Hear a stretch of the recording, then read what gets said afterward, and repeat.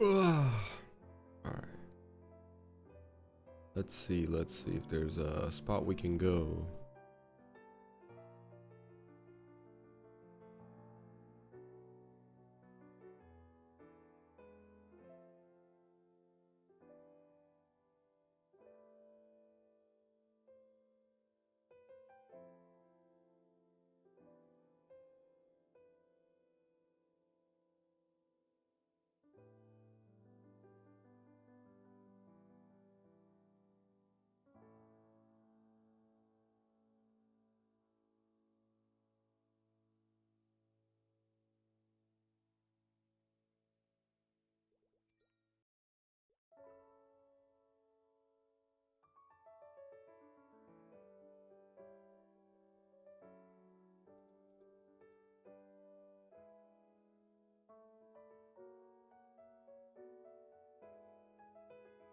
Oh man.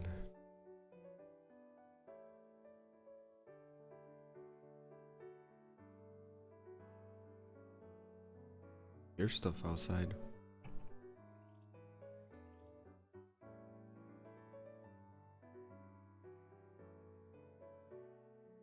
I think I found a party already.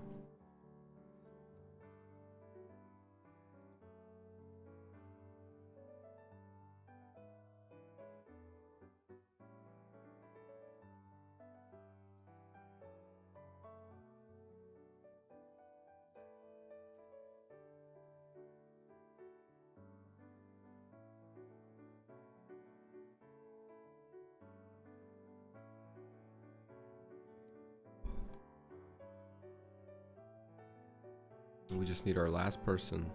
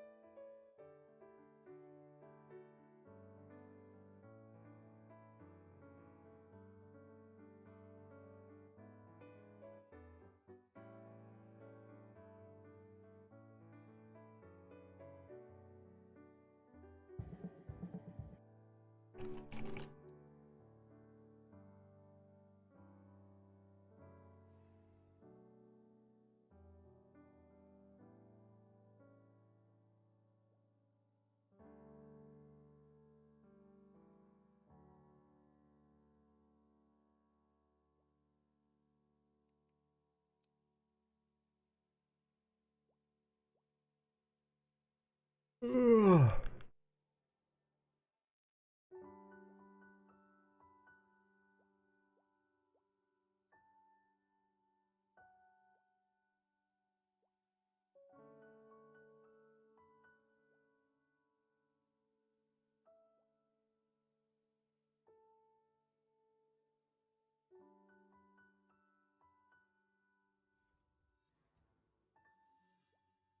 Frankenroyd, hello. Welcome to the stream.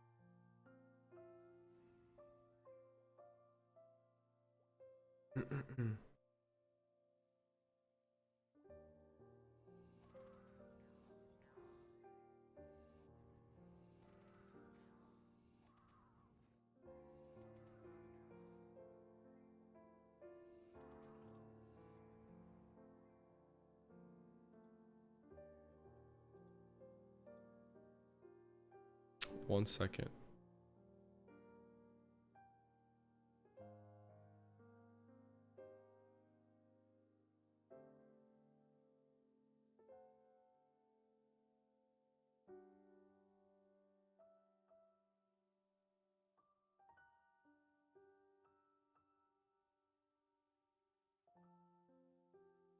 Okay. So we're just waiting on a priest now. 방송 편안해서 좋다. 감사합니다.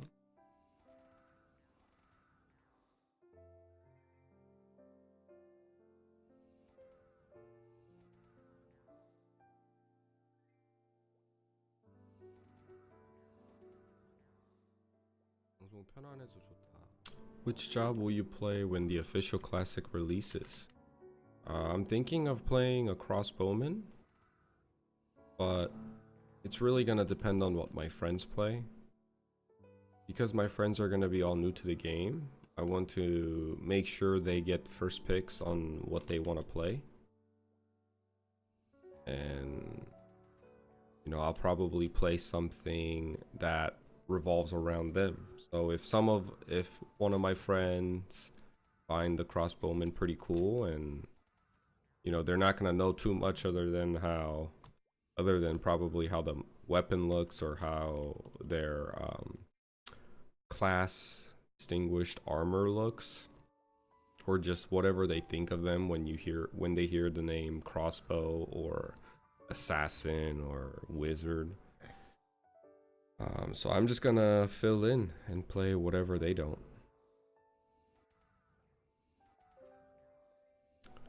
A lot of them will just play damage, I assume. I don't really have any friends that are really like that really strongly identify with. Oh man, dang it.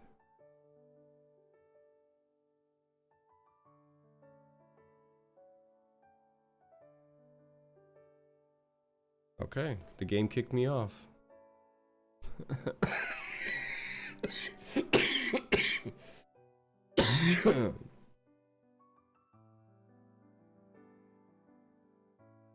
So most likely a crossbowman, if I can. What about you? What job will you play? 형 되게 따뜻한 사람이다. 왜 그런 말을 하세요? 제가 어떻게 따뜻한 사람이죠? 친구들을 위하는 마음이 있어서 그런가?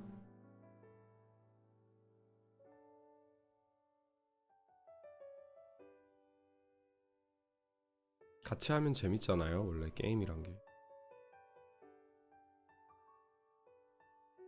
게임이라는 게 원래 같이 하면 더 재밌어요.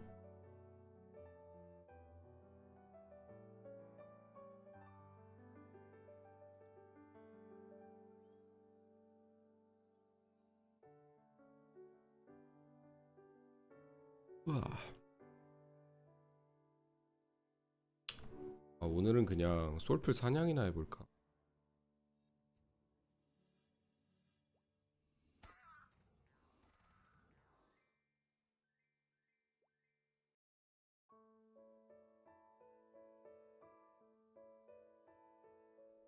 일단 파티 들어갔으니까 안 가면 실례죠.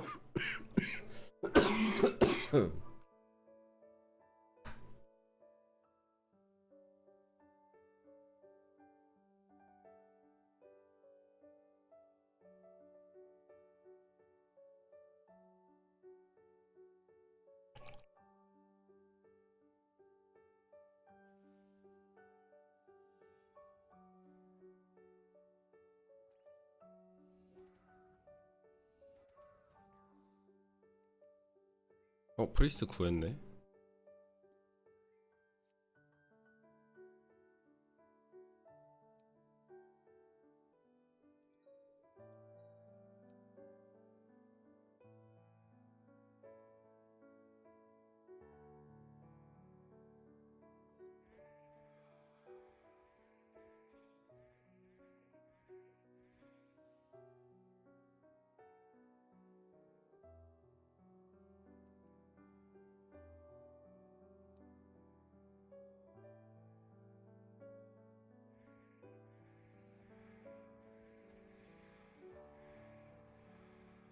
자, 오늘도 1시간 달려봅시다.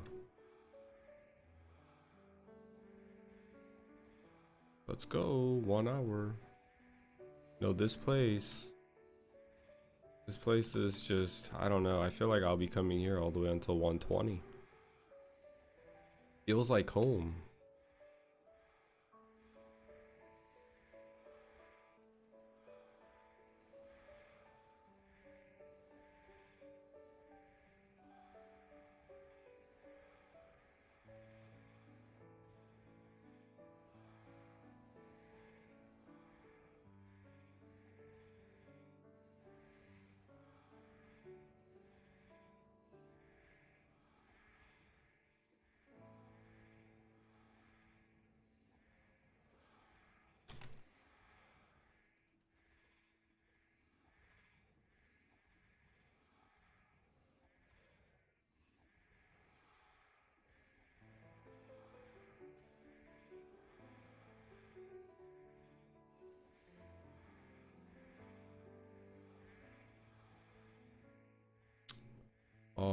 Yeah, because you respect your friends' choices above all else.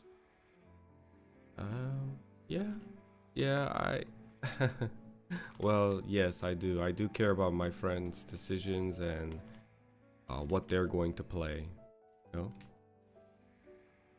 I want them to have a good time because honestly, the most enjoyment I'll get out of that game will be playing with my friends and watching my friends play for the first time and getting that secondhand experience all over again.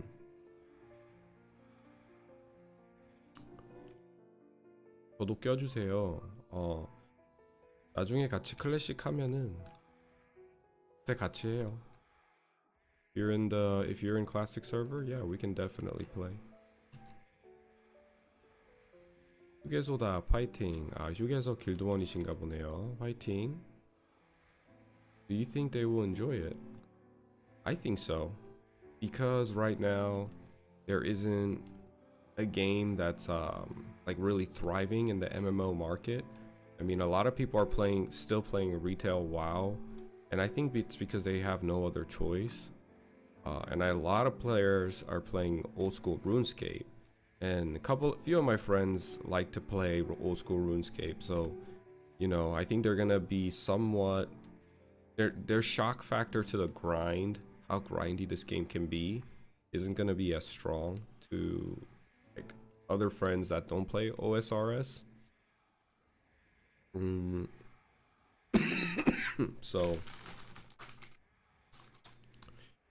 give me a second, let me get a cough drop. I can't talk without cough drops without coughing.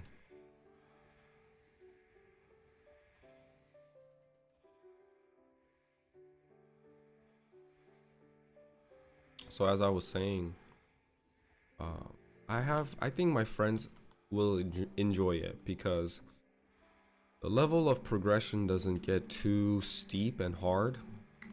Like after Looty Party Quest and you hit level 50, I feel like that's like the first hurdle. From 50 to 70 is what people will have, like that hurdle.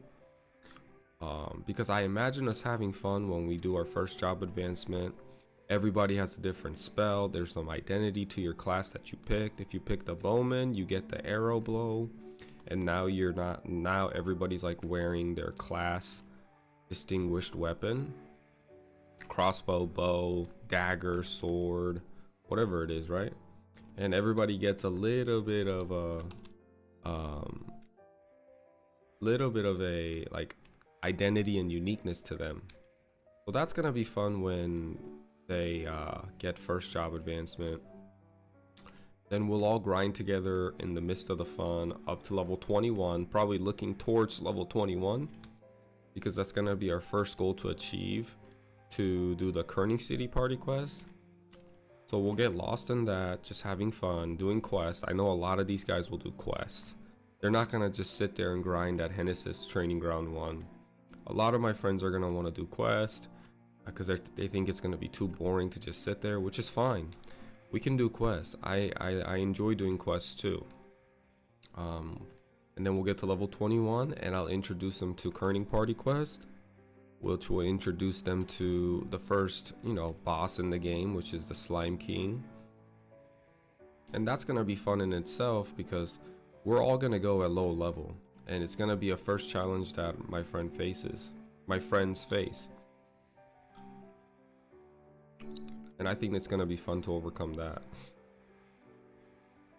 And then I'll tell them about second job advancement, how you can learn cool spells at level 30. And that's gonna get us to level 40. Some people will take longer than others, some people might quit, but there's gonna be a select few that still play. Enough for me to do Ludi Party Quest with. And once Ludi Party Quest starts, it's a grind of its own, but I'm sure we'll start doing the party quest and quests around Ludi Brium. A lot of my friends are quest nerds, so. 조니 형 독감 후유증 있으신가 봐요. 네, 독감이 걸리고 지금 꼭 장기침을 하고 있어요. 후유증 때문에.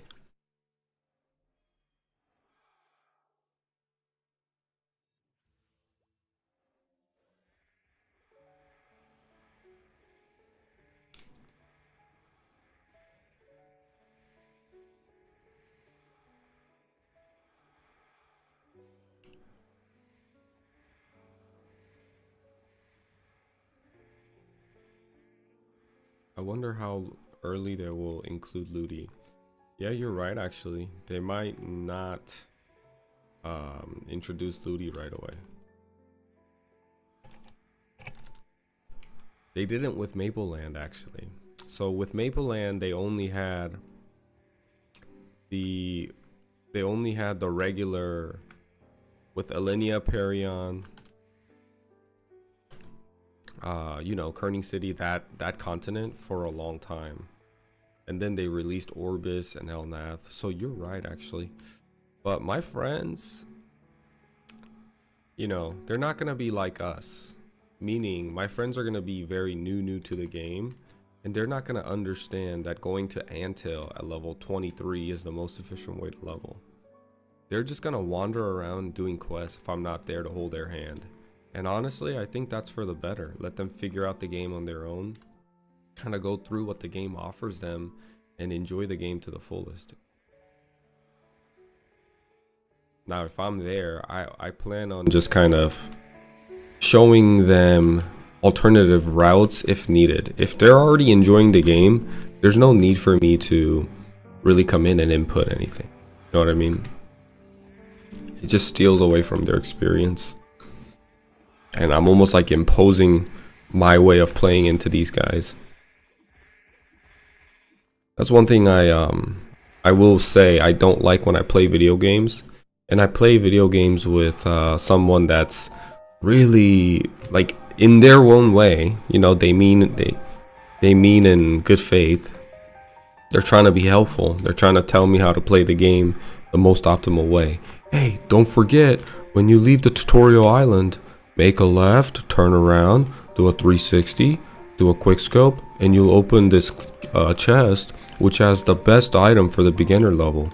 I mean, I understand you're trying to help me, and you're trying to be a good friend, but let me figure that out on my own. I probably will never figure that sequence of moves out in order to unlock a chest. It sounds more like a manipulation than a cool discovery, but let me figure it out on my own. One thing, it happened a lot when I used to play Elden Ring. When I played Elden Ring, my friends were just next to me in Discord. Some of them will just literally guide you on how to play the game while they're watching you play. Make sure you'd roll here. Oh yeah, you gotta roll here. You gotta dodge there. Oh yeah, you should use a spear here or something. I don't know. You know what I mean? Just a little too much. I don't want to be that. I've experienced that and I don't want to be that. Are you gonna practice in beta test this month or later? I don't think so, because I don't live in California and I'm too far away. I don't think I can go. But I'm excited to see everything that comes out, all the content that comes out with it. So that's gonna be fun.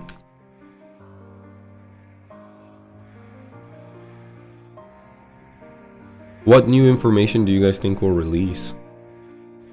I feel like a lot of new information is going to release, and towards the end potentially even a release date for Classic.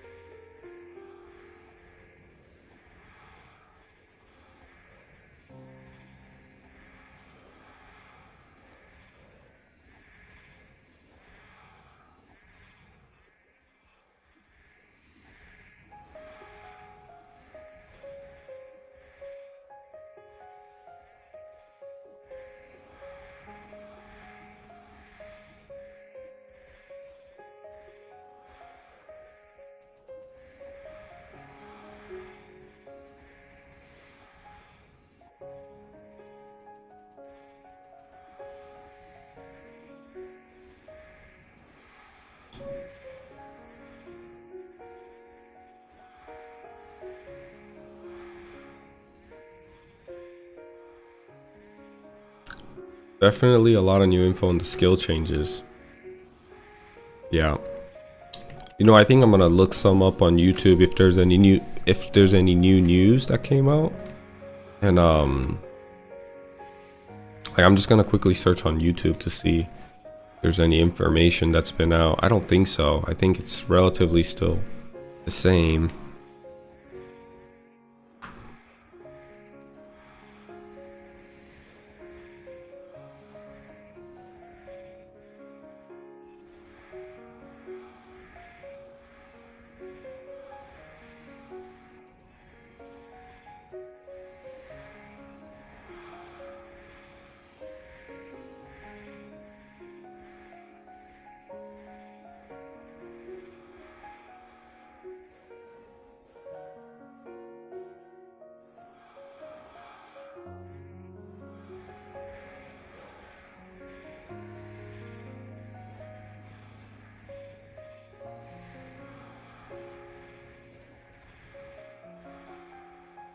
안녕하세요. 어서 오세요.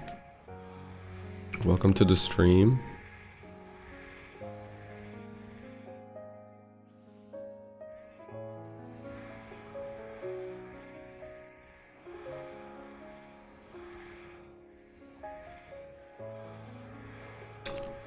제네시스 30 뚫으셨다. 와, 축하합니다.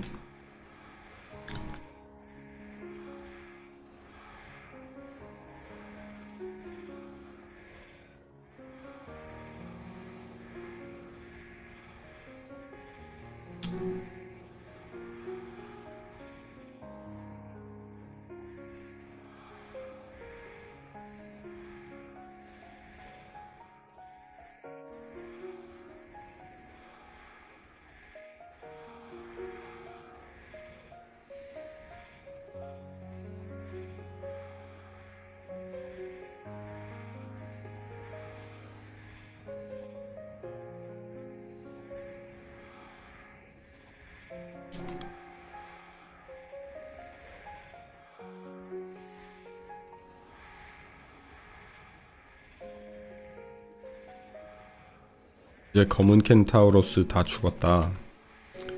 제네시스 30이면 검켄이 원콤이 나나요? 제네 30이시면 레벨이 꽤 높으실 텐데.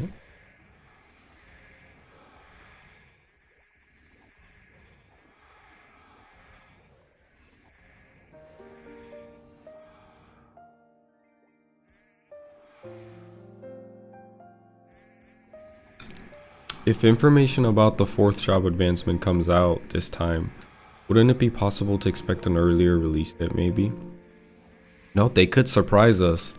They could hit us with that left hook and tell us the release date, and it's a lot sooner than we anticipated, you know? Like I said, I'm expecting it to come out during the summer break.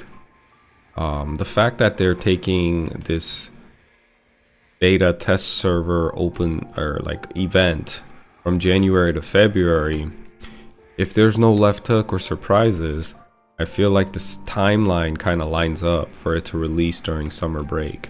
But if they could throw everything up in the air and you know, just really surprise us and hit us with that, hey, it's releasing next week towards the end of the event. But I don't know. I feel like it's wiser for Nexon to release the game during summer break when kids are on break and will actually play video games or have a higher chance of playing video games. They won't be going to school. But we'll see. I'm excited, man. Like, I'm excited to see what they got to show us. I want to see. I'm excited to play. I think all my friends are really excited to play, so.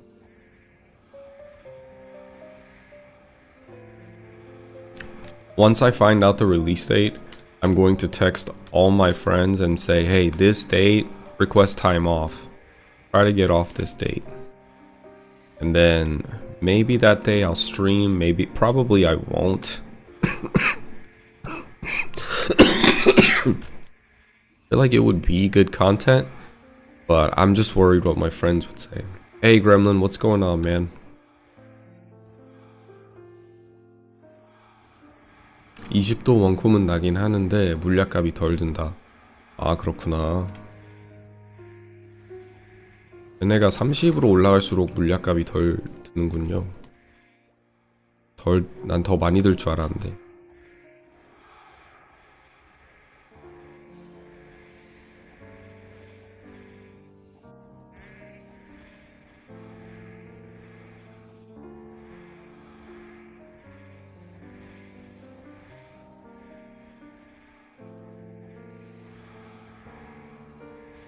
But yeah, I'm gonna text all my buddies and be like, hey, make sure you request this day off, because you know it's coming now and everybody has to play together in order for everybody to have fun. I'm telling you, don't want to miss out.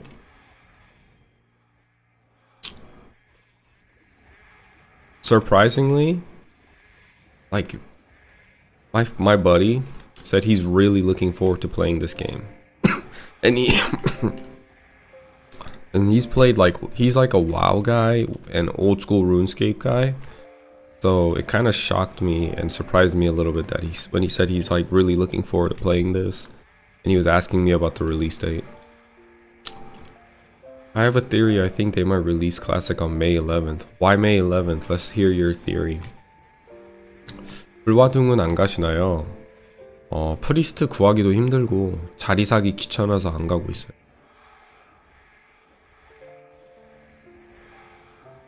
That was when GMS released on 11th of May to celebrate that day, commemorate that day. Okay. I mean, that's a pretty good theory. It's like right around summer break too. Just might.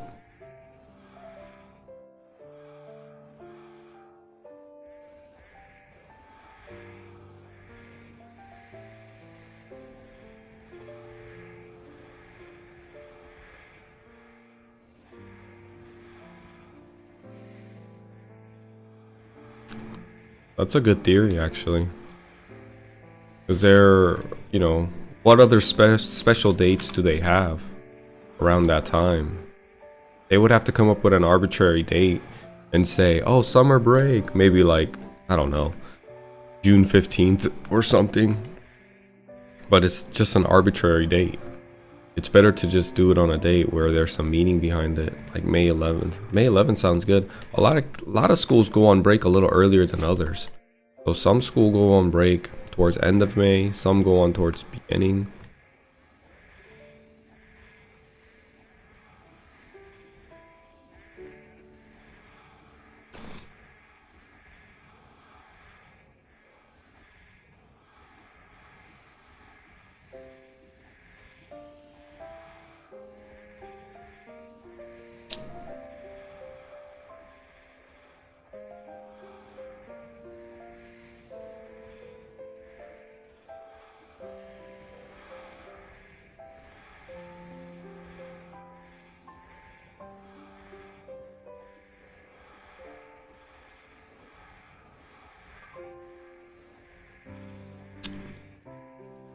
They're doing this playtest event for a long time, huh?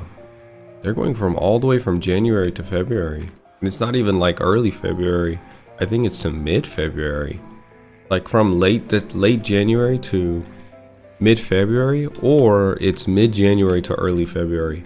I can't remember, but still, it's more than a few days. It's almost a week, if not 2 weeks. A long time. Like, what could you play test for 2 weeks?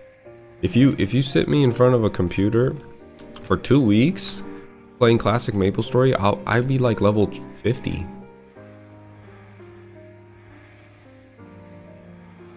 I really could get to 50.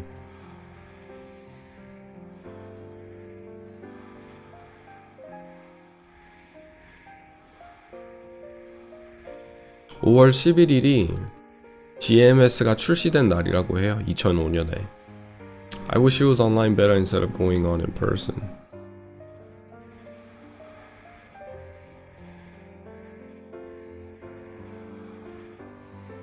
메이플 최초 출시일이랑 맞추면 진짜 낭만 있긴 하겠어요. 맞아요. 낭만이 있을 거예요. 그러면 그냥 아무 날짜를 넣는 것보다 의미 없는, 약간 유의미하게 출시일과 맞춰가지고 출시하면 낭만 있죠.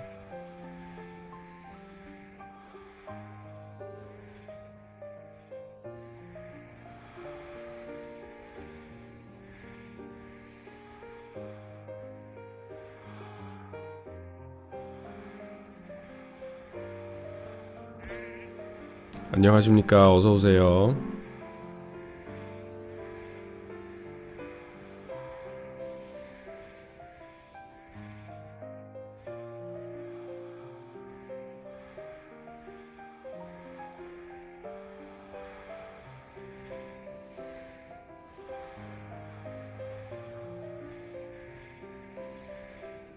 방금 용 진짜 멋있었다. 지나가는 거.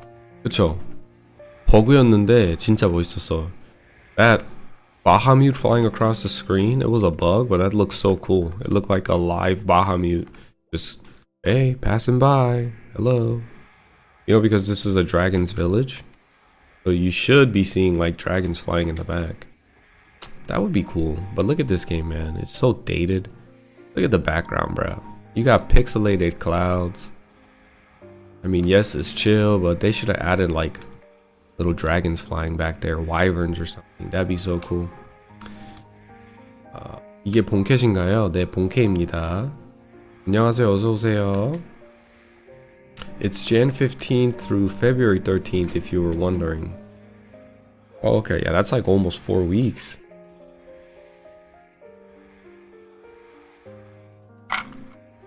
It's good. I like it. Yeah, no, this is better. Yeah, I don't need to go to Starbucks anymore. Oh, you did it.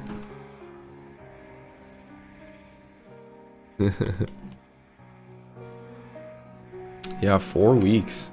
That's a long time.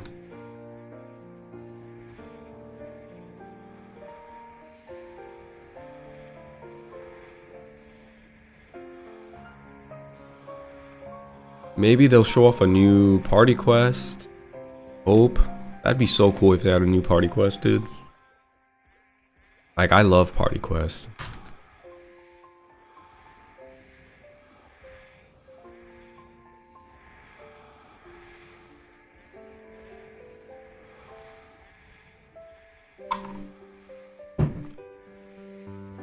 Yeah, I'm excited to see what they'll show us. They should have just done it digital. You know, I heard MapleCon in September was a disaster. I heard people's reviews and stuff that it didn't go well. And you know, with a whole lot of controversy lately with events happening in person and stuff, like TwitchCon and all that drama, I think it's just safer to just go digital.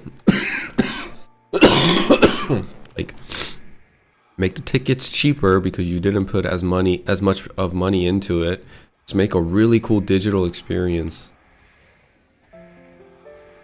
혹시 의자 팔걸이 쓰시나요? 네, 의자 팔걸이. 팔걸이 여기 있습니다.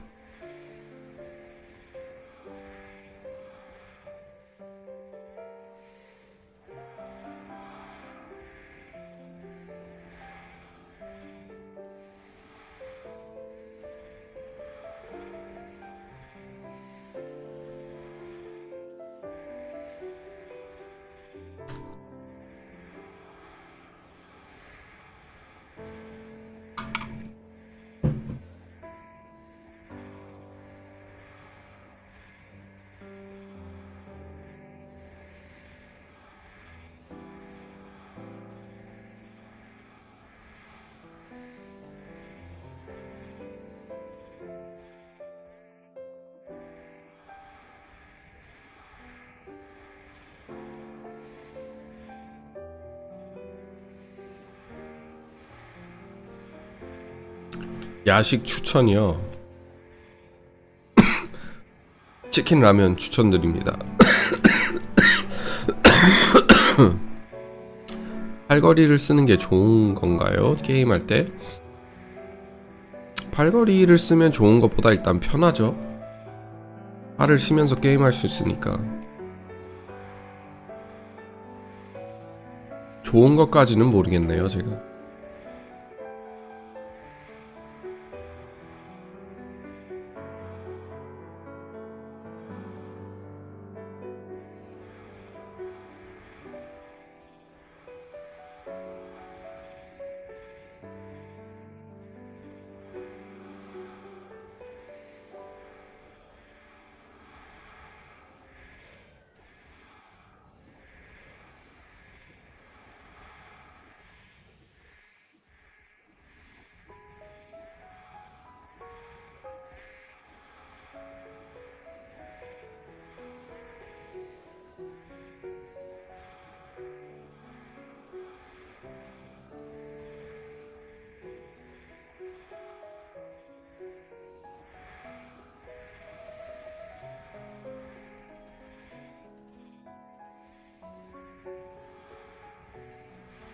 내가 여기를 77% 때 왔나?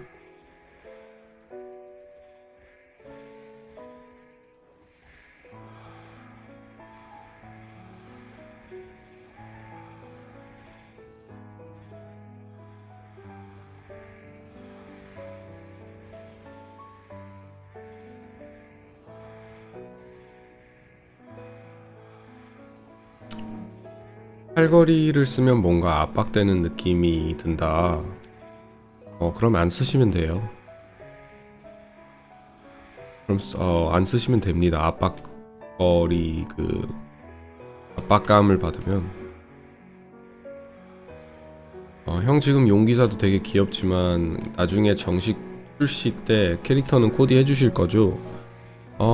이제 북미에서 정식 출시되면 북미 거는 하겠죠? 좀 예쁘게. 이 캐릭터도 할 의향은 있어요. 할 마음은. 아직까지 안 한 것 뿐이지 나중에 이제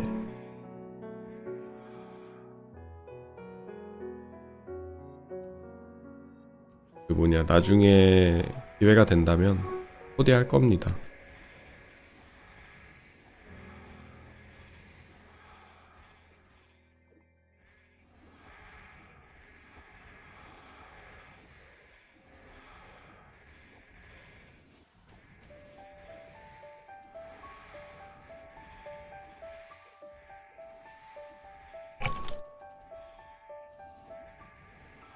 뭔 소리지? 아까 야스라? 야스라지?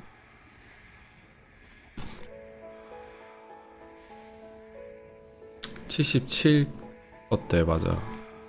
네, 85% 30분 정도 했는데 80 그러면 한 7% 8% 정도 올랐으니까 1시간에 16% 정도 먹는다 보면 되겠네요.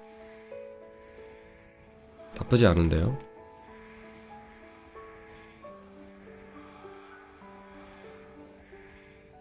레벨 111에 1시간에 16% 먹으면 나쁘지 않은 거거든요.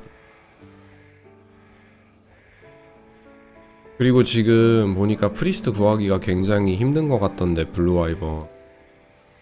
제가 볼 때는 뭐 플랑크님이나 나중에 많이 업하셔서 절 따라오시면 그때나 불과 얼마나 할 것 같지. 지금 방송하면서 블루와이번 파티 구하는 거 굉장히 오래 걸릴 것 같은데, 그것보다 그냥 숟갈 들어와서 사냥하는 게 좋은 것 같아요.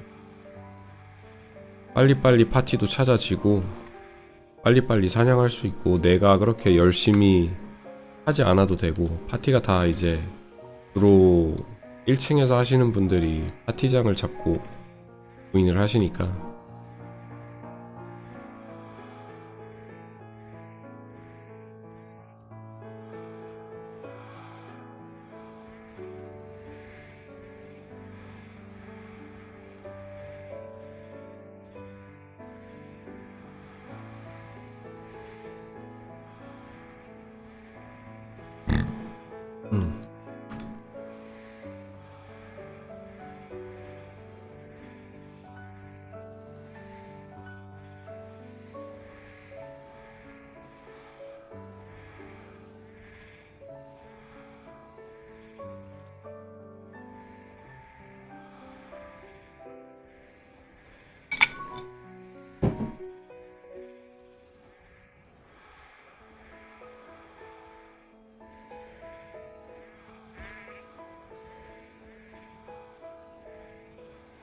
퀘스트가 들어왔네.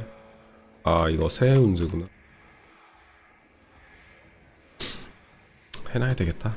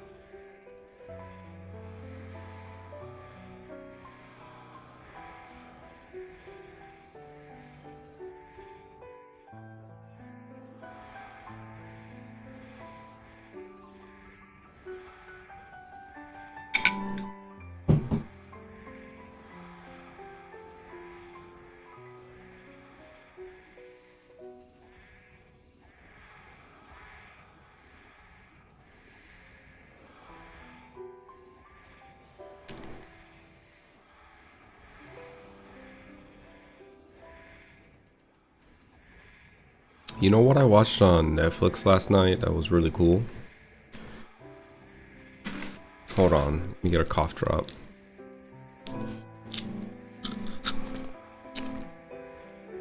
I don't know when this will stop. When am I gonna be able to talk without coughing my lungs out?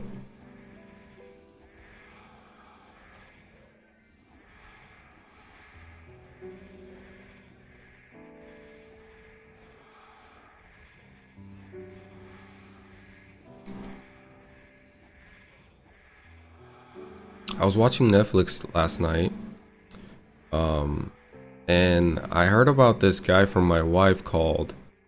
It's about a guy doing free solo, and he has to climb these mountains, or he basically does rock climbing on big mountains on national parks, but he does it without the rope, without any safety gear. So that's why it's called free solo. Because he's one of the few guys that are willing to attempt climbing the side of national parks and big mountains without any safety gear, and he just relies on his hands and his feet. And the documentary goes through like him telling his story and why he does the things he do, and you know, he also talks about like how punishing it is. Like, you can't make a mistake while doing it because you slip, then you fall and you die. And so, you know, he talks about like why he does it after after all the thought and all the fear. And he talks, he's like, I think in the documentary he's trying to attempt something that he's always been too scared to attempt, and it's building up to that moment. I didn't watch the ending because we came upstairs. But it's building up to this point where he's about to push himself to go do something that he's been too scared to do for 10 years. And I believe it's attempting that mountain, or I forgot what the mountain's called. El Cap, I think. El Cap mountain without any rope or safety gear. And it's so crazy to see that he's on a side of a cliff that's hundreds of meters high. If he falls, yeah, he's gonna pop like a Pop-Tart or like a soggy tomato.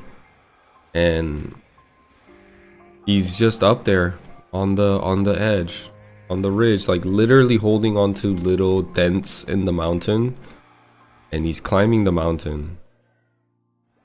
He manipulates and takes advantage of every little crevice and every little denture in the rock and every little grip that he can get his hands into.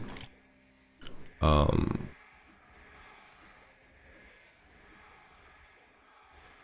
it's just amazing to see him hold himself up there. And these courses that he goes on those rocks, they're rough terrains, rigid, and all of that. 마인탕님 안녕하세요. 어서 오세요.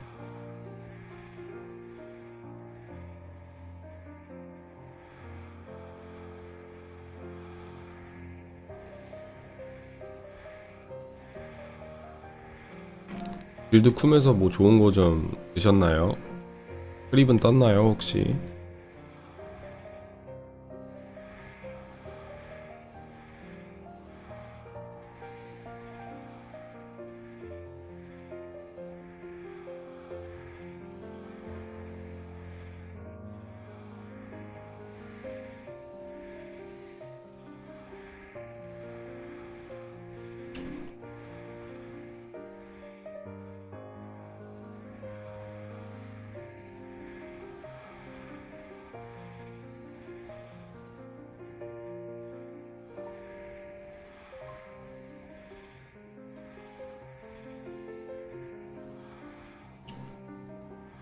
거지. 아, 까비.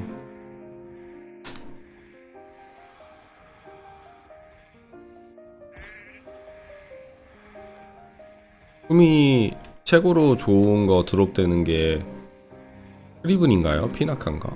피나카 크리븐? It's like those YouTubers who did climb the highest towers. I remember there was one in China, I think a female. Yeah. There's people that do like parkour off of huge buildings. And she fell to her death because the weather went wrong. Was live on TV. Really? That's crazy. You know the guy that I'm talking about, I think his name's Alex. You should look up like Free Solo and you'll see the guy. But he's, you know, he's supposedly going live in Taiwan or something, or Thailand. He's going live, and he's gonna try to free solo one of the mountains there, like relatively here shortly. That's crazy that people, you know, like I respect it in a way, but I don't understand it in other ways. Like it's because I can't see myself doing stuff like that, bro. So scary.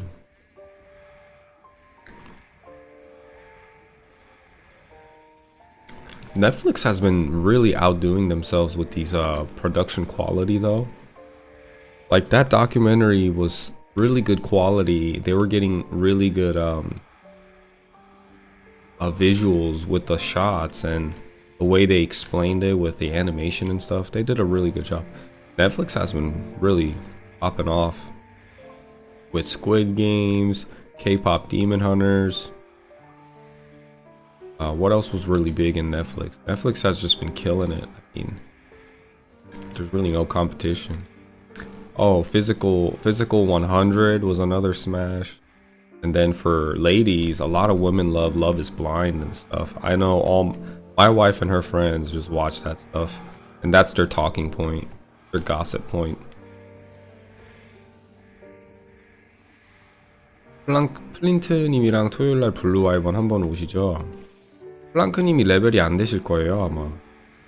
제가 알기론 한 96 정도 돼야 하지 않나? 플랑크님이 지금 한 94? 그럴 거예요 아마.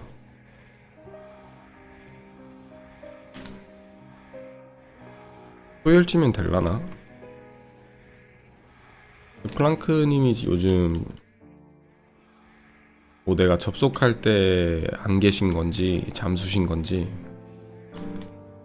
아니면 바빠서 요즘 안 하시는 건지 인사를 해도 답이 안 오더라고요 플랑크님이. 안녕하세요, 어서오세요.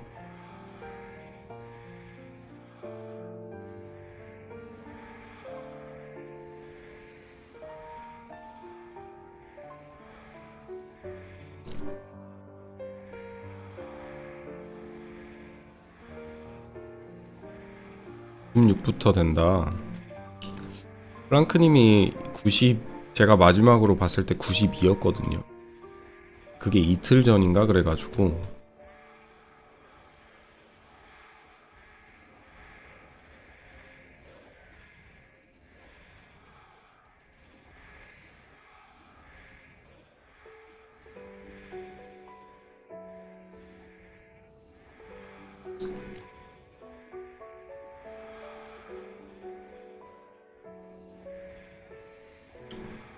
며칠 사이에 엄청 세졌다고요? 에? 그래요? 천천히 올리는 느낌인데 지금 남둥 쩔을 해주고 계셔서 시청자 한 분이 그것 때문에 엄청 잘 오르고 있기는 해요. 거의 하루에 한 번은 경험치 80%에서 100% 뭐 경험치 쿠폰 다 쓰면 그 정도로 들어오니까.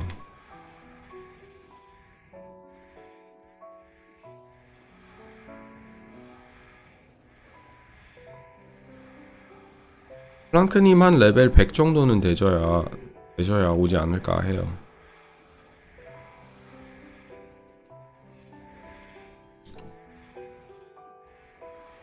그래서 지금 경험치 쿠폰은 들어오는 대로 다 태우고 있습니다.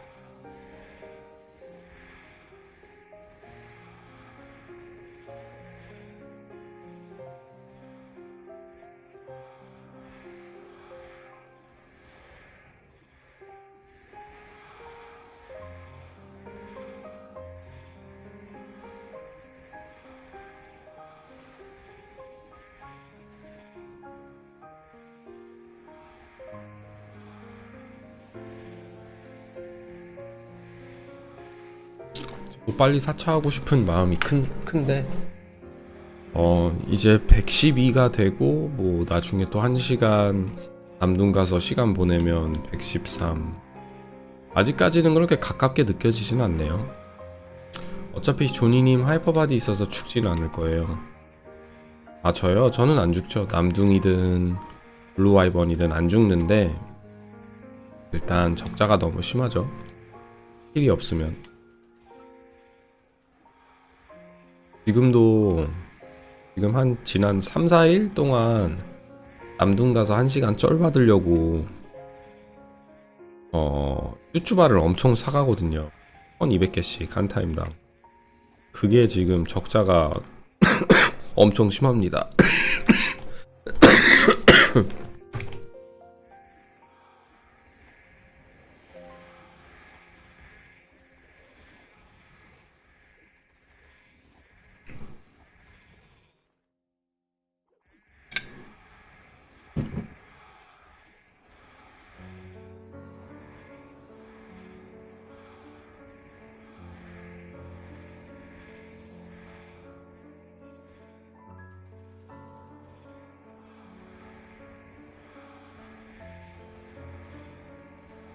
아 플랑크님이요?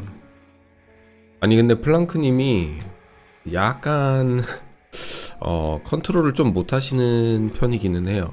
저랑 전장을 가셨는데 뻥을 들이면 두방 컷이 나는 상황이었어요, 검켄한테.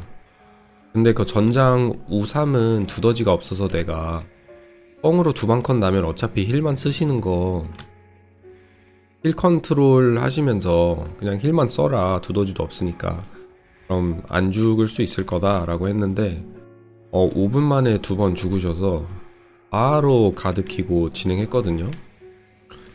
그래서 이게 플랑크님이 처음 가보시는 곳이면 약간 적응의 타임이 필요하신 것 같아요, 제가 볼 때.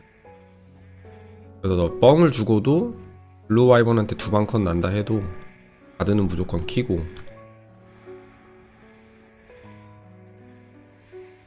컨트롤 할 게 없다. 컨트롤 할 거 있습니다. 프랑크님 약간 숙련이 필요하셔서 한번 배우시면 진짜 잘하시는데, 제가 어디서부터 같이 파사를 했지? 파사를 어디서부터 같이 했지? 여기가 처음인가? 하여튼 제가 지켜본 결과 프랑크님은 약간의 숙련의 시간이 필요해요. 그래서 가드 키고 좀 배우고 하면은 지금 숟갈도 굉장히 잘하시거든요, 이제.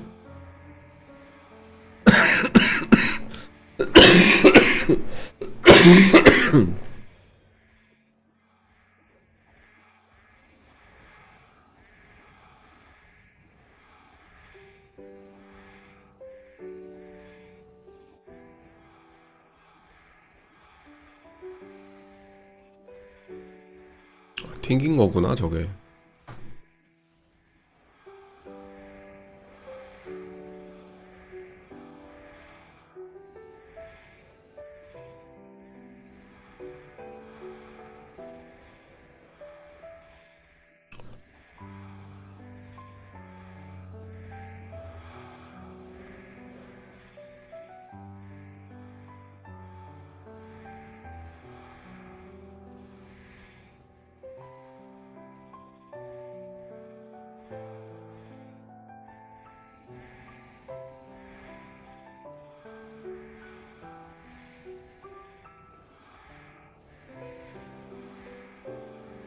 저격수 형이 레벨 88밖에 안 돼서 좀 힘들긴 할 텐데, 저기 위에.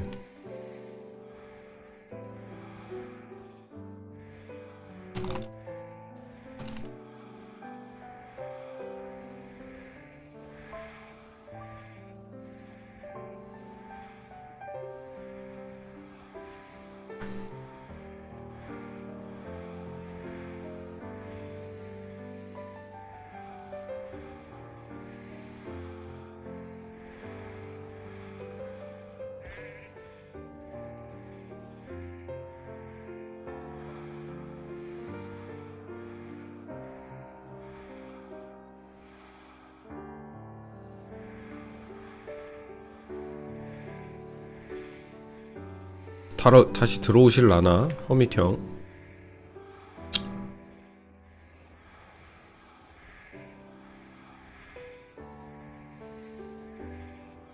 위에 그 저격수님이 굉장히 힘들 텐데, 이러면. 레벨도 그렇게 높으신 편이 아니라 3층을 혼자 미는 게 저격수로 엄청 잘 믿고 있긴 하거든요. 지금 잘 밀고 있기는 해요.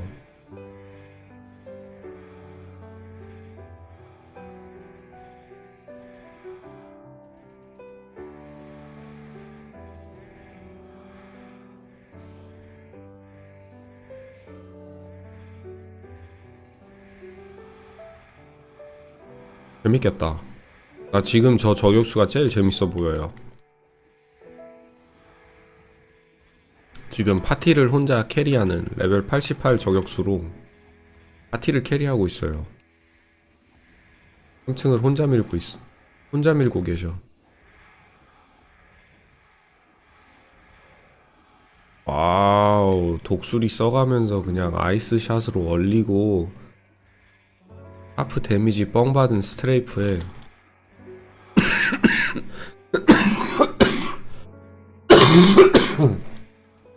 숫가는 적자 안 나냐고요? 여긴 절대 적자 안 나요. 여기는 오면은 흑자. 여기 와서 득템을 한 게 이거 하나로도, 이거 하나하고 순매소 들어오는 것만으로도 쩔비 커버되고, 그리고 물약도 별로 안 쓰기 때문에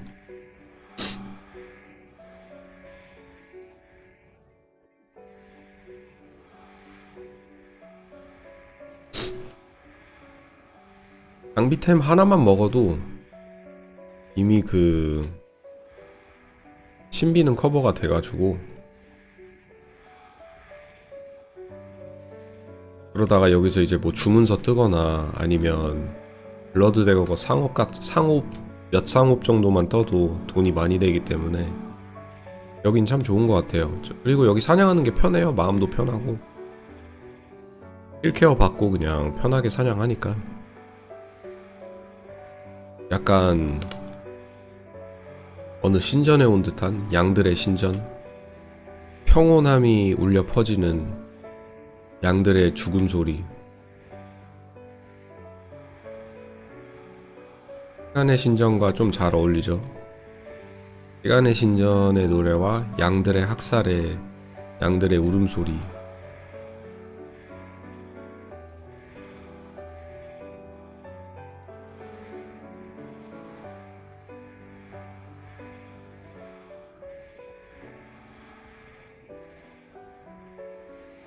나중에 계속 듣고 있을 텐데 저거. 저 이제 곧 그 시기가 다가오죠, 마인탕님. 근데 이거보다 깔끔할 거예요. 이거는 약간 피아노 버전이고, 제가 알기론 메이플 스토리 브금의 시간의 신전은 약간 코인종 같은 벨 같은 소리인데 아주 깔끔하고 좋아요.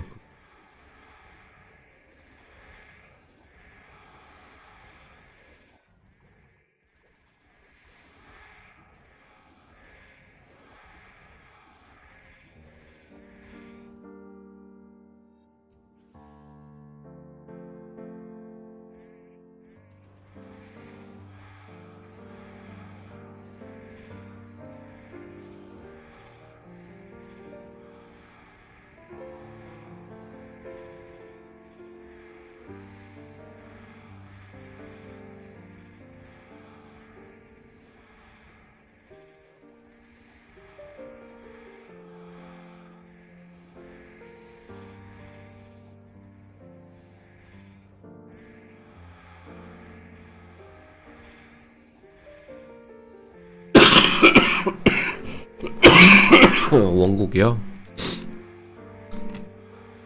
아니요.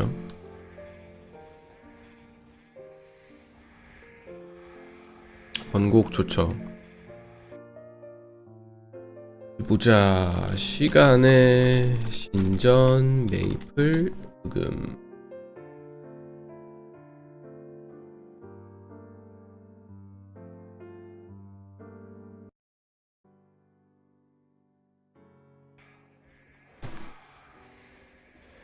나와라. 노래 왜 안 나오지? 나온다.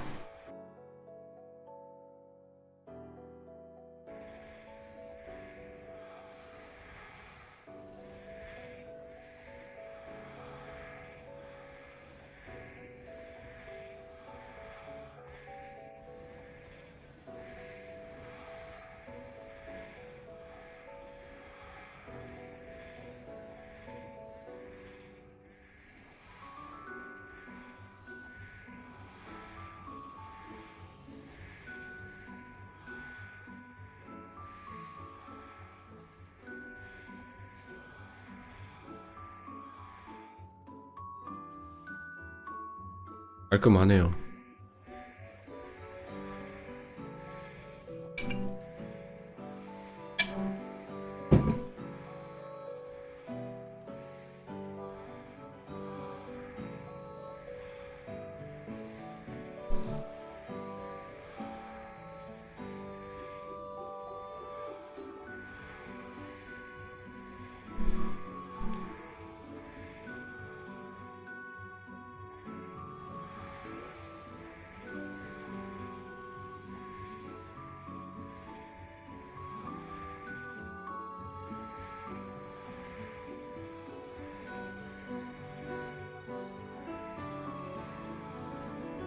Johnny, what do you think about Party Quest? For example, what could be improved?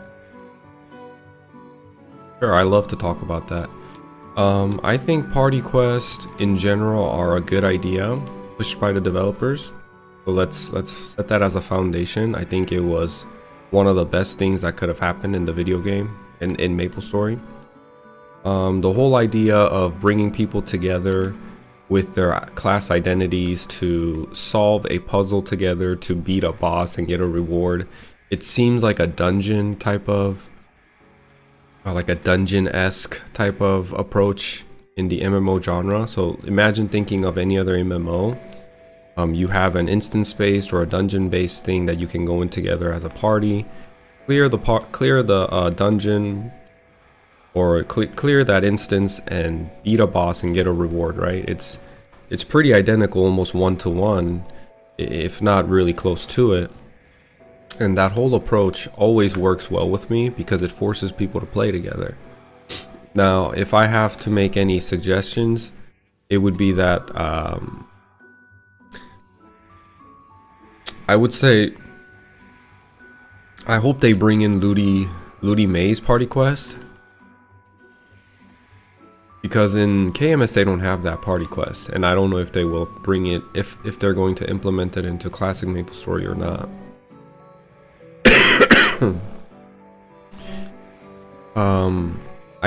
If I had to pick a Party Quest that in my book was like a 10 out of 10 Party Quest, it would be the Romeo and Juliet Party Quest.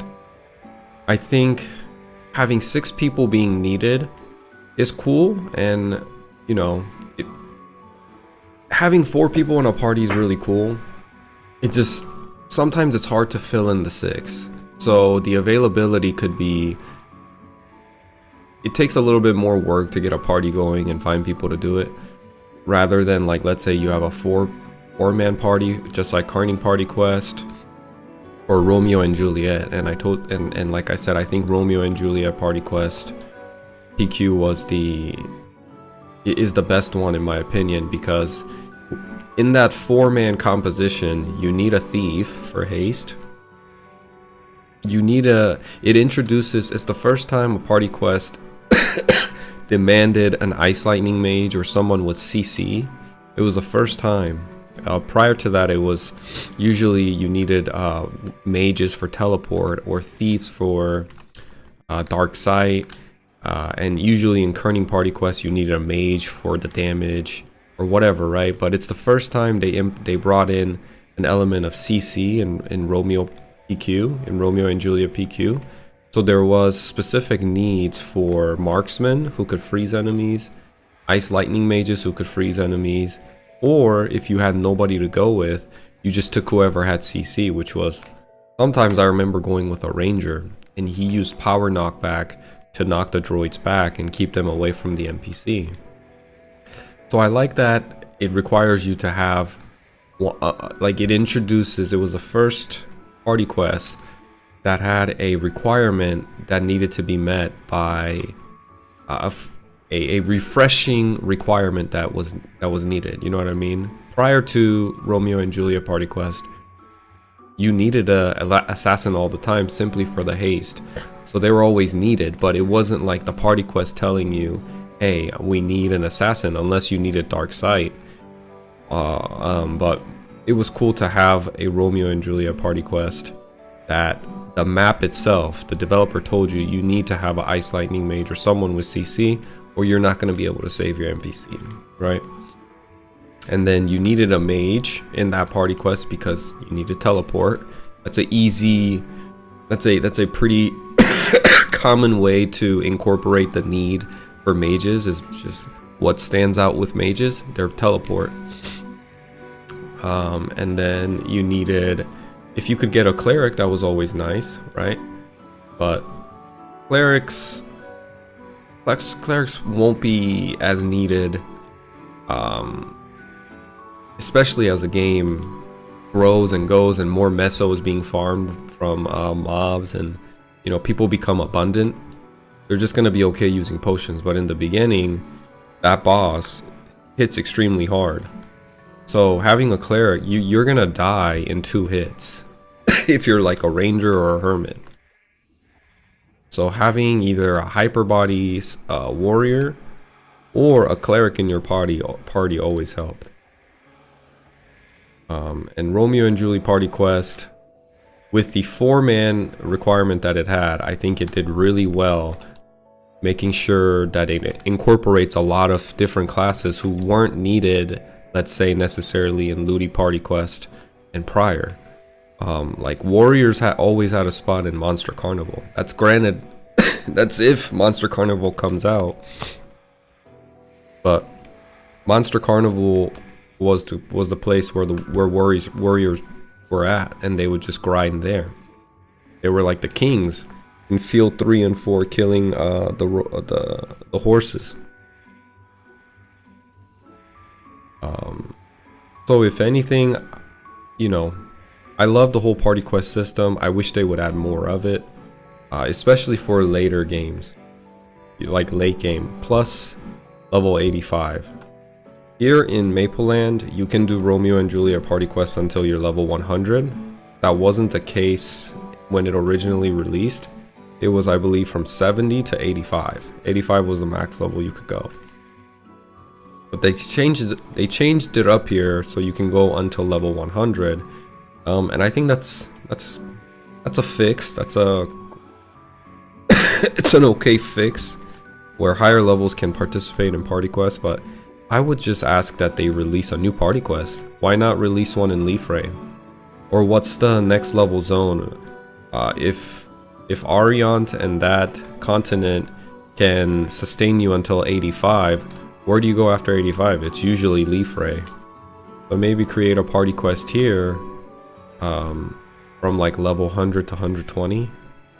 It would allow players to get through that hard, like those last 20 levels before you hit level 120 seems it can be very dreading, you know, and it's very daunting to know that you have 20 more levels to go after you hit a milestone, a huge milestone of 100.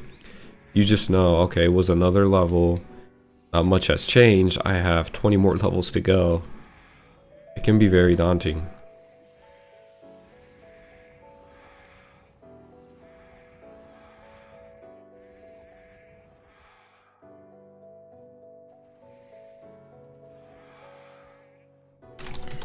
Does it scale with level if it's all the way to 100? I don't think so.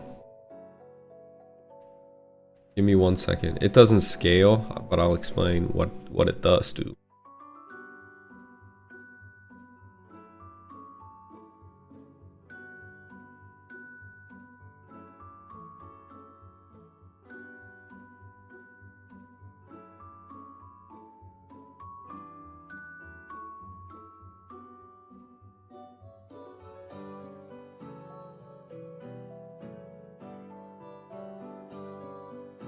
Okay,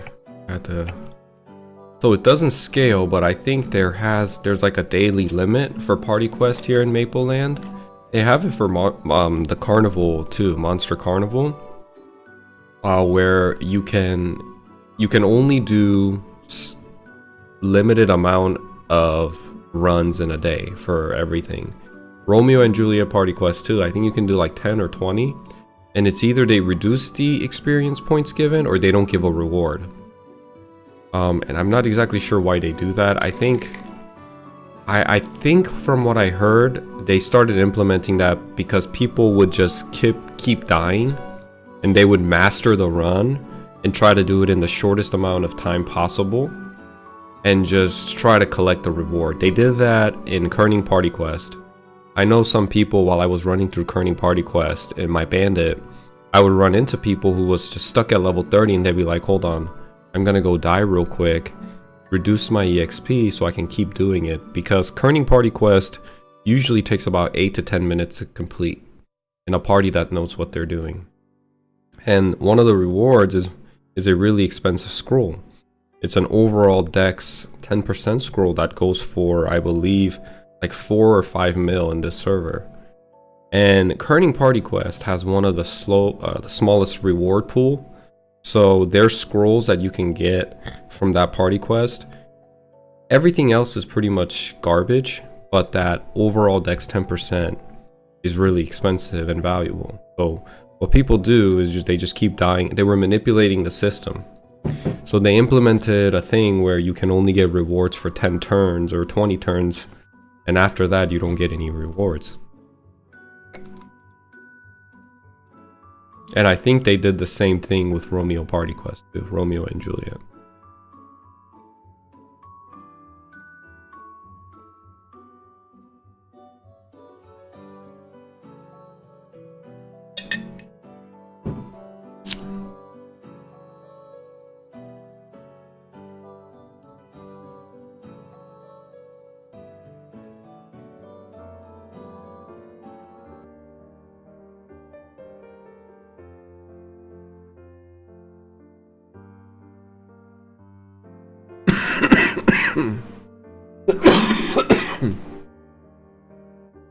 Let's see if there's a party.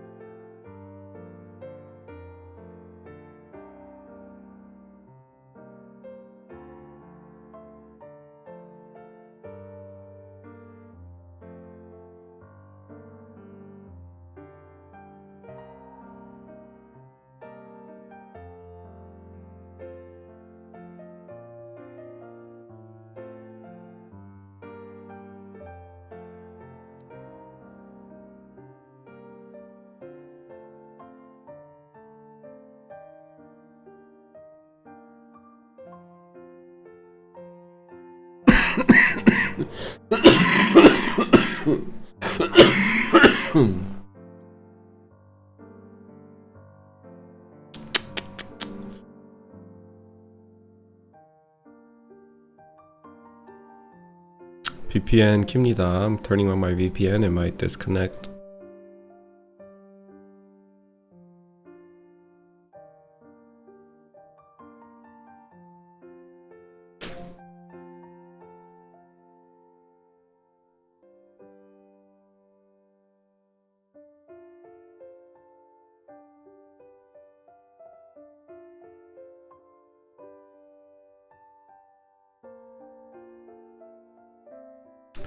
Okay, let's see. W69.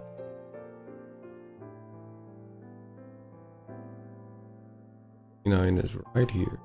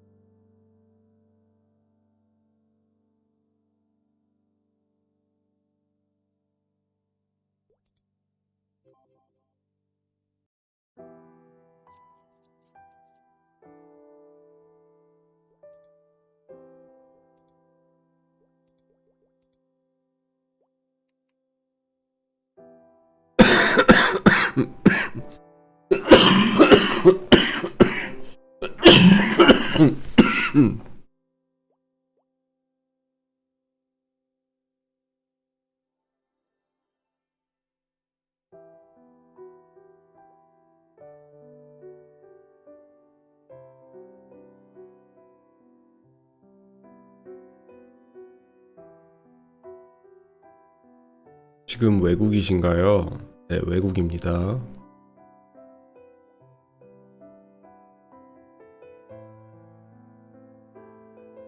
레시에 자리가 있나 한번 봐야 되겠다. 사람들 모집할 때까지 좀 기다리면서 사냥이나 할게요. 할 것도 없는데.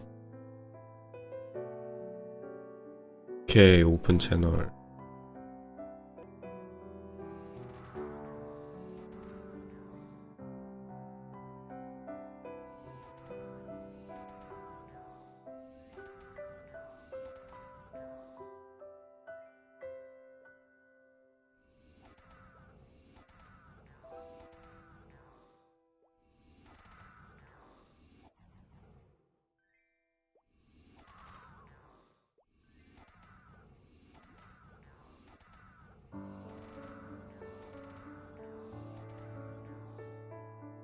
님 근데 한국어 왜 이렇게 잘하셔요? 제가 한국인이라서 그래요. 한국에서 태어났고요. 미국으로 이민 오게 된 한국 미국 혼혈 사람입니다.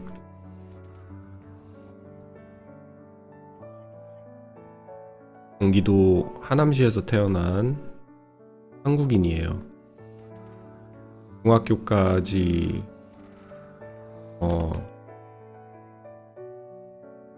중학교까지 한국에서 다니다가 미국에서 고등학교 나온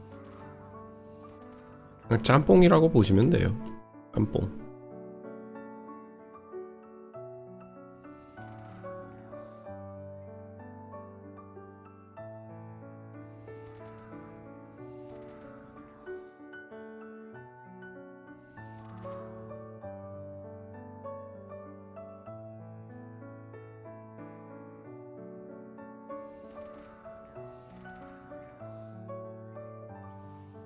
사람이 많이 안 구해지나 보네.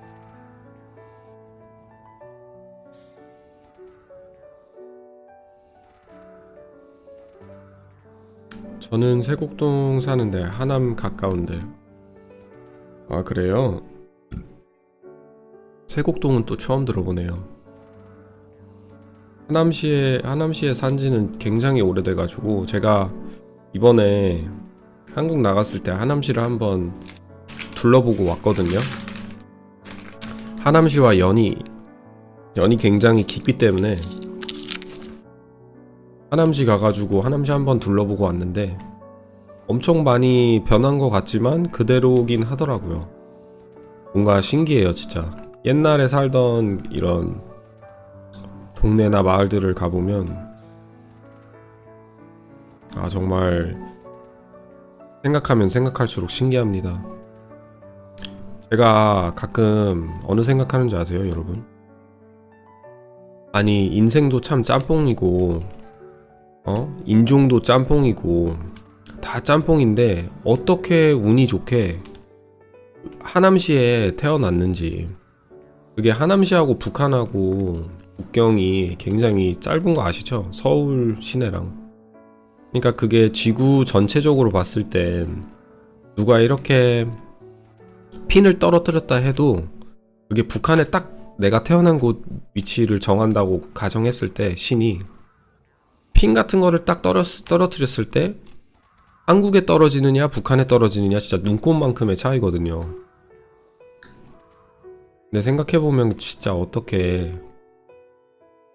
한국이라는 나라의 하남시에 태어나가지고 내가 지금 미국에서 생활을 하고 있다는 게 정말 운명의 장난 같고 참 고마워해야 할 일인 것 같고 그래요. That actually very good solution to expand the party quest level viability. It also pulls out people to different stuff instead of party quests for 15 levels.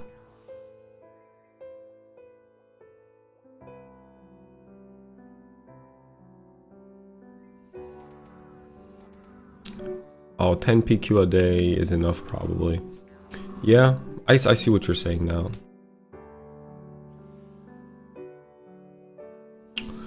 I think they implemented the daily limit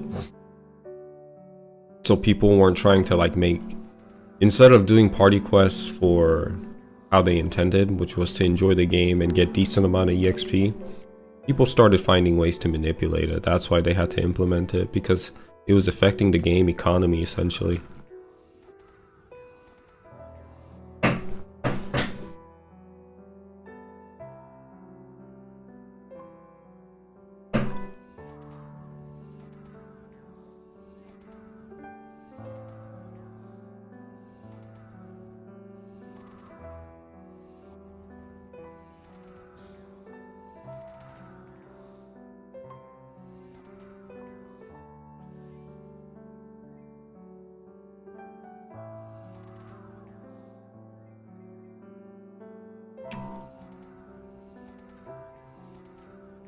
I'm really curious to see if the community of Classic Maplestory will band together and start implementing ways to play together, or they'll just by default start playing the game as they always have, which is solo grinding. But I feel like a lot of people are going to be more aware now because they're older, and they're gonna have had this time for exposure to Korean Maplestory from content creators like myself and other bigger content creators. And you know, with YouTube now, you can really stream. You have the opportunity to witness how other regions play the game, and maybe they'll understand that. Maybe the community as a whole, when they come play Classic, they'll understand that they need to party. It's more efficient to party grind than just go off and solo grind everything.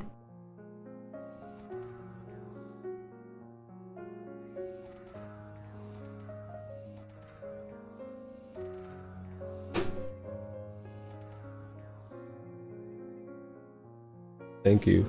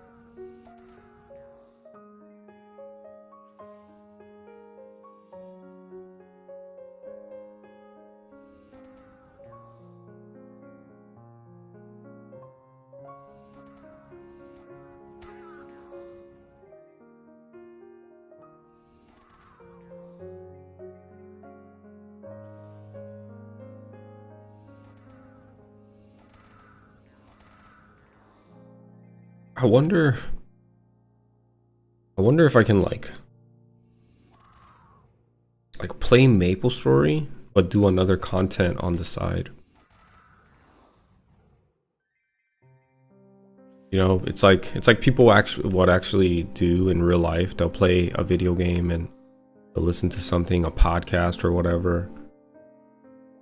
I wonder if I can give my reaction or commentary to things while I play, and play something small on the screen.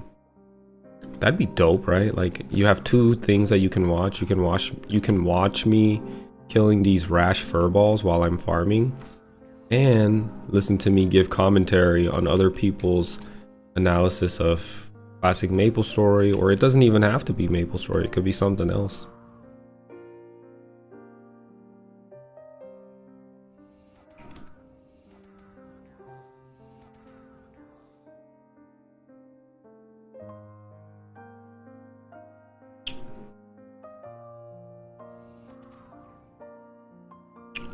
There's no party. Nobody wants to party right now.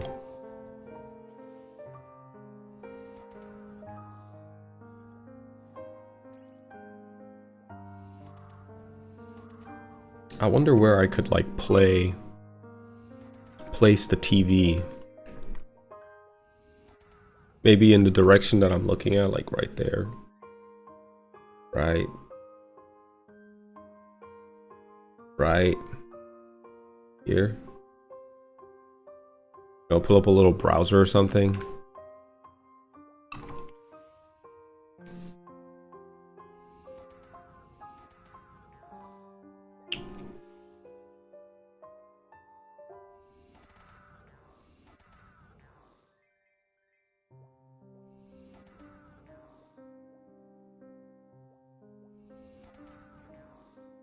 I'm just trying to be careful what I do want to watch on stream.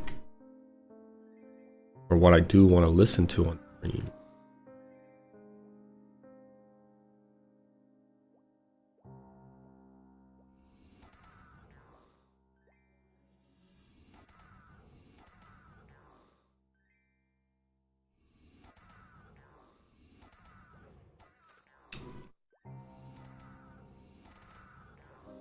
Maybe I'll do it actually. You know what? I mean, people do it all the time, right? Like, I see bigger streamers doing it. They watch other content and they react to it. They give their own commentary. That's fair use, right? Let me see.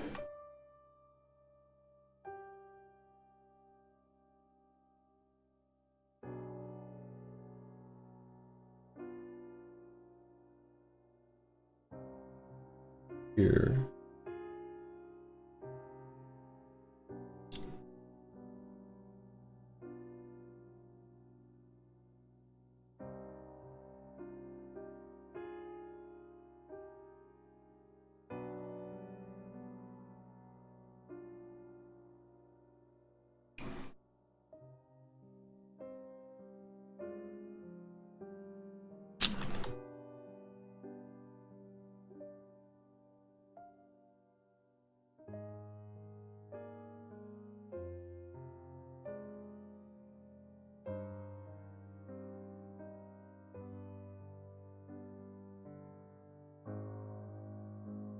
Welcome, curious minds.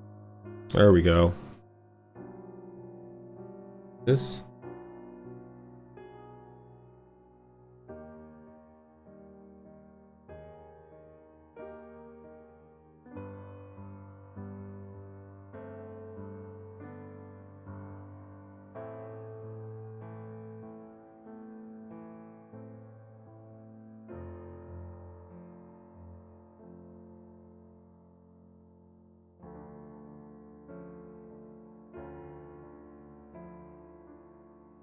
Not right. Okay, that's not right. Yes, source. Yes. Oh no, it's not. Gosh dang it. Give me a second.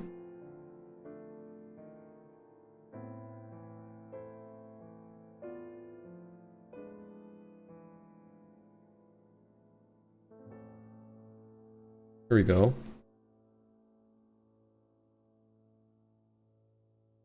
This.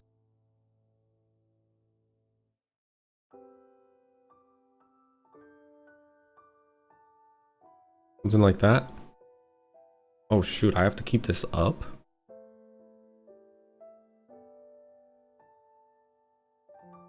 Keep this up.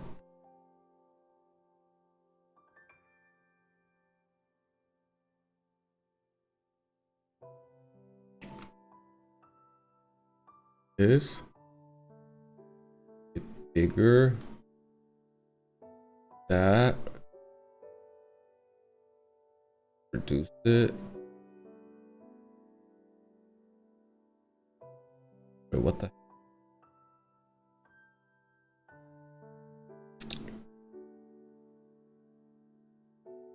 My goodness, no way. They want me to do. There's gotta be an easier way to do this.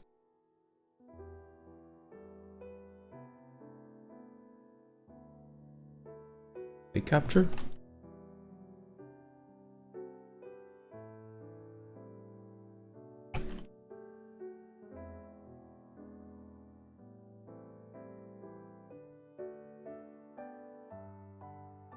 Window capture is the way.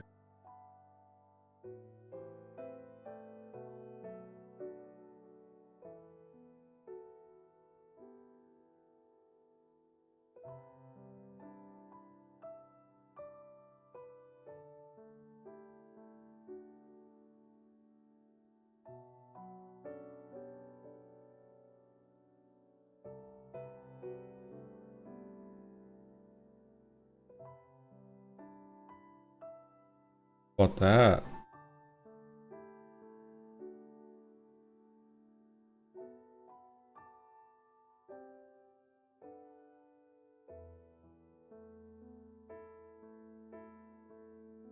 I need another monitor.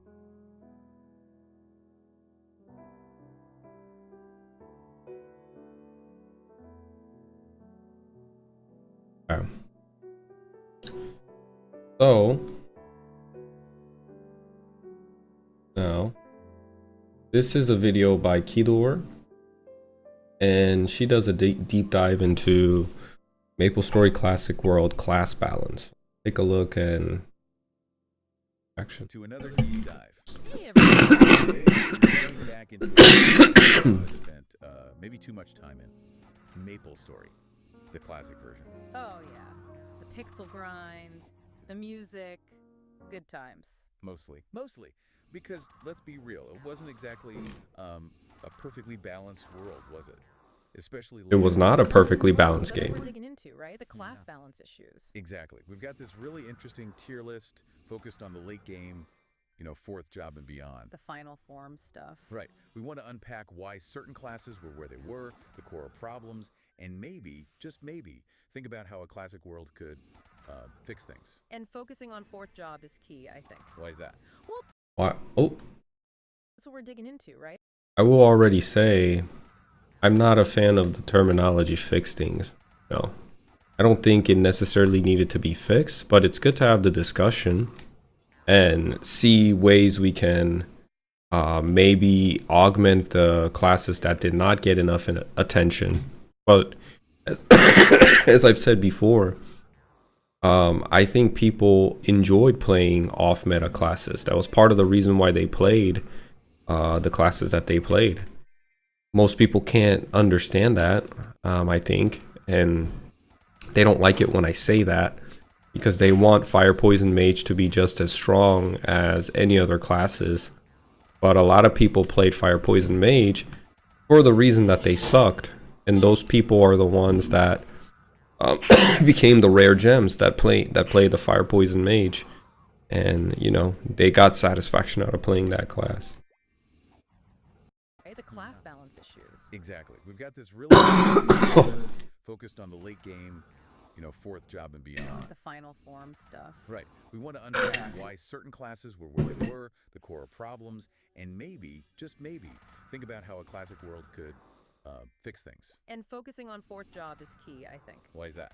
Well, because that's really the main chunk of the game, isn't it? Like, once you hit fourth job, you've still got maybe 70% of the leveling, the real endgame content ahead of you. Okay, good point. That's where your class really... I agree. I understand what she's saying. Fourth job class, let's talk about fourth job and this a little bit.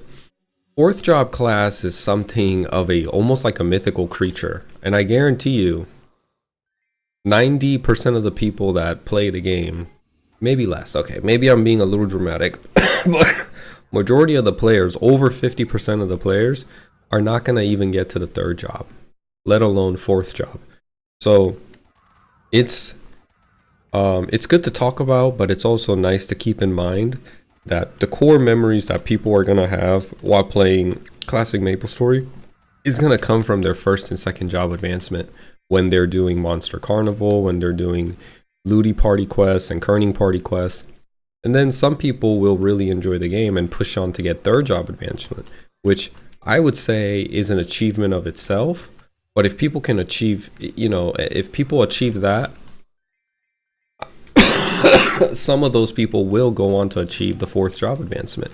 What I'm saying is that that number is gonna gradually reduce to a point of almost like less than 10% of the population that play will ever get to 4th job advancement. Some people will quit and make new characters.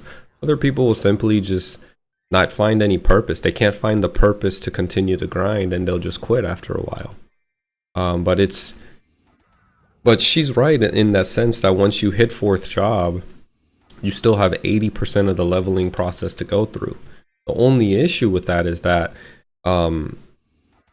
once you hit level 120, you're pretty much fixed into a one continent until Timeless Tempo comes out, or they take a different approach and release a whole new continent that's higher level beyond Timeless Tempo, or like right between Leaf Ray and Timeless Temple. Maybe they'll release something for the higher levels.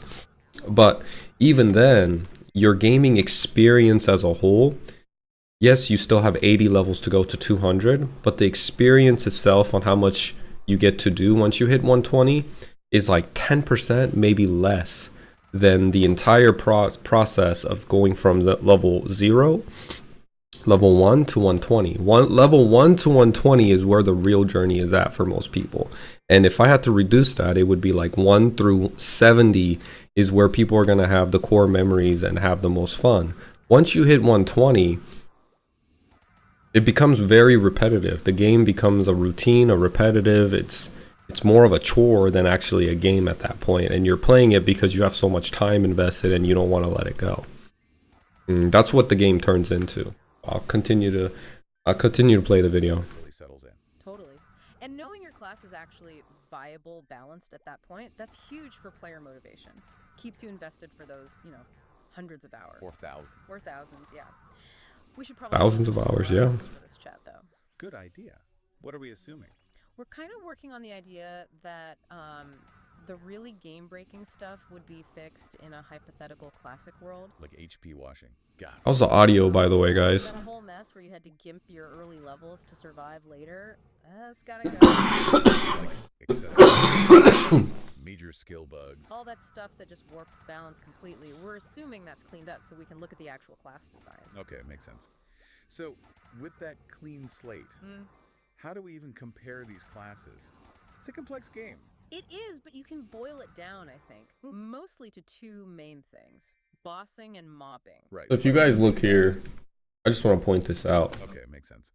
So, with that clean slate, how do we even compare? Right here, look at Horntail, and look at the damage going in, by the way. I just want to point this out. If you have... Turn up the volume on the video. If you have those lines of damage coming in between, and it looks like they're a party of what, maybe 12? Can't really see because it's small for me.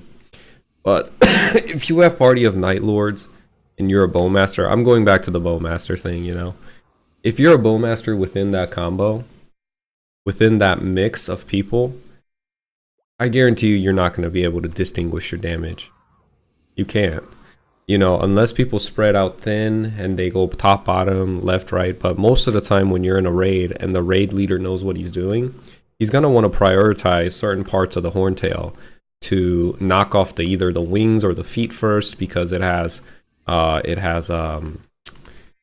certain skills that Horntail uses that's detrimental to the party. So in order to eliminate that risk, a lot of raid leaders will focus their DPS to a certain point. And in the mix of that, if you're playing Bowmaster, you're not going to be able to see your damage in the mix of all this. It's a complex game.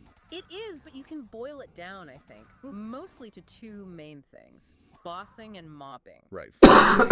Versus regular monsters. Exactly. Yeah. Bossing is your single target. Bossing and mobbing, yep. Raids, that kind of stuff. And mobbing is just efficiency. Clearing groups fast for EXP. Pretty much. So when we look at a class, we're asking, first, can it actually do all the content? Like, is it totally useless in boss fights? Okay, content accessibility. And second, can it, contribute fairly? Is it balanced compared to others while still feeling like it's doing its intended job? Its role, yeah. So that's the issue, right? If you balance every character for all available content in the game, then you're not going to have, like, how can you, I'm sure there's ways, right? There's more ways that you can make each class have its own identity and uniqueness without balancing all aspects of the game. But I feel like it will be a lot tough because you're working with a 2D side-scroller chibi game with big heads, and like it's supposed to be very PG. And once you start, one thing that I don't want to happen in Classic Maplestory is for the game to turn complex. I don't know if you guys played any recent MMOs, like there's so many buffs you gotta keep up with, and there's a cycle that you have to maximize, and like essentially for the game to turn into Final Fantasy 14, where there's a 14 button like cycle. What's it called? Damn, what's the word called? Where you have like 14 rotations, right? 14 button rotations to keep up all your cooldowns and all your combo. And honestly, I think that can take away from what Maplestory was meant to be, which was it's kind of like how Classic WoW is too, in a sense that you have your main attack damage. You have a couple of utilities that's useful for the party that gives you a sense of identity, but it was never this like 10 button rotation keeping up all your cooldowns and making sure that you're doing your rotations flawlessly, so your damage uptime is up and ticking. So what I fear is that if you try to overcompensate for the identity and like trying to make everybody fair while trying to give each class their identity, is that you're gonna convolute that space, that skill space, and a lot of classes might get too hard for people to play. And I know it sounds silly to say, because the game, like how can you go from pressing one button as a Dark Knight and then worry about the game being too hard because there's 3 skills now? Trust me, it's a mental difference when some people just want to sit there and press down one button. Some people don't have the capacity like you and I do, and they just want to sit there and they don't want to like upkeep their rotation and their cooldowns. They just want to sit there and press one button and things to all go dandy. Hurricane is one of those, and honestly, Dark Knight too. We just use Spear Burst the entire time, Spear Buster, with a couple of buffs. So how can you, in the video, we're talking about making sure all classes are viable for all content that the game has to offer, but at what expense? Because the game right now, Ice Lightning mages and Fire Poison mages still play those characters, and they know they're not viable for any bosses. Nobody's taking them bossing, but it's still one of the most popular classes in KMS. And maybe they can implement, and this is where I said maybe the developers can release a raid that requires Ice Lightning Mage or has a fire weakness, so Fire Poison mages can still go and do something. But in terms of pure DPS, when you're trying to balance characters, you can't. One, it's going to take identity away from Night Lord and Bowman. The game will become kind of dull and boring if you balance everything and try to make everybody viable for everything. And I think the best way to go about doing that is not in a damage sense, but making them needed in a raid with special mechanics that the raid has, that needs to be fulfilled either by Ice Lightning Mage or, let's say, a pirate or whatever it is, or like a paladin, for example. Mechanics, sure, but those two things, that's the core of the comparison for today. Got it. Crystal clear. So let's dive in then. Where do we start? Maybe the ranged folks. Sounds good. Let's kick off with the archers, bowmaster, and marksman. They're sitting in B tier on this list. D tier. Okay, so E tier. Decent but not amazing. Feels like a good place to unpack the balance issues. Yeah, exactly. And historically, they I gotta were listen. pretty well balanced against each other. Marksman maybe a bit better at mobbing, bowmaster at bossing. What did they bring to the table though, for the party? The big one was Sharp Eye.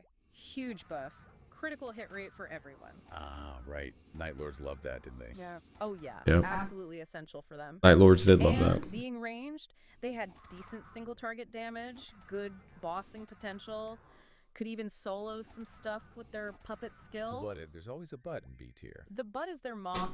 So I will say on that, in KMS, bowmasters can pretty much boss anything except for pianos.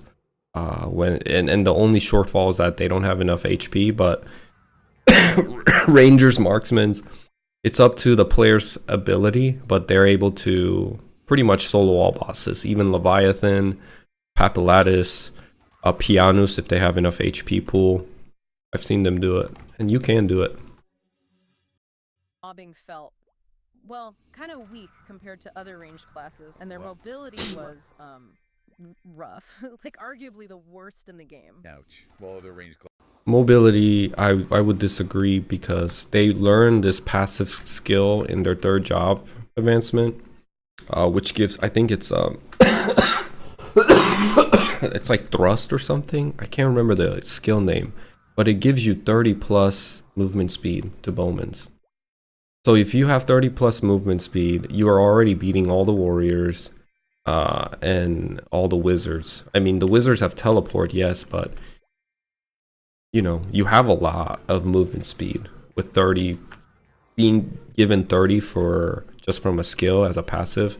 And then if you use a movement speed potion or movement speed pill, if you take a pill, you get 10, so you have 140. You know, that's decent mobility. It's not the best, of course, like the thieves classes and the pirates are, you know, the gunslingers are gonna have nice mobility as well.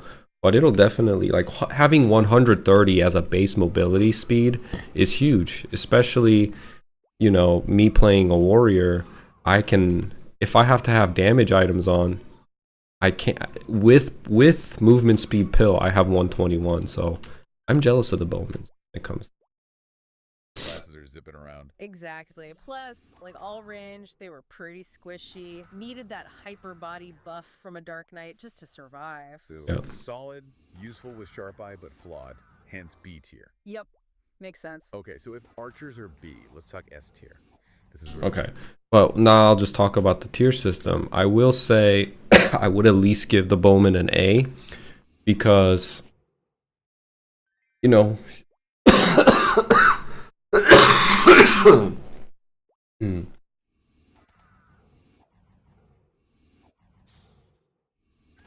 they are great classes, but I think they don't deserve an S, and in my personal opinion, they don't deserve an S because they're so damn expensive to play and they can kind of be boring. I don't think they deserve a B at all. They're still one of the top classes with top DPS, and their sharp eyes is arguably the most important skill that you need to bring to any type of late game content. Hey, what's up, Kratos? This is Kedor, and I'm just doing a reaction video to her tier list. I'm just kind of going over it and just talking about it. But I think the bowmen should be an A, and the only reason I would not give him an S, I think they're great at everything. They do kind of lack a little bit of an HP pool, but archers in general should get an A, in my opinion. They can be very expensive to play. Here in KMS, a lot of archers who have sharp eyes actually get paid to come to the party and give sharp eyes buff because it's so needed. Warriors have rush, true, yeah. And then we have the riding to ride around the town, so I guess that makes sense. We do have rush, which is a great mobbing skill, and it does cover some distance when you're grinding. I think it's kind of, now that I think about it, I think the developers did really well with the original Maplestory coming out with the 4th job advancement skills, and just kind of making sure everybody has their unique identity, but like everybody has some sort of a mobility skill, which makes them, you know, not too dull. They don't feel too heavy. Rangers got just a general passive movement speed buff. And then warriors during farming phase, they can use rush to cover a lot of ground. you know, and of course thieves have haste. They've always had haste. And it's just like, I don't know. Like you got rush in the 4th job advancement as a warrior. It's like a huge blessing to have that skill, but you only get it during the 4th job because one of the cons or the negative sides of playing warrior is that you always feel heavy and slow. And when you feel that dread all throughout 1st, 2nd, and 3rd job advancement, and then you get to 4th job advancement and you use rush, and it's so satisfying, and it's a great feeling to know that you have mobility too. But rangers, they get thrust in 3rd job advancement, but they don't have this, like, their identity. I don't think the focus of their identity ever was for them to be slow and dull. They're more like micromanaging their own little space with using CC and Hawkeye, the Eagle, the Hawkeye, and Arrow Boom and Ice Shot to keep enemies at bay, and making sure you're managing your own little real estate safe and secured by keeping enemies back. You don't really need too much movement for that. It's nice to have, but you're pretty much stationary, right? Whereas assassins, you need to be able to flash jump out of sticky situations and gain huge grounds while keeping the enemies at bay. You have to create grounds for yourself. You don't have any CC, any type of slow or nothing like that. All you have to do is rely on haste and flash jump to get away from the enemies and grind them down. So I think it was really cool just looking back at how well they were able to implement even like rush and thrust. Bowmans could use a movement buff in 3rd job advancement, and warriors, because their identity is so strong on them being like wearing plate armor, big swords, heavy, slow, getting rush in 4th job was a nice touch to kind of equal out and balance out the mobility issues towards the end of the game. It wasn't like game breaking like you see in modern Maplestory where players are jumping all over the place and flying around, but it's enough that you get by, and it's anything is better than nothing at that point. So even slight bit of movement or mobility that you got as in your character felt really great. I'm gonna continue the video Where it gets really interesting. Who's sitting at the absolute top for damage? No surprises here, really. It's got to be the Night Lord. I mean, Solid. she's true. Find the meta, some would say. Absolutely. I mean, they didn't just have good single target damage. Yeah, the best. The best, period. Plus the best mobility, amazing avoidability. They got way more out of attack potion.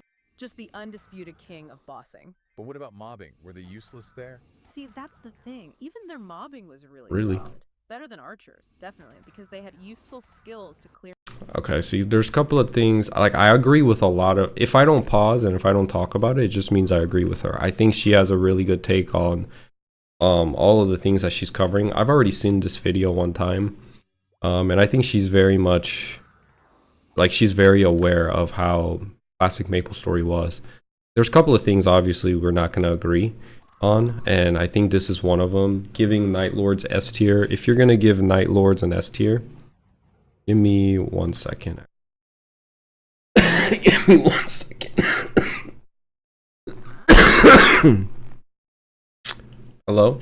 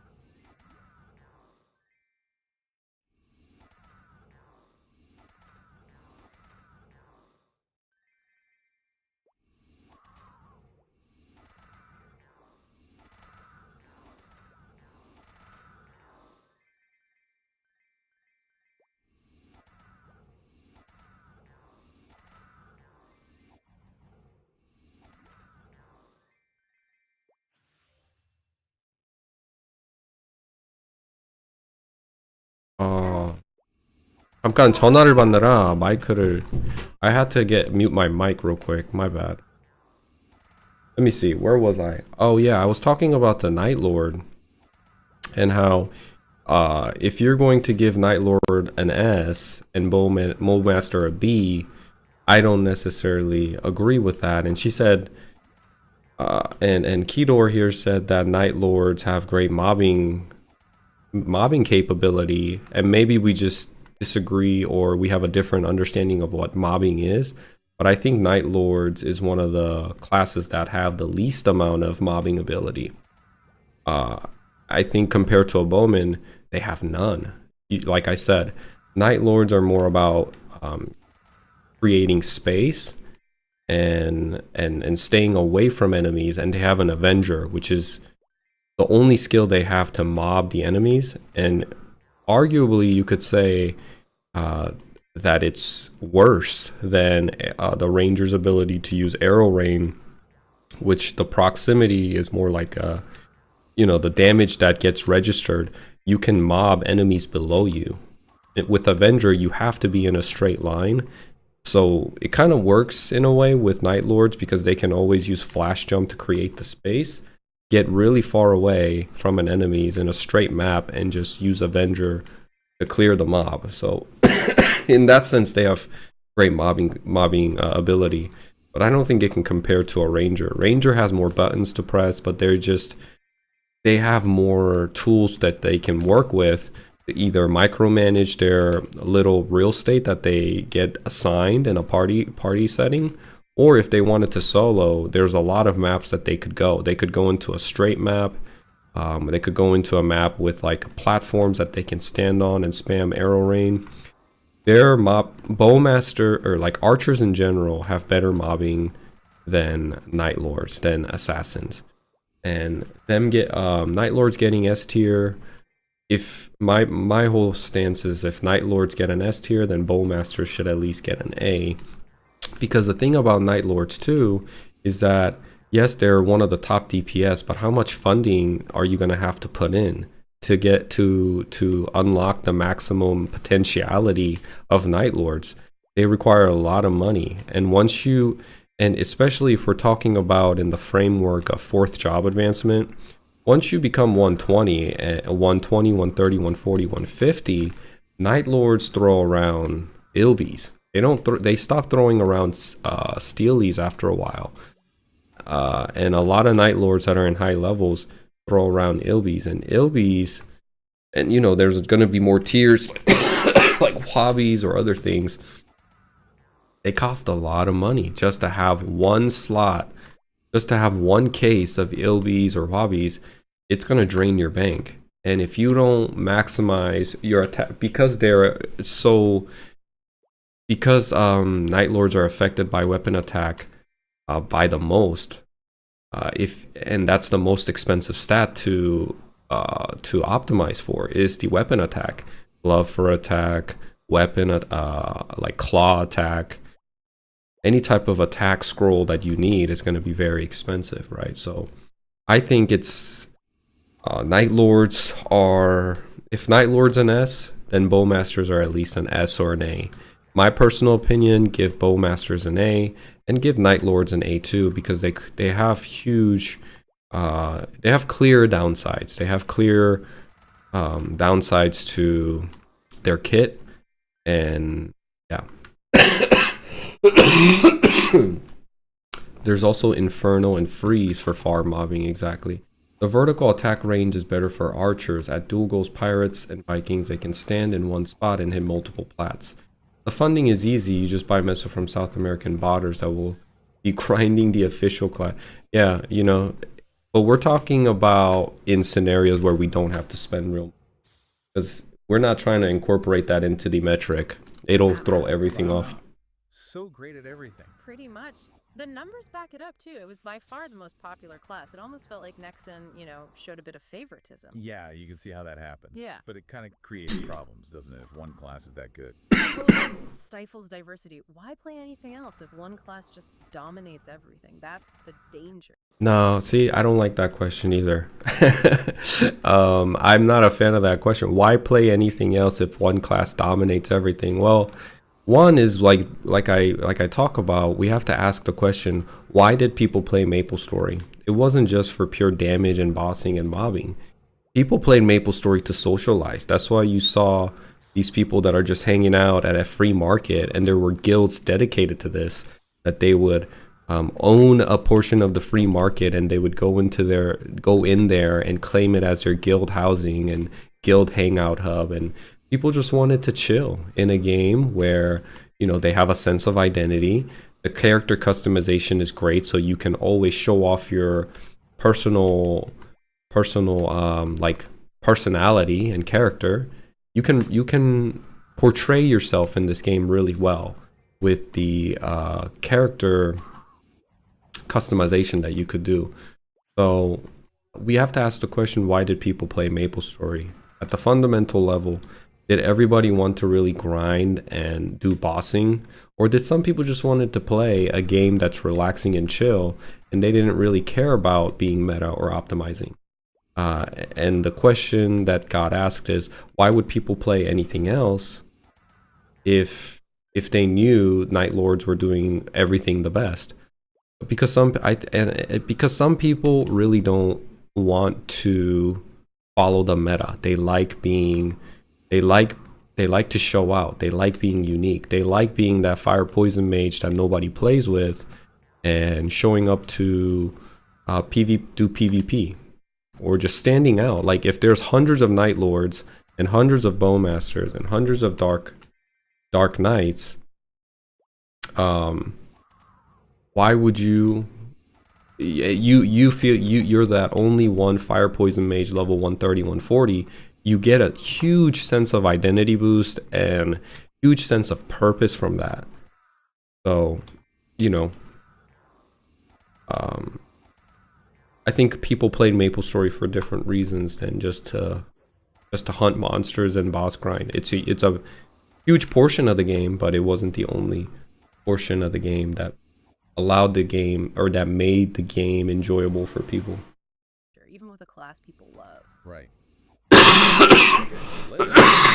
The top dog to the pirates. Starting with Corsair, another B tier.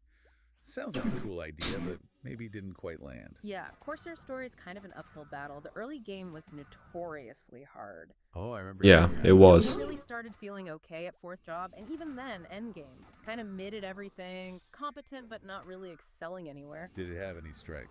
It actually had pretty decent mobbing for a ranged class, better than archers maybe. And its bossing was respectable, better than archers, but still, you know, below Night Lords. So what was the main issue? No utility. That was a big part of it. No party. I'll pause it there, and so with Corsair, she's right. In the beginning, it was brutal to level. Until you got to about 3rd job, the 1st and 2nd job advancements for the gunslingers were so hard because their whole identity was shoot fast but hit weak. So their double shot were like at least 1.5 times faster than the double shot that the archers had. The double bullet damage, that the speed of the double shot was so much faster, but the damage was so much more lacking. And when you have that type of combo, and MapleStory likes to do this, they like to compensate, they like to interchange, they like to use the element of speed a lot in this video game. So for example, Dragon Knights are extremely slow. They have a wind-up timer to their attack. So when I press Dragon Buster, the damage does not register for at least about half a second to a full second. That's not the case for fighters or paladins. But they made Dragon Knights this way because they hit very hard and they hit heavy. It's the same thing for Marksman and a Bowman. Bowman uses Hurricane, rapid fire, hits really fast, but their damage is a little bit underwhelming. But it's compensated by the attack speed that they're doing. Compared to the Marksman, you can basically say an identity of a Marksman is Snipe, which you at master level you can use every 5 seconds. Here's an element of speed again. It has a 5-second cooldown to do maximum damage. So your game style and your play style is a little bit different. You have to use strafe until your snipe is up, and you snipe and you strafe again, and then you continue to strafe, or if a situation allows you, use piercing arrow to pierce the enemies in a line and mob. But Bowmans are just press down hurricane the entire time, no matter what the situation is. So they like to interchange speed and damage a lot. And the issue with Corsairs in the second job advancement in that level range was that they attacked very fast, but they didn't do enough damage to stagger enemies even at lower levels. And that created an issue, because if you were trying to mob and you weren't doing enough damage with your double shot, enemies would just start walking towards you. And it was especially tough in the first job advancement because that was your main form of attack. And you couldn't even stagger a green mushroom as a level 18 gunslinger. And that's how bad the damage multiplier was. Can you work around it? Yeah. And is it one of their identities that they attack fast, but it feels like you're tickling the enemy? Sure. But she is correct in that it was very difficult to get to third job advancement with the pirates. Now, are they better mobbers than bowmen? I don't know. We would have to really think about that. I would say they're on par. Corsairs definitely do have good mobbing ability, where they can freeze enemies with their cooling shot, I believe it's called. And once they become third job advancement, their triple fire did actually really good damage. It was a really hard hitting skill once you mastered it.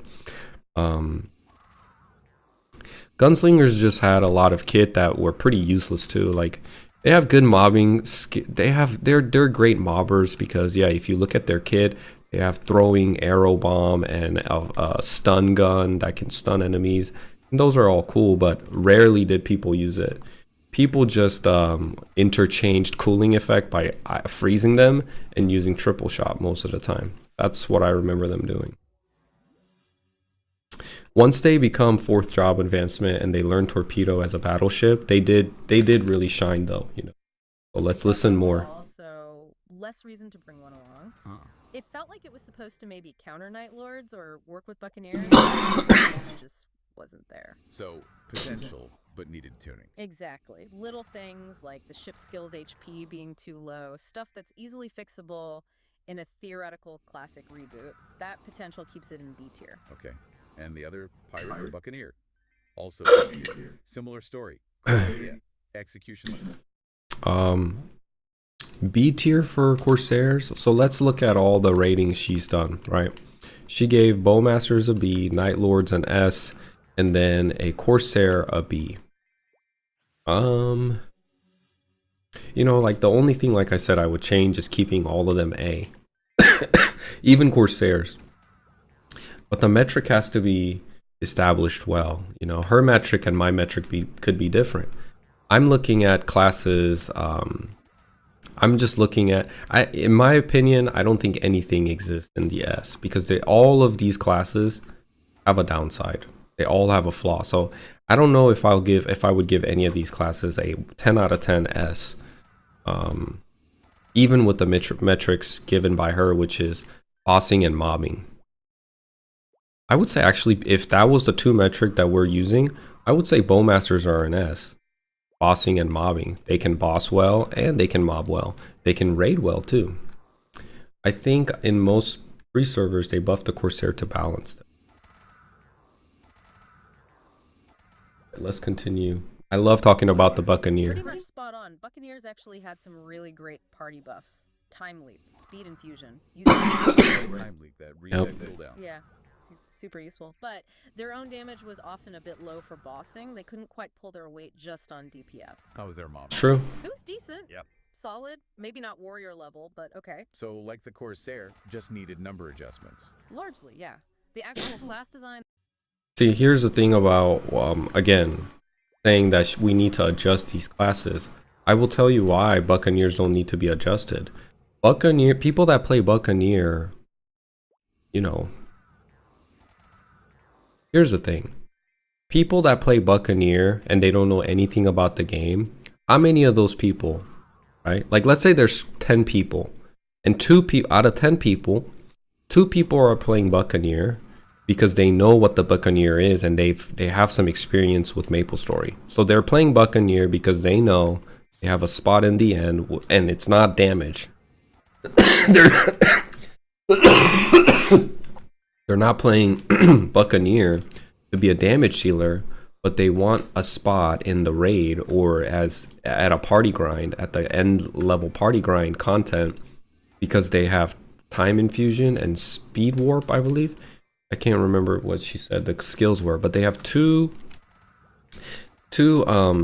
skills that makes them extremely useful in any type of party setting, especially in the raid setting. So out of 10 people, 2 people play Buccaneers because they know that.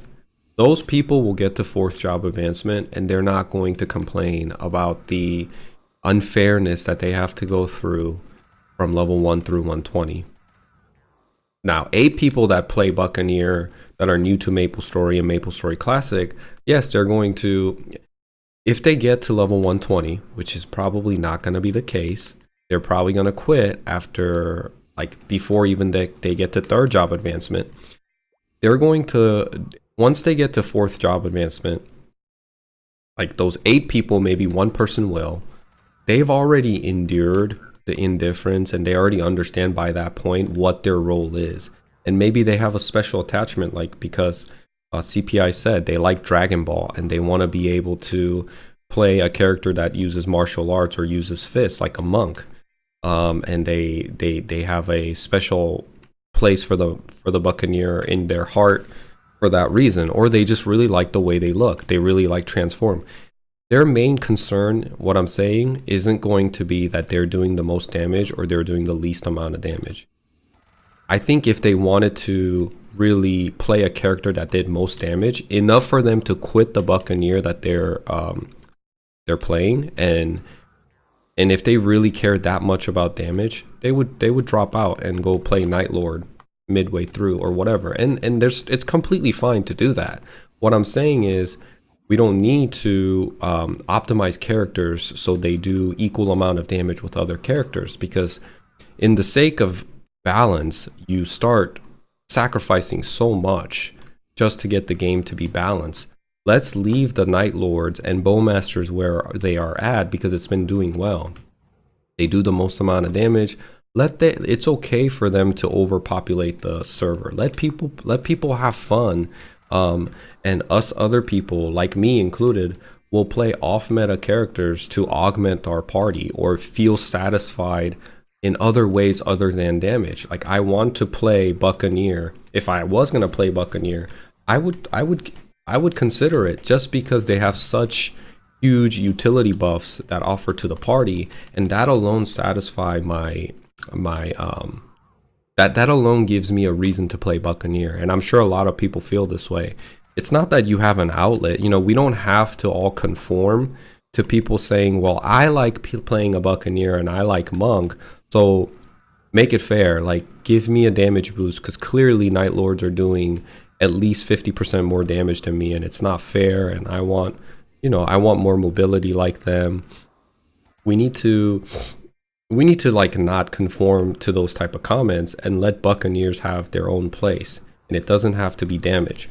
Just like fire poison mages, I believe we don't need to make drastic changes to them. Let them exist in their own way, and maybe, like I said, add an element of mechanics into the raid where fire poison mages can be invited. But that type of mechanic already exists in Classic Maplestory with the raids, where Buccaneers, even if they don't do most damage, they're still invited due to their two incredibly useful utility skills like Time Leap and Speed Infusion. The Buccaneers alone with that boost, giving Speed Infusion to warriors, you're a hero with Speed Infusion, level 160 plus, is out damaging a Night Lord. Yep, it's true. And it already happened here in Zakum in my guild. A level 160 hero got out damaged a Night Lord at Zakum and got the most EXP from Zakum. So imagine Like already we talk about Night Lords and Bowmasters being top tier of damage, and people will cry and complain and say, hey, how come Buccaneers don't get that type of damage? Or hey, how come I'm playing a Paladin, I want to do that much damage? How come we just don't have any spot because we don't have enough damage? And that's the wrong lens to look through. Damage shouldn't be the only thing that makes you viable in a raid. And partially it has to be the developers implementing some sort of mechanic into the raid where, you know, certain classes are more useful, especially off meta classes. But making damage a requirement for you to be a viable class is just, you're gonna kill the game quicker than it can even have a chance to survive in the MMO industry. Forget about things like class balance. Fix the silly things like using a sword being better than other weapons. I think they're already implementing or experimenting a couple of things with that, where if you use an axe, there's a damage over time bleed that goes like a dot that goes on the enemy, and a blunt weapon either stuns them or slows them. I think slow would be really cool if you use blunt weapon. I'm gonna continue. And the concepts, they were solid. Just needed tweaking. That's why it's also B tier good bones. Just needed some tuning. All right, let's move from the pirates to the warriors, the tanky frontliners. Where do they fit in? Starting with another S tier, the Dark Knight. Dark Knight, yeah, instant S tier. And it comes down to one skill, mostly. Hyper body. Hyper body, absolutely essential. The only class providing that massive HP boost, kept all the squishy range classes alive in boss fights. Couldn't really run out bosses without one, could you? Pretty much mandatory. Pretty much They had mandatory. machines. They had great cleave damage too, hitting multiple enemies, top tier bossing ability on their own. And mobbing. Yeah. Warriors were generally good at that, right? Yep, great mobbing from early on, plus rush. So I will talk about Dark Knights a little bit. Playing one right now. I'm not Dark Knight, I'm a Dragon Knight, but I will be here shortly. The thing about Dark Knights and why, yes, they're a really great class, but we have to let's look at their downsides, right? Because Kedor here gave Dark Knight an S tier, and I think they're worth the praise. They have a skill called Hyper Body, which is like one of the main skills you need, although they're getting a little change.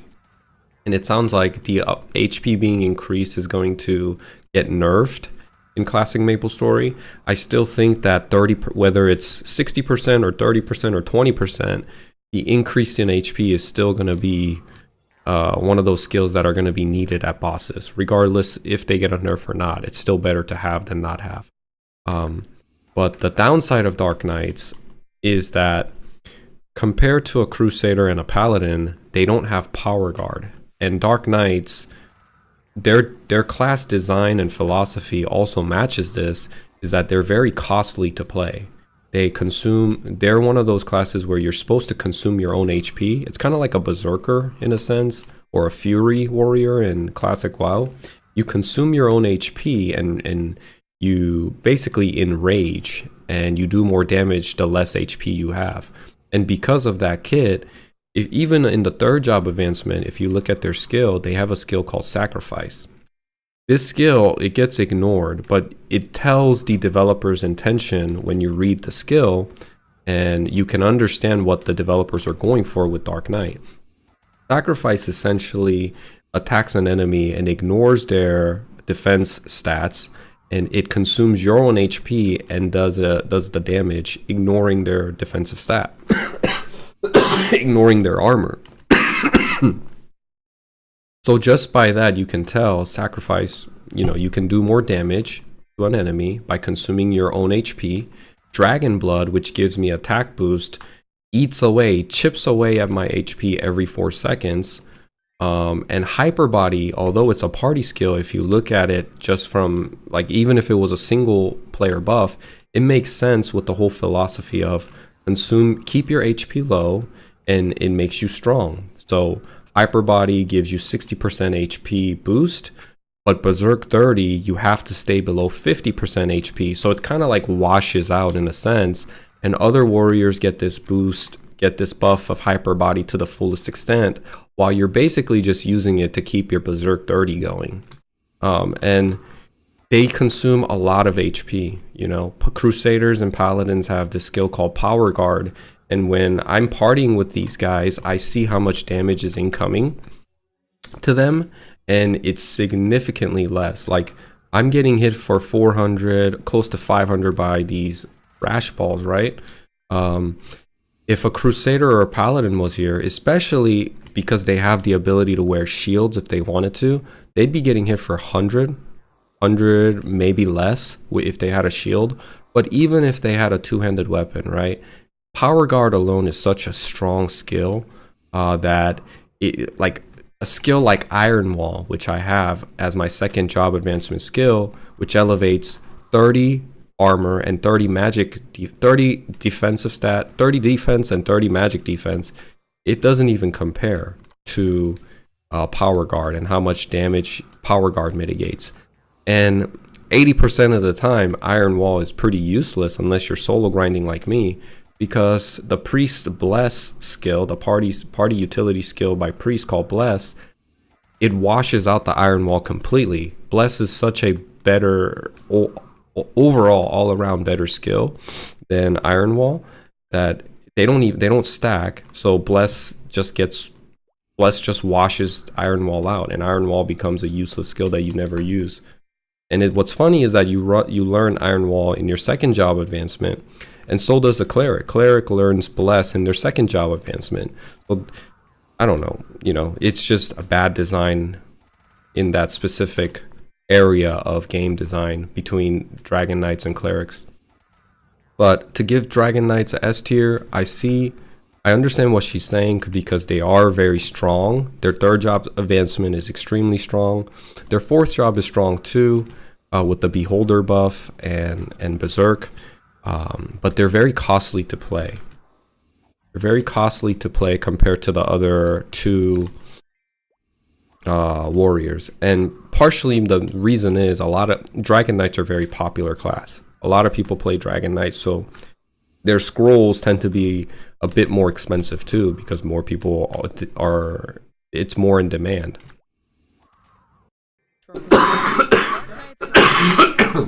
Historically. So it's that combination, isn't it? Irreplaceable utility and strong performance. Exactly. Rare combo. Solid S tier, no question.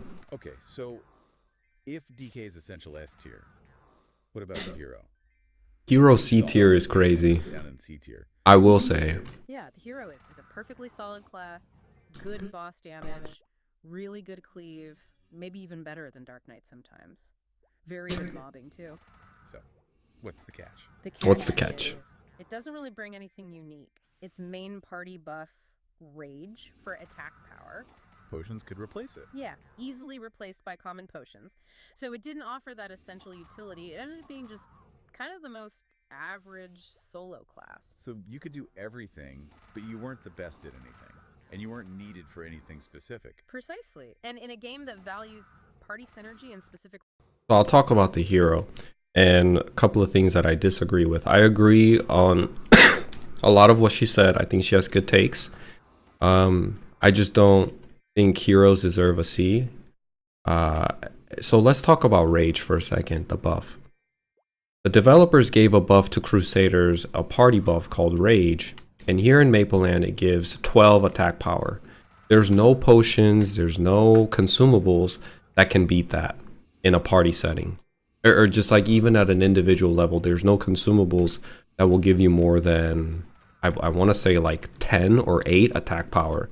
So a Crusader coming in giving 12 attack power to the party, it's a huge buff, and it's just as important as Hyper Body, but it's because it's more of like a augment than a necessary utility. It augments your damage. I guess you could say it's a tier below Hyper Body, because Hyper Body you need Hyper Body to survive the raid or whatever. But do you really need Hyper Body in a party setting where you're party grinding? No. You need Rage more than Hyper Body in a grind setting. Now people take Hyper Body because it makes them feel more secure, especially priests and rangers and hermits. But that 12, if you had to put Hyper Body and Rage on a scale in a party format or in a party setting, you know, I think most people would prefer the rage. The more damage you do, the better. You can grind faster. You just have to be a little bit more careful that you don't die. Maybe you can put your HP setting on a pet a little higher, or whatever you need to do. But in Maple Land, what I was saying is that no consumable and nothing else in the game can give you can match the rage of a Crusader. Now, that's on the developer side. If GMS comes out, right, and they release like how they did in Modern Maplestory, Onyx apples or some consumables that give you 100 attack point, it's just silly. I don't know what they were thinking when they did that. Clearly, I don't think they were thinking. They would have to convince me somehow that that was a good idea, because I don't see it. If you release stuff like that, then you're basically giving people buff that you can consume without having to introduce other people into the party and eliminating the reason why you need to party grind in the first place. Instead of selling onyx apples or items that are ridiculous like that, give out, you know, sell potions and introduce other potions that are less effective but still useful if you wanted to solo grind. For example, what I like to do if I solo grind, I like to use my Dragon Blood, right, which is my solo buff skill that gives me 12 attack damage. Then I'll drink this warrior's potion, which gives me 2 extra attack damage for 8 minutes. It's very minute, and it's very like what is it? It's very subtle, but that type of boost is still useful, and people carry it around them. We don't carry around onyx apples in our inventory, right? Like, and if I didn't have Dragon Blood, I would use Warrior's Pill that I can get from Ludibrium that gives me 5+ attack damage for 10 minutes. And a lot of people do that. Like Rangers will do that, Hermits will do that. They'll carry around solo consumables like a cider, or most cases a warrior's pill, and they'll, if they wanted to farm, they'll use that with the warrior's potion like I am right now up here, and they'll farm that way. But that still doesn't compare to the buff being given out by the Crusader, which is the right way, which is the correct answer, because that gives Crusaders more of a reason to be sought after in a party. You know, that now they become needed. Now people don't turn them away because they have a nice utility buff that they can offer to the party. So this is just like a server difference between Kidor and I, is that in GMS, I know rage is kind of like overlooked and almost laughed at because it just doesn't feel useful due to the consumables. But if they do it right, if the developers, you know, are careful with it and make sure they're thinking about what they're releasing and what it actually means, it would be better for it. The correct answer is to not release onyx apples or any type of consumables that can essentially like minimize the effectiveness or the requirement to have a Crusader in a party. And also for the damage on Crusaders, the heroes, you know, I think she's saying that they are kind of they're kind of stuck in the middle. They don't do a lot of damage, they don't do poor damage, but they're just like and everything. And I disagree with that, because heroes, once you get them to level 160 plus, they're one of the hardest hitting characters in the game. I mean, they really have, I don't know when people think heroes are supposed to like really glow up and have their glow up era. It's not for the first 140, 150 levels. Once you learn Brandish Dirty and Rush and Stance and a couple of other things in the 4th job skill like Advanced Combo, you are one of the hardest hitting characters in the game, without a doubt. Especially if you have Sharp Eyes, I would say you go toe to toe with a Night Lord. And it takes more money for Night Lords to be on par with heroes. And the more money you pour into the Night Lord, I'm sure you can beat a hero in damage, but at what cost? You probably have to spend hundreds of millions of mesos to fill in all those throwing stars and make sure your claw is at the highest scrolling possibility, while heroes, you can be somewhat, you know, semi-funded, and you could have decent items, but there's no this like pressure for you to drop a lot of time to fund your character. You know, I don't want to say money because I don't want this game to go the pay to win route. So I like to say, when I say fund, I'm talking about putting time and investing time to grind and farm to purchase the items that are needed and equip the items that are needed to get the Night Lord to its maximum potential. And you're going to have a harder time doing that with the Night Lord than with a hero. Hero, once they get to level 160, the damage that they're outputting, it's insane. I mean, I'm sure some people probably haven't seen it, but I have in my guild a level 161 hero who took me to Gobi's, and she actually leads our Zakum raid. And she told me that she got the most experience a few days ago in a group full of Night Lords, Bowmasters, and all these characters that are supposed to do high damage. Once you get to a certain point, heroes will outshine you if you are not mindful about how you are pouring out your DPS. If the hero takes more time to like really focus and concentrate, they're up there in the top tier damage. They're up there, and they have a higher HP pool. They can go to Pink Bean a lot sooner than Night Lords and Bowmasters just because of the HP issue. Now with Classic and HP washing being removed, they're probably going to come up with a way, they're probably going to come up with a solution where your HP pool being an issue isn't that big of a deal like it used to be. So maybe that issue will be gone, that won't be an issue anymore. But still, my point being is that heroes are one of the hardest hitting. They also don't cost you a shit ton of meso. They're relatively cheap to play, and to get the damage out, you don't need as much funding and investment in time than you do with a Night Lord or a Bowmaster. I'll leave it at that. I would give heroes a tier, like honestly an A or an S, because honestly they're super fun to play too. If you watch a hero, I mean, this is going to be up to personal, like this is going to be subjective. When I look at a hero's gameplay versus a Dark Knight, I would rather play a hero. The brandish looks cool with rush, brandish, rush, brandish. I think their advanced combo system is really great. The damage that they pour out, they hit a lot faster than Dark Knights. Dark Knights tend to like have this heaviness to them and like a dullness to them. And brandish just looks overall amazing and fun to play. And you know, like I would say they're on par with Dark Knights when it comes to the fun element, if not more. They do a lot of damage.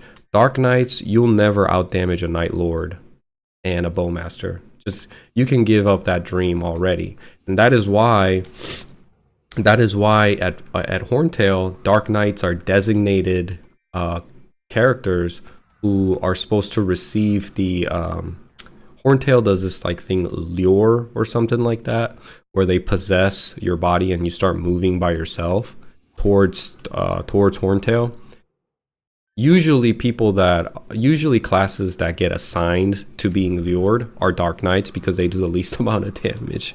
So you just give hyper body and you subject yourself to being cursed by Horntail, and you have no control of your character. And bandits are also another one too, because they can throw down smoke screen or something like that. There's some usage there with the smoke screen in Horntail and how they have this responsibility that they can fulfill. Seduce, exactly. And you know, heroes don't go into that category. It's better for the party that hero stays alive and does more damage.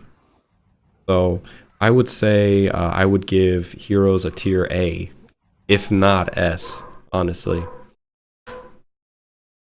Roles so much, just being solid without a unique niche, well, it makes you kind of irrelevant. That really highlights the design challenge, doesn't it? Yeah, you do. Just being generally competent wasn't enough. That's the C tier reality for the hero. Which brings us to the lowest warrior, the paladin, in D tier. Oh, D tier. For the hero, lack of identity. spot on. Paladins had some warrior strengths, great mobbing, fantastic survivability. Elemental damage too, right? Could that help? It could, situationally. If the boss was weak to their element, their damage might jump above a hero's. That wasn't always the case, and it depended heavily on the specific enemy. So niche damage, what were the main weaknesses then? Their cleave felt weaker compared to other warriors, making mobbing less impactful sometimes. And like the hero, just no real unique contribution. No party buffs either. Didn't even get any party buffs, no. So again, if you're not bringing top damage or unique utility, why pick you? Ouch. D tier makes sense then.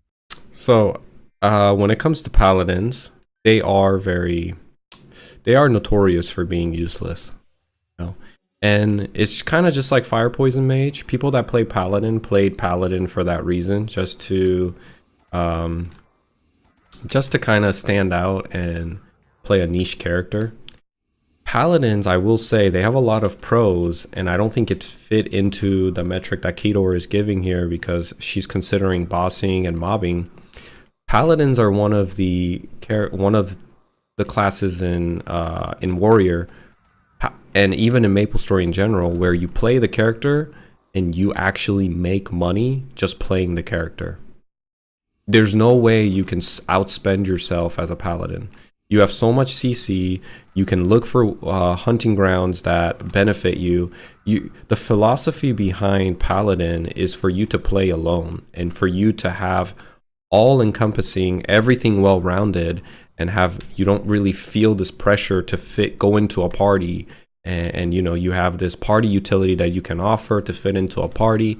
I think the philosophy behind Paladin when they were introduced to the game back in the day is that they were meant to be a solo grinding warrior, like a solo lone wolf type of warrior, and they have one of the best damage mitigation skills. And you know, a lot of paladins, if you take a shield with you, you're not taking damage. Like the damage you take compared to a Dark Knight is just like, it's a huge difference.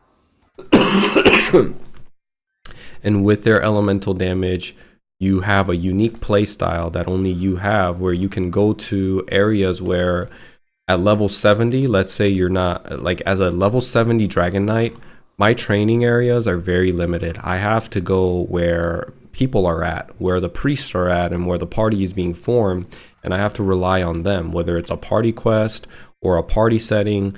I cannot solo grind after a certain level as a Dragon Knight, unless you're farming like me at a significantly lower level monster, and your goal is to farm for items and make money. Yeah, you could do what I'm doing, but in order to gain efficient amount, like any reasonable amount of experience points, you can't do that alone as a Dragon Knight, but you can do that alone as a Paladin. So you don't have this like urgent, desperate need to party grind with other people.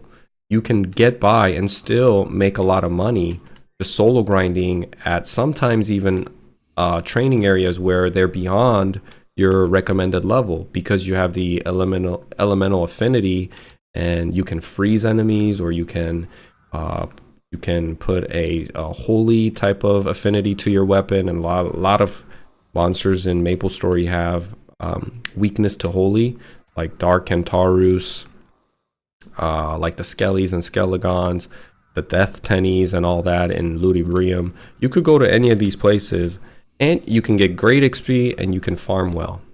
And you know, most people overlook that, obviously, because a lot of people are hyper fixed on damage and like rating and stuff.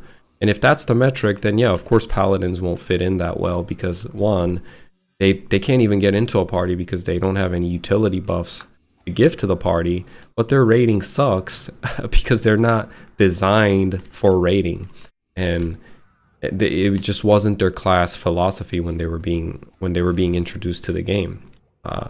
Now I think, like I said earlier, in order to make paladins more viable in a party quest setting, the developers would need to introduce a mechanic where paladins can shine, maybe with Sanctuary or something.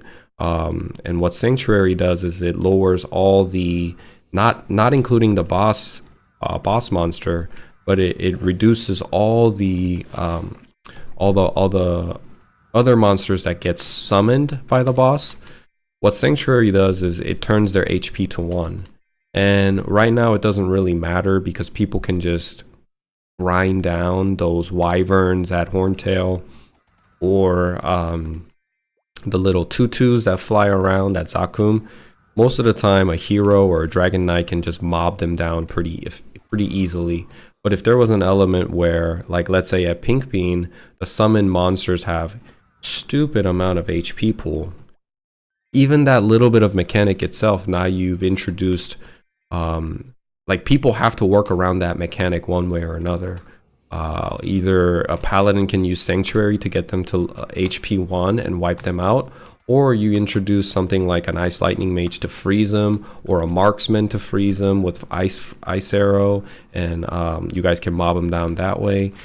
Something to introduce other type of non-damage dealing off-meta characters into the raid and giving them a sense of uniqueness and a reason and an identity is probably the way to go to get paladins to fit in more in a party setting.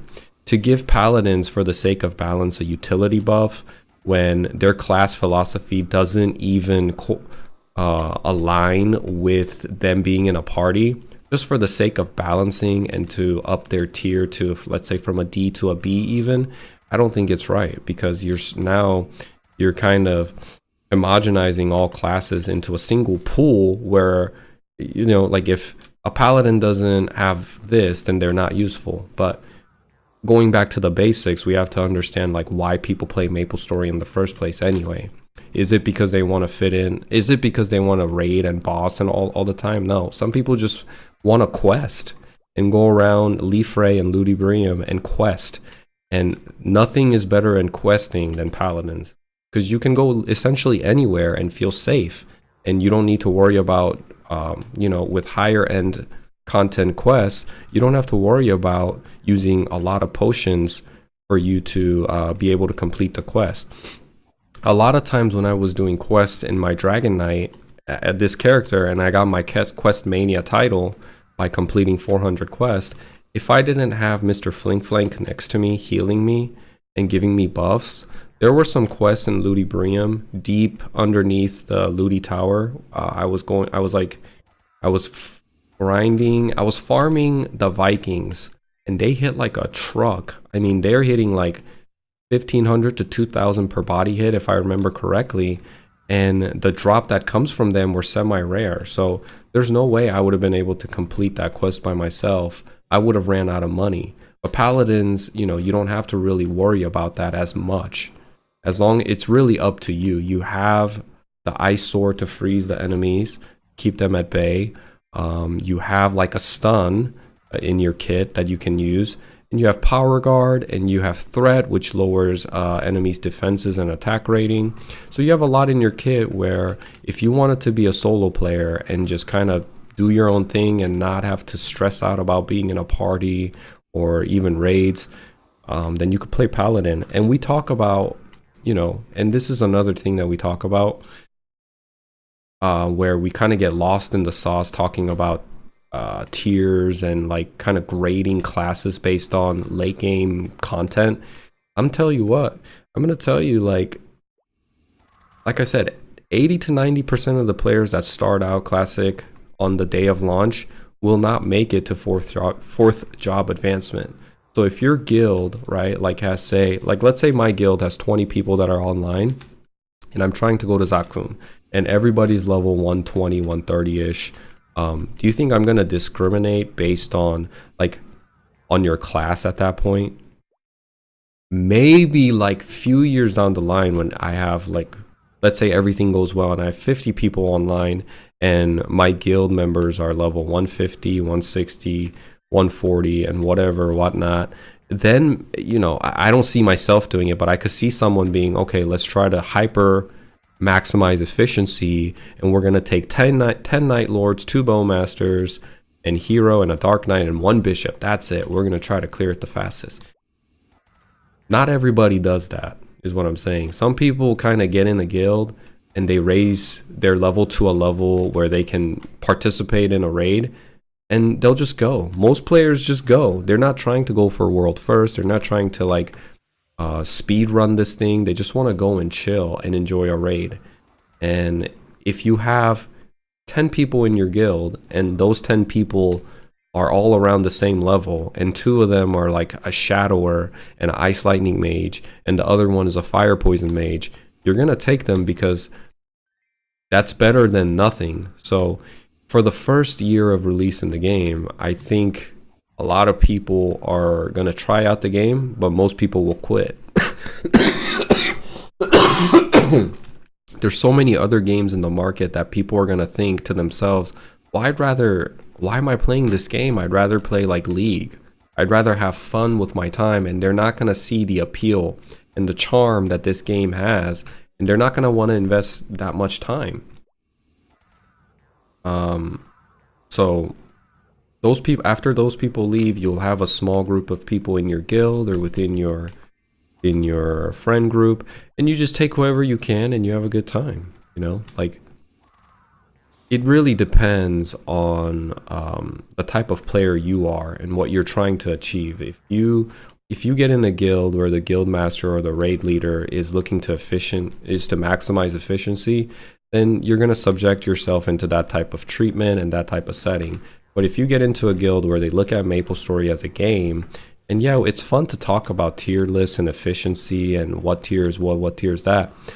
But most guilds, I believe, or people like me, and there's going to be more than just me, who just really look at this as a game and don't want to discriminate people based on the class solely because they're not doing enough damage. These guys, level 120, 130 lightning mages and fire poison mages, they do damage. It's just not the most damage. And that's where people get caught up, and we don't need to really chase efficiency to a degree where like the game just doesn't become a game anymore and it becomes almost like a job, you know. And that's the downside of KMS, is that they focus on efficiency so much that they almost will not even talk to you unless you're a Night Lord trying to like go to Zoc or Horntail. If you're not what they're looking for, then you don't exist in their eyes, and kind of sad, honestly. I'm gonna continue. Just didn't have a compelling reason to exist in the party meta. Sadly, yeah. Okay, let's switch to the mages. This is always a wild one in MapleStory. We've got the Ice Lightning and Fire Poison Archmages in C tier, mobbing kings, bossing zeros. Is that fair? It's almost comically fair, yeah. All 3 mages, including Bishop, had like the best mobbing in the game, period. From 2nd, 3rd job onwards. Teleport help too, right? Amazing mobility. Amazing mobility. And those big AoE skills. Ice Lightning, Fire Poison. They just cleared entire screens. It was honestly kind of balance breaking. I remember seeing that. Like, struggling on my warrior and then a mage just wipes the map. Exactly. Humbling stuff. Their mobbing power was just off the charts. But the trade-off? Was huge. They were borderline useless in boss fights. Terrible single target damage. So you just wouldn't bring them? You'd only bring one if you were absolutely desperate, couldn't find anyone else, and maybe if they were super high level. And they didn't offer party buffs, like, say, a bishop? Nope. Nothing unique for the party. So they were effectively locked out of all the endgame bossing content. It's such an extreme split. Yeah. Amazing at one thing, terrible at another. Totally. It's that broken mobbing ability that basically saves them from D tier, keeps them in C. I will say, so let's talk about the Archmage, right? I think Kidor is correct in 90% of the things she's saying. They are, exactly as they said, really great at solo grinding.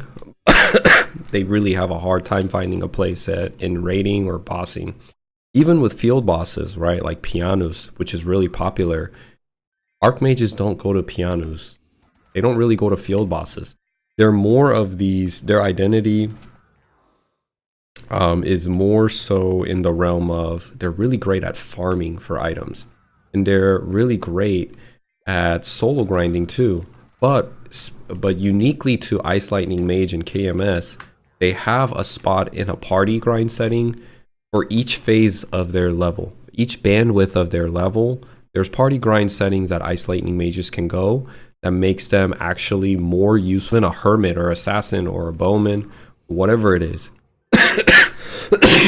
they can go to more training grounds than me, and they're more viable for party grind than me in certain cases. And I'm a Dragon Knight that offers hyper body, and I'm pretty much sought after too.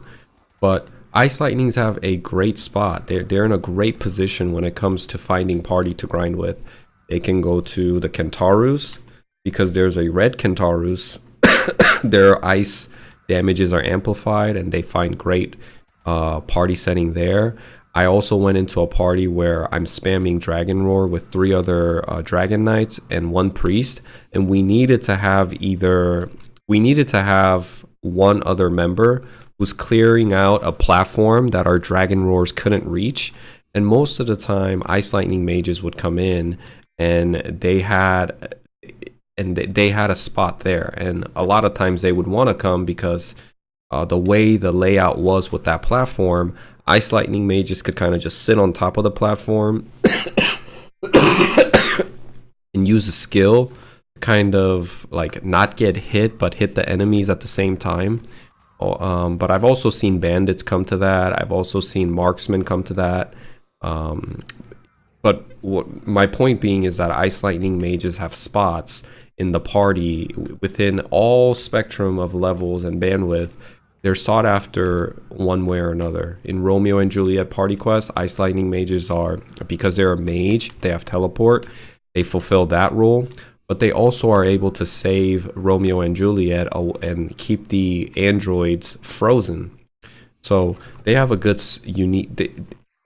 They're not necessarily terrible when it comes to party setting. I would say they're just about normal, if not one of the better ones, who can find parties easily.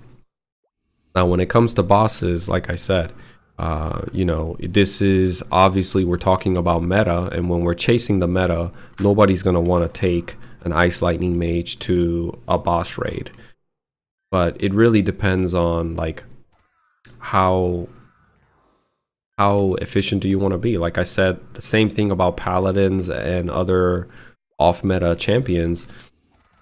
If you have an Ice Lightning mage that's level 140, and you can either take him or not, and you only have like 10 people or 11 people, and the Ice Lightning could be the 12th member, would you take the Ice Lightning?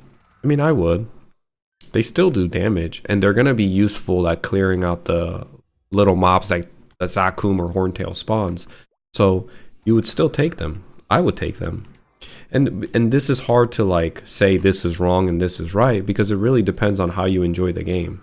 If other higher level guilds want to maximize efficiency and not take the Ice Lightning mage, and they would rather recruit outside from their guild and bring in another Night Lord or a Bowmaster, they can do that if that's what makes them fun, But for me personally, I don't want to stress out that hard about efficiency, especially if the Archmage is like level 140. I know he's bringing some damage, and I know he's gonna, and they say Archmage doesn't have a utility buff. They do. They have this thing called meditation, but the issue is most party settings don't have more than 1 or 2 Archmages, so it's just giving a magic attack to a Dark Knight, Hero, Night Lord, Bowmaster. It doesn't do anything. You know what I mean?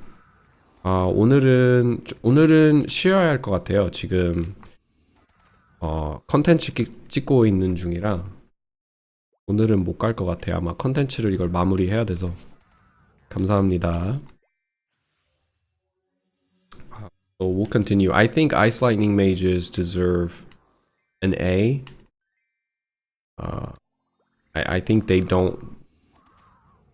Like Archmages, man, they're not that terrible classes, Like, it really depends on what type of playstyle you're looking for, and I think that's why I keep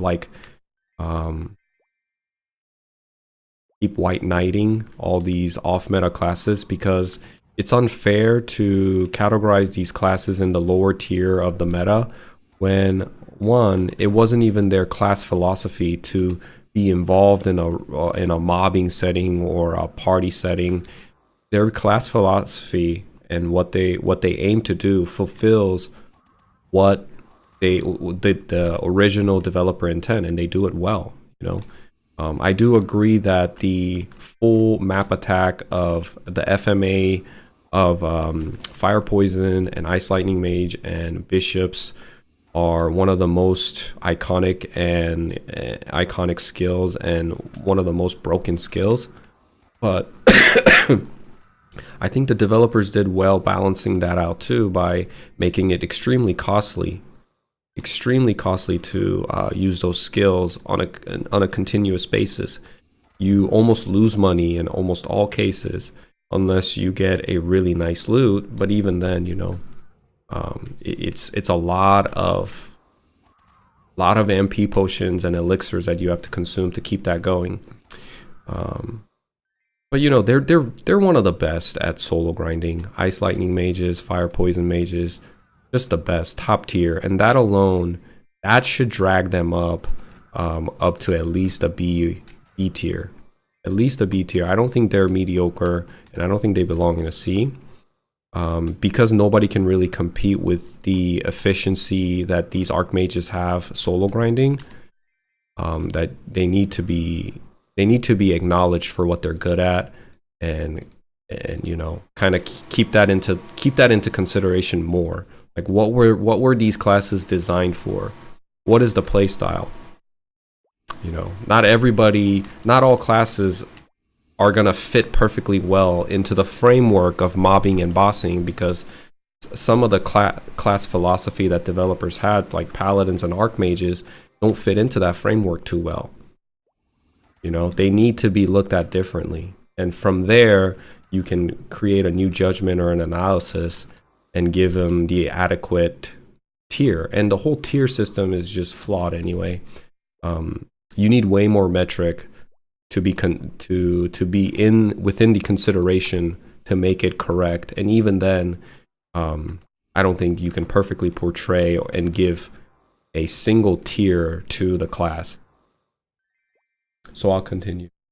Sounds like some classes were just wildly specialized. But then there's the bishop, the mage that breaks the mold, sitting pretty in S tier. The Bishop. Yeah, you could argue it's probably the best class in the game overall. Really? Better than Night Lord or Dark Knight? In terms of overall value and demand, probably. Okay, maybe it's more than it was other archmages, but still vastly stronger than almost everyone else. But the utility was the key, right? Absolutely. They were, hands down, the most wanted class in every party. Holy symbol, the EXP buff. Game changer. Oh yeah, everyone wanted that sweet, sweet EXP boost. And bless, heal, dispel. Just the ultimate support package. So it's that perfect blend again. Decent mobbing, but unmatched, irreplaceable utility. Nailed it. That's S tier to find right there. They just made every party better. Okay, one class left in our deep dive. But with Bishop, I 100% agree, right? Bishops, I think, deserve an S tier. The only downside, like Bishops, you need a Bishop. Bishop is like a glue for every party, every raid. Bishops are needed, and they itch that feeling of people wanting to play support classes. Bishops do a really great job itching that yearning, and that like if people wanted to really play and adopt the personality and the play style of a support, Bishops are perfect. And their class philosophy and their class design fits perfectly for people that are wanting to really just sit back and keep the party healthy and keep the party going. They're one of those classes that don't get much recognition, but in the background, they're the ones making everything run smoothly. They're like the quiet mothers in the back that are just kind of sitting back.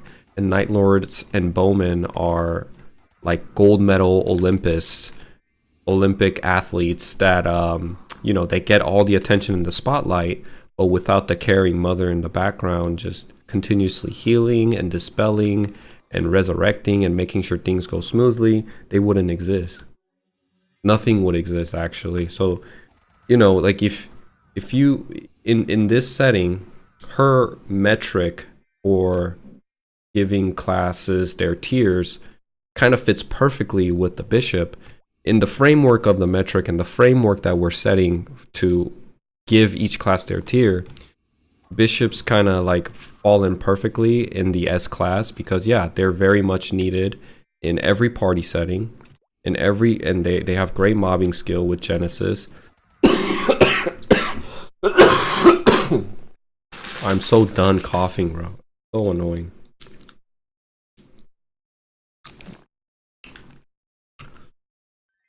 They fit perfectly for everything. An S tier, they do deserve an S tier. The only thing I don't like about the bishop, and this is personally me, this is just me. I think bishops are a little bit boring because I just don't vibe well with being a support. I liked being a support in WoW where I had more responsibilities, but I feel like in Maplestory, the support class seems a little underwhelming. I feel like you could do a little bit more, although they already have a lot of buffs and dispel and door, and you know, they're good the way it is. I just get a little bored when I play bishops. I get a little bit bored when I play clerics. A lot of times in KMS, if you play a priest or a bishop, you kind of go to a party setting and you're just running around giving people buff. You don't really get a chance to mob or grind anything until you learn Genesis, and then you can go to some party grounds and find the party where they will pay you an hourly rate for you to spam Genesis, and you can cover that MP potion costs with that, and you know, grind mobs. So you do have an outlet where you can get away from the support setting and actually become one of the main attackers. But it's just, for me, it's kind of boring. I feel like if you played Fire Poison Mage or Ice Lightning, you have the FMA, but you also have Chain Lightning. You also have Ice Demon or Fire Demon or Poison Mist, Fire Arrow, Explosion, all these other skills that you can use to grind at other maps, and not just necessarily in a party setting, but you can go grind by yourself anywhere you want. Especially Fire Poison Mage, if you have an open channel, you can just throw down Poison Mist, and you know, that's all you have to do. Throw down Poison Mist, make a full circle of the map either counterclockwise or clockwise, lay down Poison Mist, and make another circle and just one tap them and they're dead. So Ice Lightning mages have a little bit more of a limitation because they can't go to, they usually have to find a training ground where there's an affinity, like an elemental affinity, so they can either freeze them and do a lot of damage, or they have a weakness to lightning, and a lot of Ice Lightning mages will go there. Fire Poison mages don't really have that. Continue. The other rogue branch. The Shadower D tier, no. No, not Shadower. Yeah, Shadower had a really tough time finding its niche. Its bossing wasn't great. That makes me sad. Cleave wasn't amazing. What about Smokescreen? Wasn't that supposed to be useful utility? Yeah, Smokescreen. Yeah, reducing damage taken inside the smoke, but in practice it just wasn't impactful enough. Reducing damage taken inside the smoke? That's not what I remember. Smokescreen made you invulnerable. It made you basically like untouchable for a length of time. So I don't think that's true. Enough most of the time to justify bringing a Shadower just for that. Okay. And mobbing. Rogues usually had a tough start. They did, and it didn't get much better for Shadowers late game. Mobbing was generally considered not really good. And Mezzo Explosion. The skill that used money. Flashy, but practical. Mostly flashy, looked cool, detonating piles of mezzos, but it cost actual money, and the setup was just too impractical for consistent viable damage. So it sounds very similar to the hero or paladin situation. In a lot of ways, yes. Not really unique, didn't excel strongly anywhere, easily replaced by classes that did things better, whether damage or utility. Just couldn't carve out that essential role. Yeah. D tier it is. Yep. Okay, let's talk about Shadower, shall we? Because I don't agree with a lot of what she's saying. Okay, give me a second. Let me pick this up. Pull that out. Okay. Let's talk about Shadowers, right? Shadowers, she made it seem like they're more bland, they don't really do much, and it's because we're still, again, talking about classes in the framework that in the framework of like grading them, giving them a tier based on mobbing and boss rating. They're not supposed to fit in that class. And like if you actually play Shadower, what you'll find out is that once they become level 120, 130-ish, they're one of the classes that just money flows in. They're just kind of like paladins in a sense that once you learn fake, at least up to 20, and then boomerang step, which has an iframe, and then you have meso guard, you rarely take damage. And then you have smokescreen if you need to, right? Smokescreen as a utility, she said people wouldn't take it. People would just forego it because it's not needed. Well, that might be true on parties that have got the Zakum and Horntail down to a T, and they know it as a routine now. And but most players that go play Classic Maplestory, on their first run, it's gonna be nice to have an insurance as a shadower who can throw down smokescreen on iffy situations. It's a valuable skill. Now, once you get to a point like super late into the game, and many years have passed, and people have, learned the patterns of Zakum and Horntail, and they don't really need any type of insurance, then yeah, you don't really need to take a shadower. But at Horntail too, shadower smokescreen is very useful. I mean, Pink Bean, all right, did I say Pink Bean or Horntail? I meant to say Pink Bean. Pink Bean was tough as crap when it first released back in mid 2000s and late 2000s. A lot of players, a lot of guilds tried to conquer Pink Bean, but they couldn't. And this is like just really a huge mess up by the development side. They released Pink Bean and Timeless Temple, and not even a year or two has passed, and then they released Big Bang. So, and there were and there were guilds back in the day in Korea that were just barely understanding Pink Bean and conquering Pink Bean, and then they hit with this giant update with Big Bang, and Pink Bean became everybody's punching bag. They just got thrown around, and they were able to conquer Pink Bean so much more easier. But the thing is, Pink Bean was not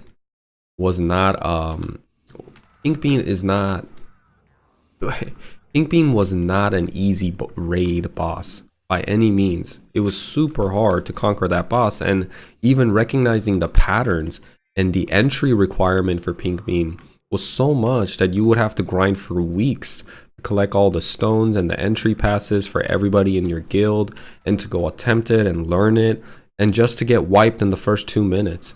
I mean, it was a big deal to clear Pink Bean, and the developers should have gave the players a lot more time before releasing Big Bang, so people can have an actual experience conquering Pink Bean, because it was not unattainable. It was actually something that people did. Few guilds killed and mastered Pink Bean, and more guilds were coming out towards the end, but then Big Bang released, and then everything changed. So what I'm saying with this is that once Pink Bean comes out, shadower skill of smokescreen, it's not gonna be, Pink Bean is gonna break all the normal understanding of what a raid is in Maplestory. It's going to, if they do it right, it's going to be so difficult and hard that having smokescreen on a shadower just so you can see Pink Bean for a little bit more, maybe 2 minutes more to see what he does and understand and learn and get that info, is going to be so valuable. So that's one thing about smokescreen. Now, when it comes to shadower, their identity, yes, they're flashy and cool, and she talks about Meso Explosion. I have a lot to say about Meso Explosion. I love shadowers, but I never agreed with the philosophy of Meso Explosion. I think if you're going to have Meso Explosion be useful, then you need the Meso Explosion to work together in conjunction with Pickpocket and make the damage a little bit more give a little bit of a damage boost. Because what happens right now is shadowers have this skill called pickpocket. When you hit enemies, the amount of times you hit that enemy, each time you hit that enemy, there's a probability of meso flying out, like 10 or 20 mesos, like those bronze little coins flying out from an enemy. And I always wondered what the developer's intent was with pickpocket. Like, do they want me to pick up those mesos, or am I supposed to use it with meso explosion? Like, what's the point? It really made no sense, because you would think it would work together with meso explosion. Mesos fly out when you use savage blow or boomerang step or whatever, and then you use meso explosion that's covering the platform to do a big AoE damage within that platform. But the damage is so underwhelming that you're almost better off not using meso explosion from the money that drops from pickpocket. So in order for meso explosion to stray away and leave this image of you have to drop 50,000 or 100, like millions of mesos just to do an inch of boss damage instantly, they need to make meso explosion a lot more stronger with lower quantity of mesos. So when I use savage blow and boomerang step while I'm grinding, like here, let's say I'm grinding here and this is my platform, I use savage blow, boomerang step, and these mesos drop everywhere.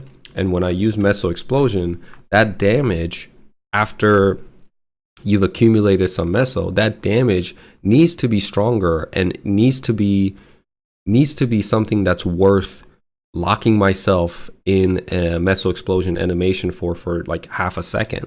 There's almost no need to lock myself in that animation right now. And meso explosion usually just gets ignored because of that reason. But it's such a cool concept. It's such a uniqueness that shadowers have. And if they can make that work where meso explosion doesn't need to do more damage at higher level mesos or higher level, but it does need, like, it needs to work off of pickpocket. And in order for that to happen, meso explosion damage needs to get a boost with lower drops of mesos. But aside from that, yes, Kidor is right in the sense that they're one of these classes that don't do the most damage. But that's not the point of Shadower. Shadowers are one of the most nimble and evasive characters in the game, more so than the Night Lord. Their whole identity and class philosophy is that they get iframes and they disappear in and out, and you're very quick getting behind an enemy using Assaulter. It's a high difficulty class, and it requires a lot of your attention and focus to maximize the character. And the whole identity of the character, like I said, is like a paladin. You're not supposed to, the class design and the class philosophy isn't for you to do the most damage on a Shadower. Your whole identity and class philosophy is that you're evasive, you're quick, you're flashy, and you also don't take hits. And you can solo grind just about anywhere. Not a lot of classes can do that. And Shadowers are one of my personal favorite for that reason, is that they have a huge class utility that I know is going to be used once Classic Maplestory comes out. For the initial first year and when the raids first come out, not everybody's going to be like level 150 going to Zac and wiping Zac like it's a punching bag. People are going to struggle at first when it first comes out, and I'm going to be there. I'm going to be one of those members. If I get a chance, if I get the opportunity to play Bandit, I'm going to be there to provide a little bit of an insurance for the party. And you would think, you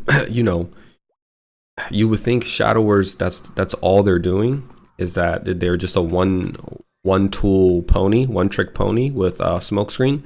That's not true at all either, too.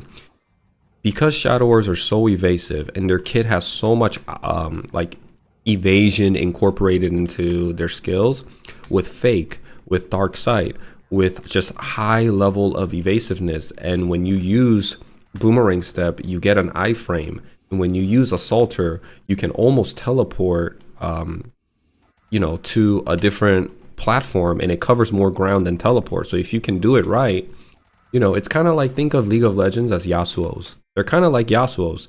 They have a great party utility with Wind Wall that can save the party, but they're also very nimble and quick, and they can adjust themselves in sticky situations. They have a lot of evasiveness with fake, and they just don't get hit. Really, Shadowers don't get hit. Night Lords don't have anything like that. They don't have an iframe. They really have to depend on mobility itself. But Bandits and Shadowers have mobility along with iframes, along with like it's not flash jump. It's quicker than flash jump. If you have a mob that you can assault her to, you can cover a lot of ground instantly.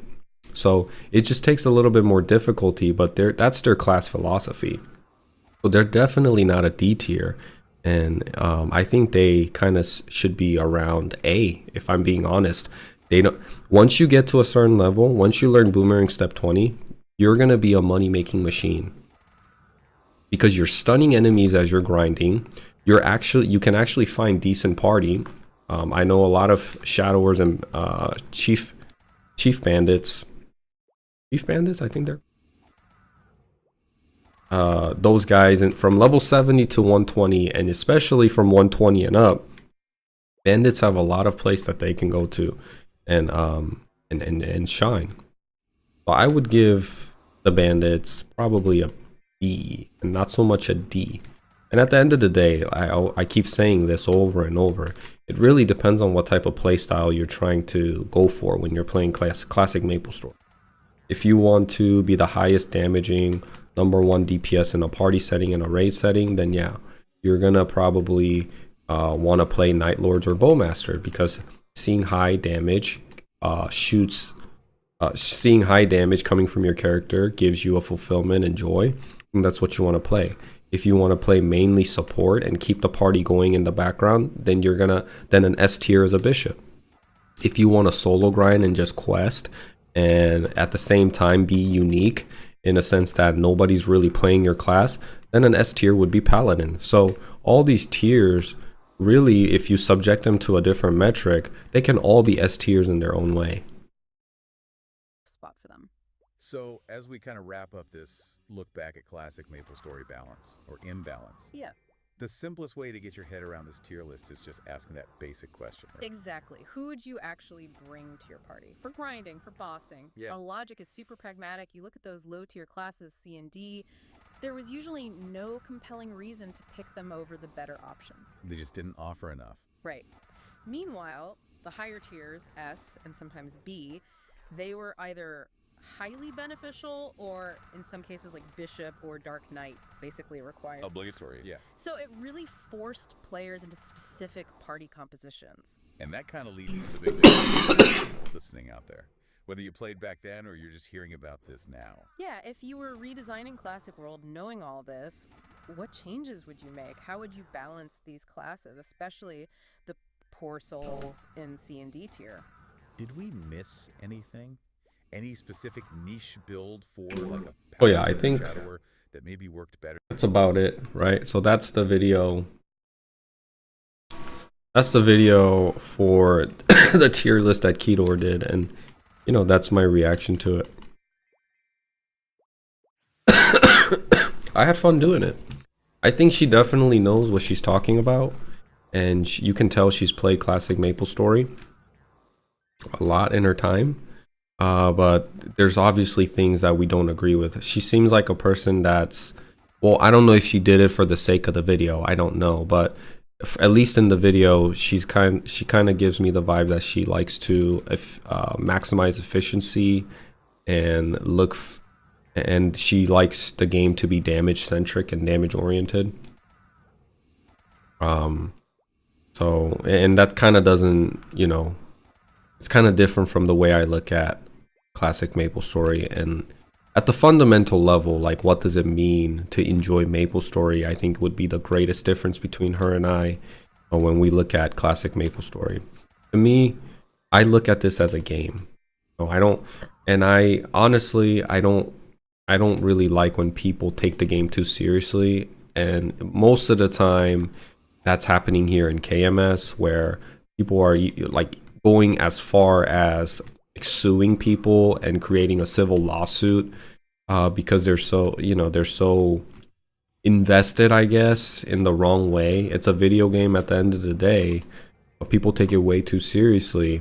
And I think that just comes with it, like side by side, when the game is as grindy as it is, people kind of tend to get sensitive about, let's say, a map dispute or talking about efficiency. Like yesterday, let's say I'm a 170 Night Lord and I got in a party, but this party I have a Shadower in the party instead of another Night Lord.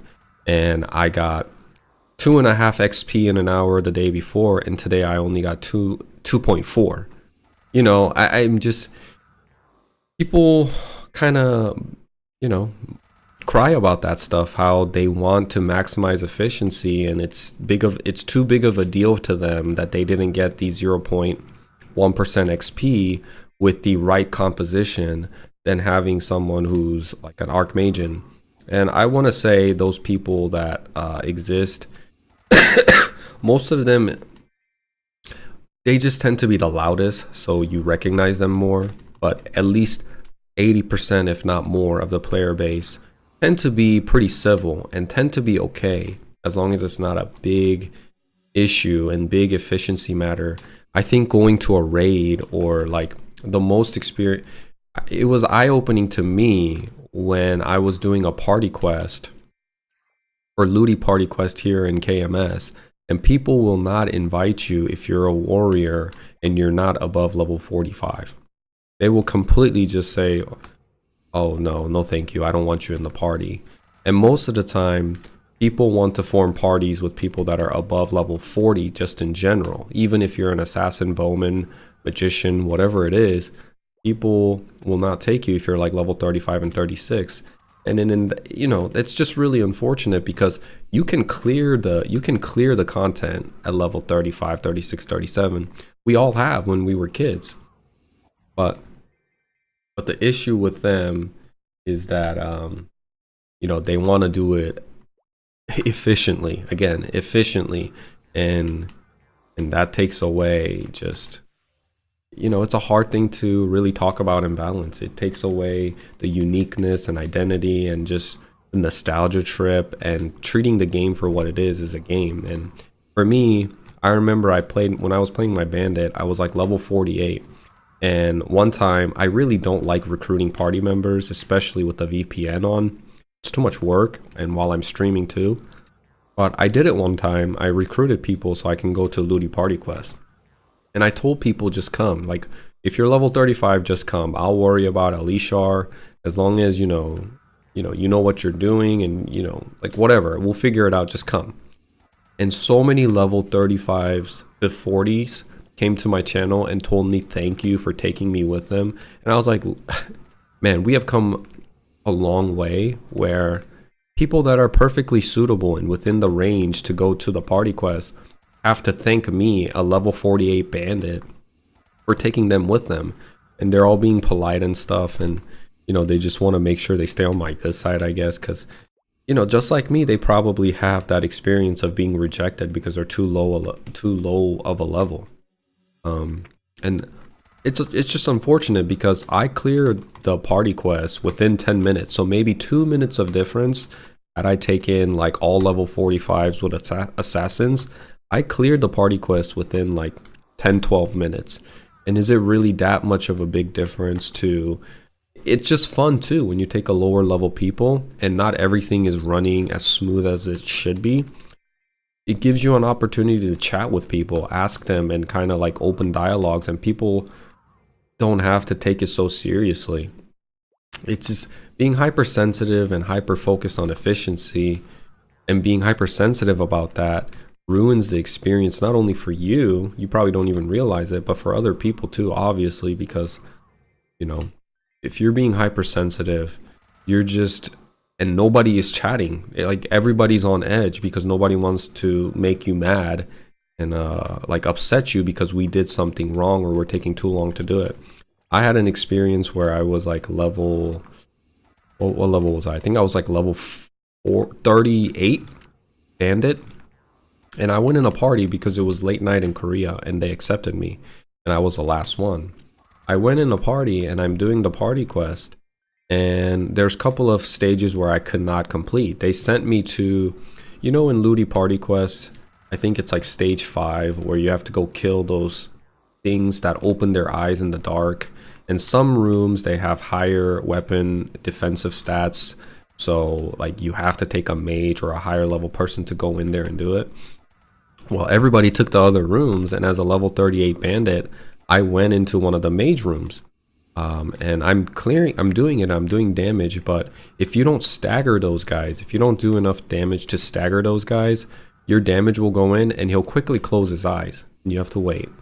And then you can hit him one time and he closes his eyes again. So it was taking me longer than I guess the party leader wanted me to take. So I got some help and we're going back up to the entryway of that stage. And the party leader goes, just do something right. You know, you're absolutely terrible. Just do something right for once. It's being completely out of pocket and rude, you know, and making me feel like crap in front of everybody. And you know, those type of experiences stick with the people that came and played with me, and they're like, you know, they're being super respectful and friendly. It's just those type of people are the one that ruin the experience. Because for the, like, it's a video game. It's a childlike video game. You don't need to take it that seriously. Why can't you just help each other out? You know, what's the huge rush? What's the, like, why do you have to, if you got nothing nice to say, just don't say anything. That's my thing.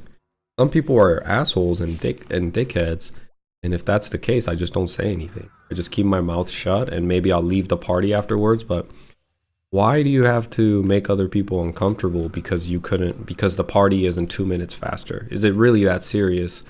And I get that some people have bad days, and you know, like, people's lives can be really hard in the real life, but that doesn't mean you need to make those type of comments for players who you don't even know them in real life. They could be older than you. They could be a new player. Worse, they could be new, and you just left them a bad impression of how the community is, when it doesn't need to be that serious.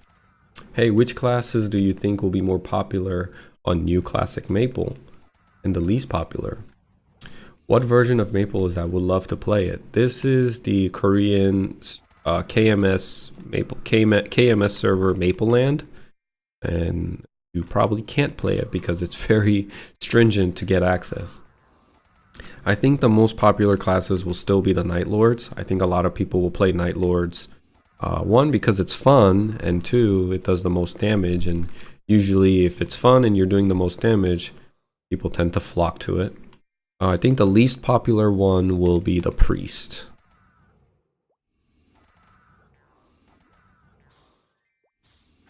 Yeah, I think it'll be the Priest, or maybe Paladins. Either Paladins or Priest will be the least popular, is my opinion, is my guess.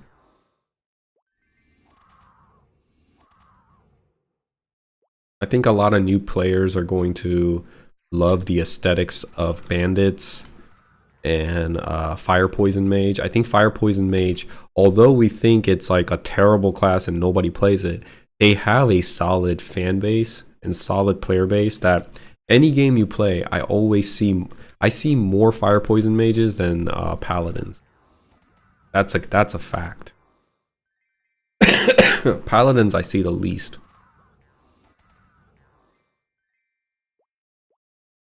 Even when I used to play GMS, that was the case. I would see bandits, I would see crossbowmen, but rarely did I see paladins. So if you walk around as a level 150 paladin server wide, I mean, you're gonna have so much aura walking around as a paladin. It's gonna be insane. And for some people, that's what they care about the most, is just aura farming.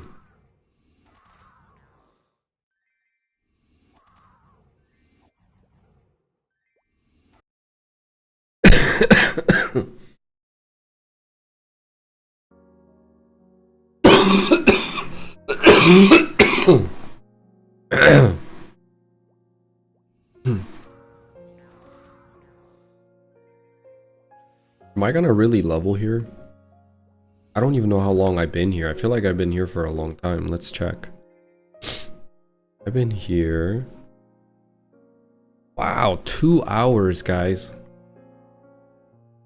I'm almost done using my icicle. Do you agree avoidability for bowmasters and dragon knights? No. If you give avoidability is uniquely a shadower trait. I mean, I feel like you'll take away from the shadower if you give dragon knights and bowmans of avoidability.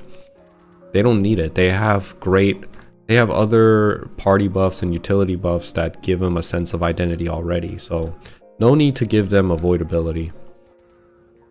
I don't agree with that. You're taking away too much from the shadower. Shadowers, essentially, like their class philosophy is avoidability and nimbleness, and you take that away from a shadower, what does it really have? What does it really have, you know? Like when I play Dragon Knight and then I go play Shadower, you can feel it in the gameplay, the class design and philosophy that went in to creating these characters. And I've played both plenty of times to know that Dragon Knights are supposed to be heavy, hard hitting. They're more in your face, stable damage. Shadowers are more of nimble, evasive, a lot of iframes. You don't get hit. And when you do get hit, you don't take too much damage due to Meso Guard. They also wear a shield on default, which gives them more defensive stat than a Night Lord. Like, the identity is so strong there, and to rob it of that, I just don't agree.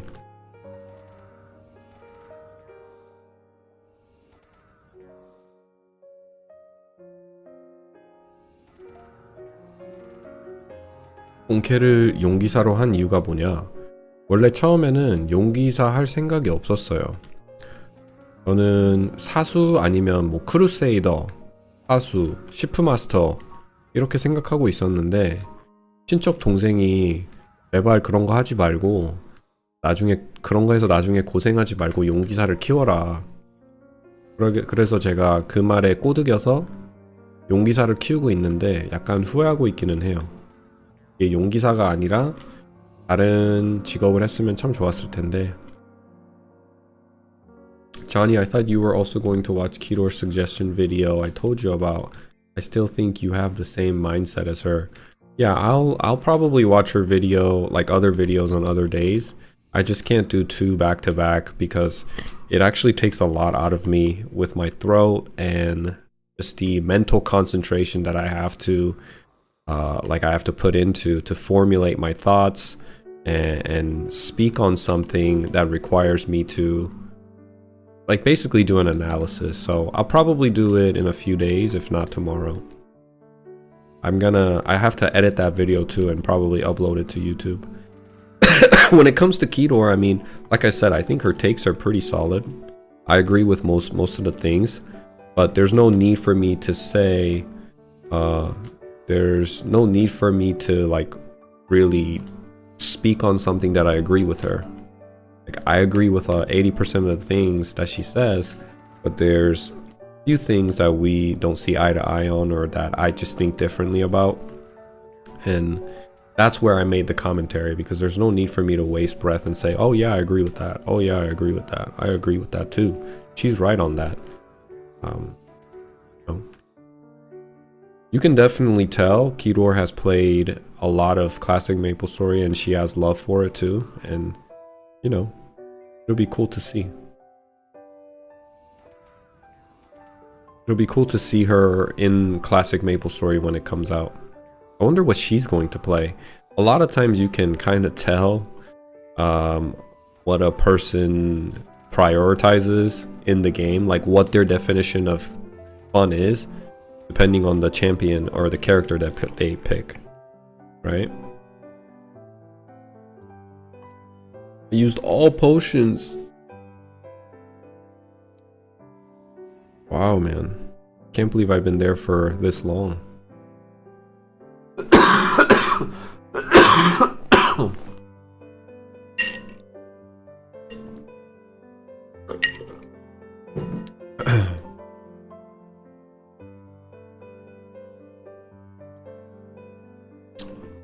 I think this is just NPC. Let me see if there's a market for this. I don't think so.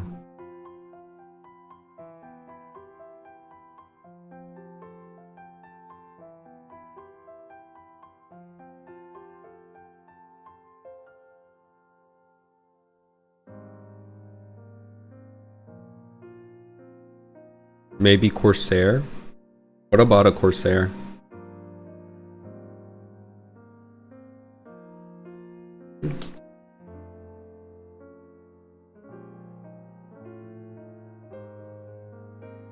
$32, $31.15. Oh yeah, this is just regular option, like a standard. It's nothing crazy. I don't think there's gonna be any market for this. Yeah, there isn't.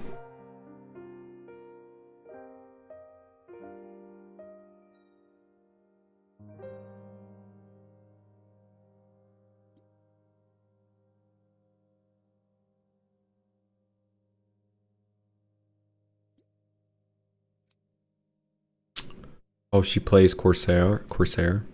Well, that's if parts are released, right? Right away.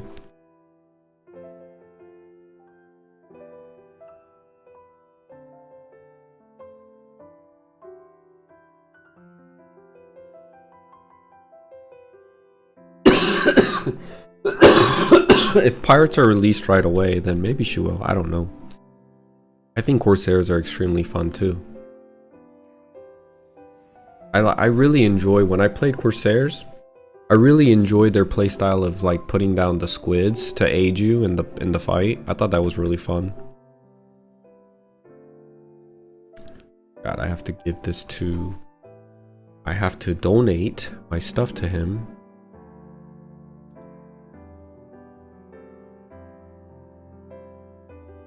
But when you donate the items that you pick up from the monsters around Leafray, the chief here will sell you the magical seeds at a discount. I have 1,522. Holy crap, dude. I was farming. So let's see how much he'll sell me the seeds for now. Last time I checked, it was 18,000. And he's still selling it for me for 18,000. What's going on? I just gifted so much crap. I donated so much. And it's still the same. What is that? Pretty whack.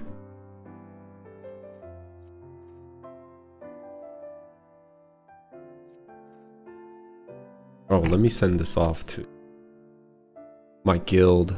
I told her once I get 100 power elixirs that I'll send it to her.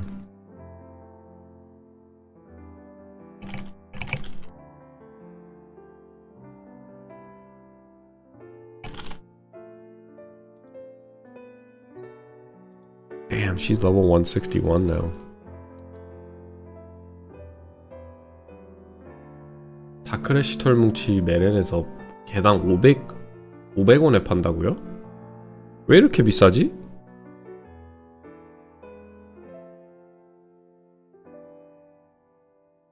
엄청 비싸네요.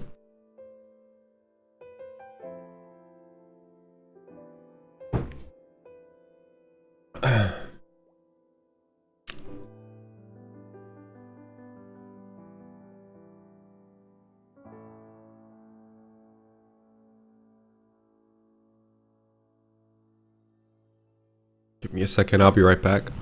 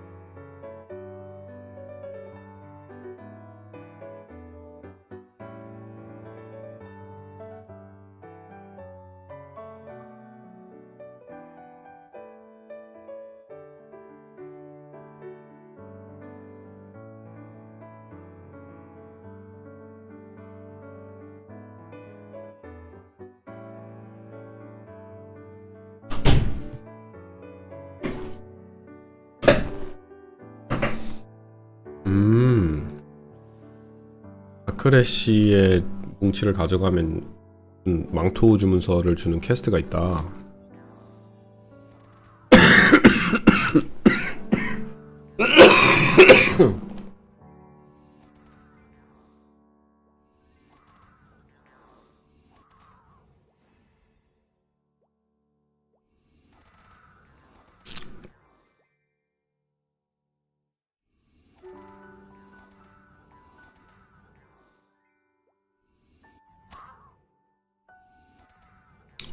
와, 그래도 여기서 지금 업을 할 것 같기는 한데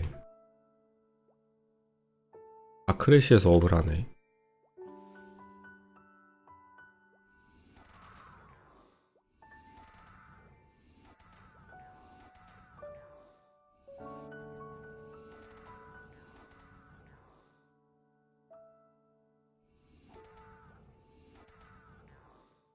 It's crazy that I'm probably gonna level here from the rashes.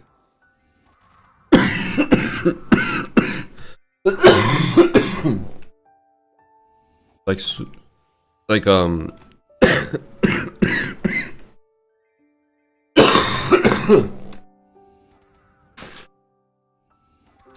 can't even talk. Gotta keep popping these halls.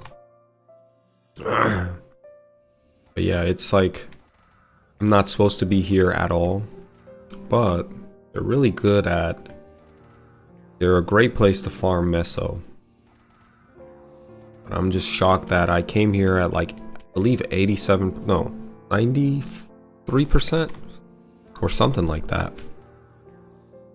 And I've been able to raise essentially 6% in a little over 2 hours.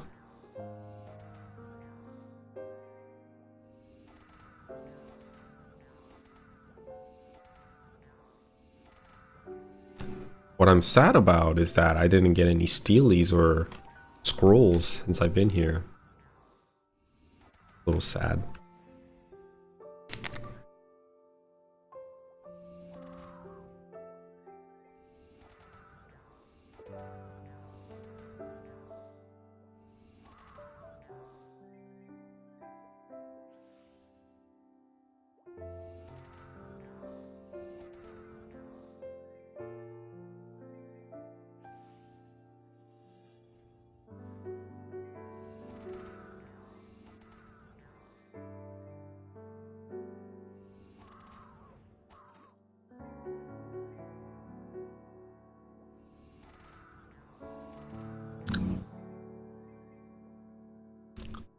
If you think about it, the event that they're gonna hold in California is really just about a week away, really.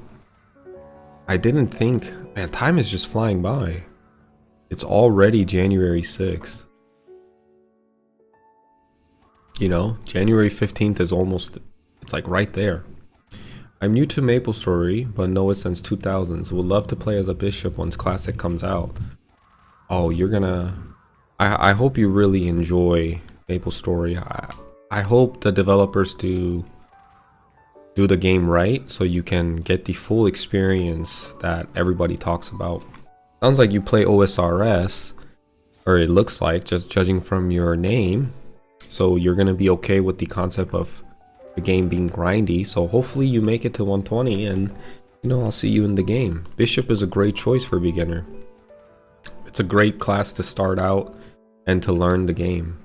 You're really like, you know, throwing yourself in there because bishops are one of the classes that like, yes, they're simple and they're easy, but they also have a lot of responsibilities and you have to really be involved. You're not like a Dragon Knight or a Dark Knight. You kind of need to know what's going on along with the raid leader if you get to that point, right? And even in party quests, your role as a bishop, as a support class, you're gonna want to know what the bosses do, like what kind of, like maybe their wind up animation to put in a certain curse and you can dispel it, you know it's coming, or they're about to do a big jump attack and you can like prepare yourself for that and heal everybody up. So you're gonna be like a caring mother in the background that doesn't get the spotlight, but everybody will want you.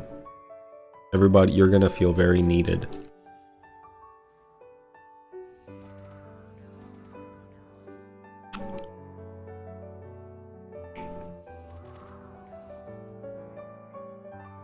What made you want to play Bishop? You just like playing support?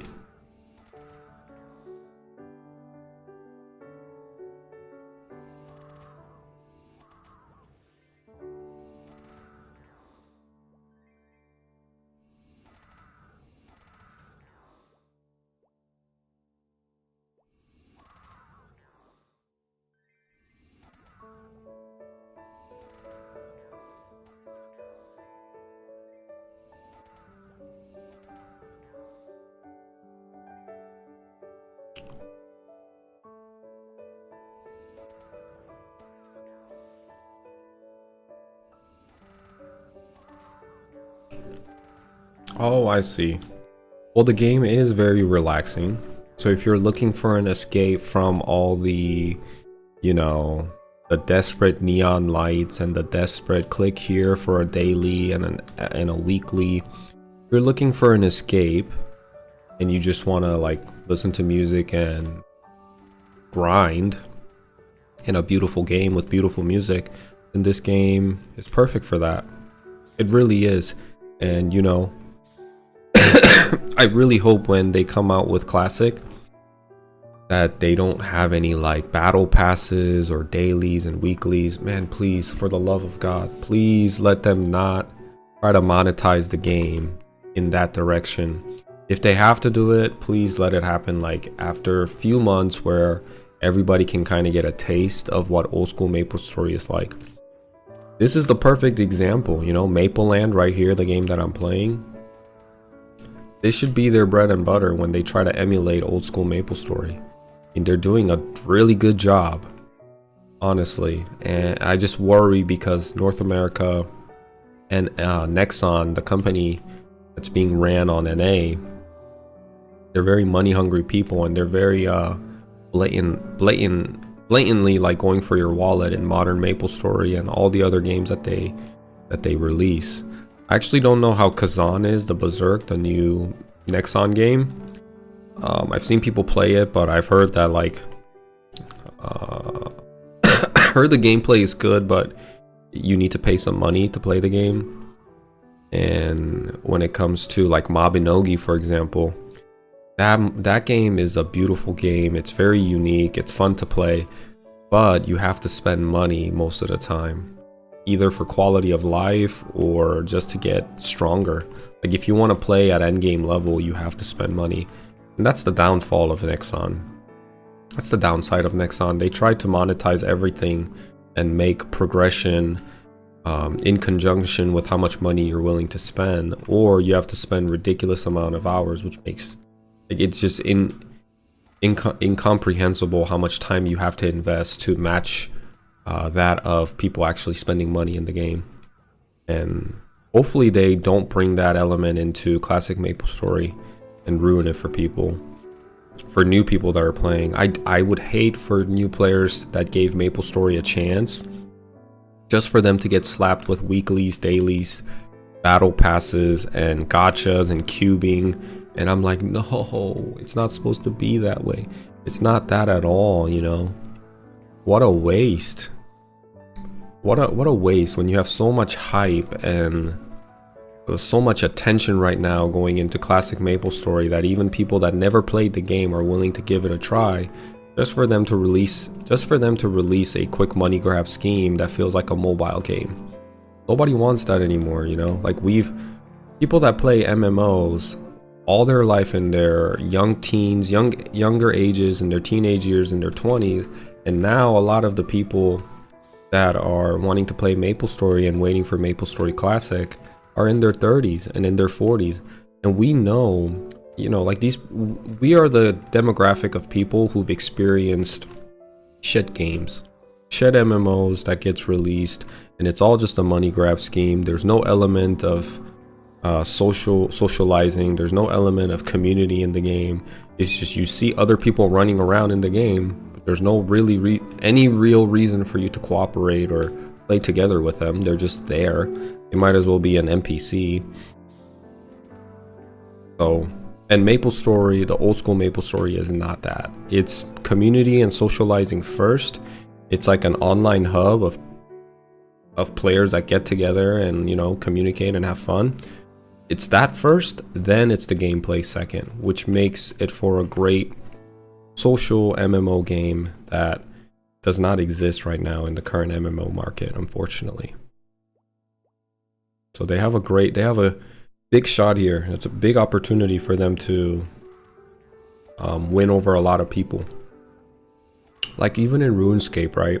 Like I've played RuneScape and I got disappointed because yes, you see other people running around and yes, all this stuff, but it's so hard to communicate with people. A lot of people just ignore you. Like when I type here in Maplestory, the chat box appears on top of my head and it's really easy to see. And if someone was walking by me, they would see that I'm chatting. But in RuneScape, it's hard for that to see because one, people usually do play extremely zoomed out and they're focused on whatever they're doing. They're consumed into like either like going to the next map or doing a raid or like grinding or whatever, that you have to take an extra measure of effort to get people to like focus on each other and chat. And from my experience in OSRS, I saw a lot of people running around and playing, but I've always played the game alone. I was always alone. I never played with anybody. And from what I hear is that that's the charm of the game, I guess. It's like an MMO, but a solo playing experience. And when you get to higher level, you start doing dungeons and raids with other people if you want to. But it looks like a lot of people just maximize solo, doing everything alone. So they don't even go as a group. If they can do it alone, they rather just do it alone and take a lot of food and potions and whatnot, and they're like weapon swapping and all that.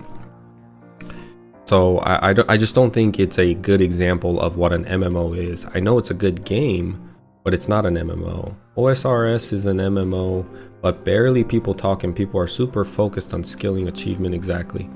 Yeah, exactly. That's what I'm talking about, is that people are just doing their thing in OSRS, whereas in Maplestory you're more communicating because the things that you have to do is very simple. Like even a party quest, you could take a kid and a kid could figure out the puzzles in the party quest.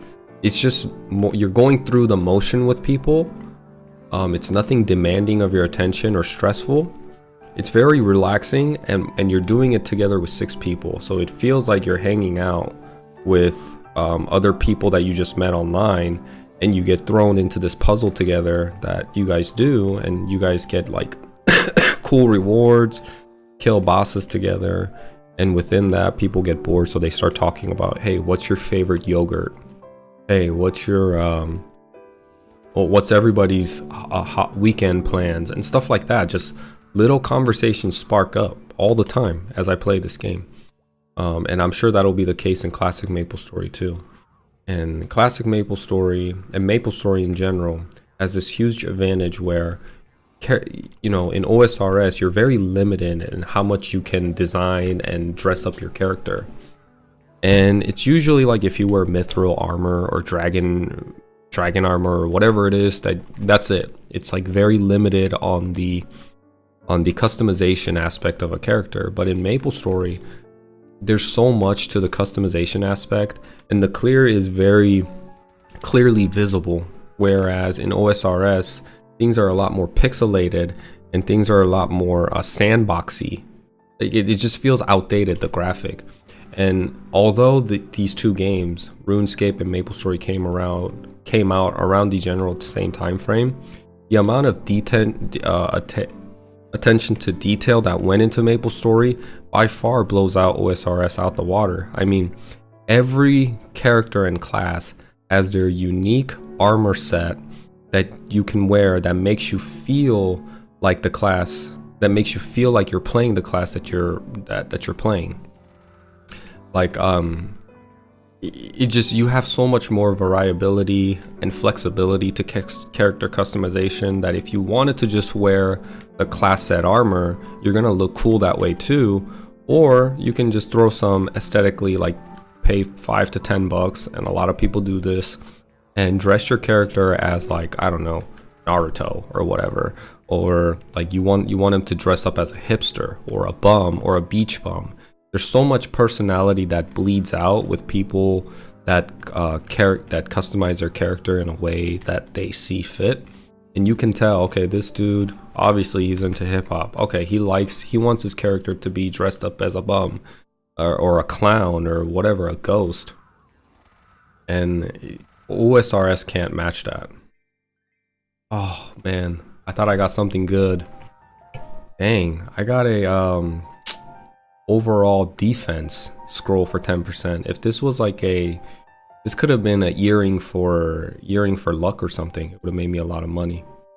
And then it looks like this is subpar, so it's gonna get NPC'd. Maplestory's aesthetics and clothes remind me a lot of Gaia Online. I've heard about that. I've heard about Gaia Online. You know, it's one of those things, I definitely have nostalgia and sentimental value attached to the game. So the way I look at the game, if you look at the game through my lens, it's going to be a little bit of sugar coating, and it's going to be some like honey glazing going on, because obviously I have great memories with the game. But from a new player's perspective, they might not really see the way I do. But I think once people give the game a try, they'll understand what I mean, especially when they get into a party setting with other people. You can easily distinguish. Let's say you all started you and your buddies started Maplestory Classic, right? You got George, you got Raul, you got Juan, you got Thomas, and you guys are all playing this game.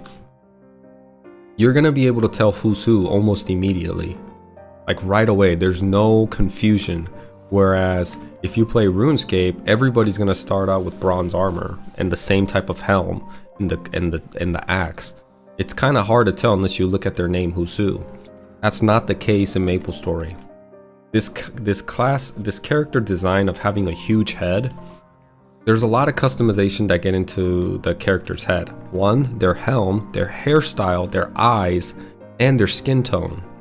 All of these things in the beginning level, because of the character design of having a big head, it really molds people into their unique identity. And you can quickly, you don't even need to look at their name. You can just look at your friend Thomas and be like, okay, he had this type of haircut with this type of skin tone, and obviously he's a mage, so he's wearing a staff. That's Thomas right away. It's so easy and simple to see, and it really works well with the idea that this is a social game, because everybody who's playing the game has a unique like character that matches with their personality, or you can put a face to the name very easily in this game. And for it being a social game, that works really well because you feel like you're actually talking to an individual that you can identify easily.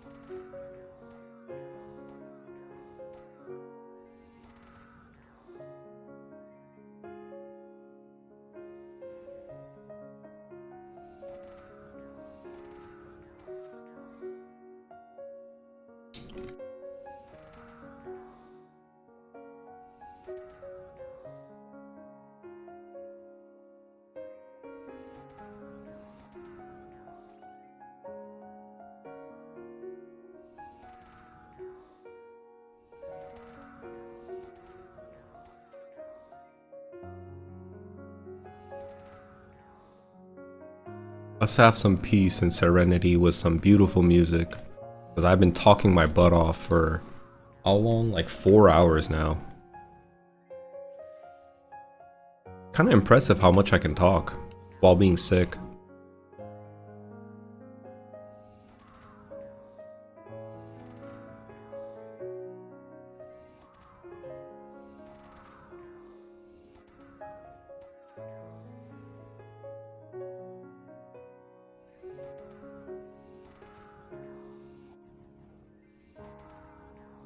Any prediction on what will be available on launch? I have a feeling that it'll be available up to second job advancement, and just the Victoria Island with the new continent that's coming out. That I forgot. It's like a Shadow Elinea or something like that. Some of my viewers know the name. It's a new continent that they showcased already with like mushrooms having moss on their head, and it's supposed to be an expansion of the storyline of Manji, is my understanding.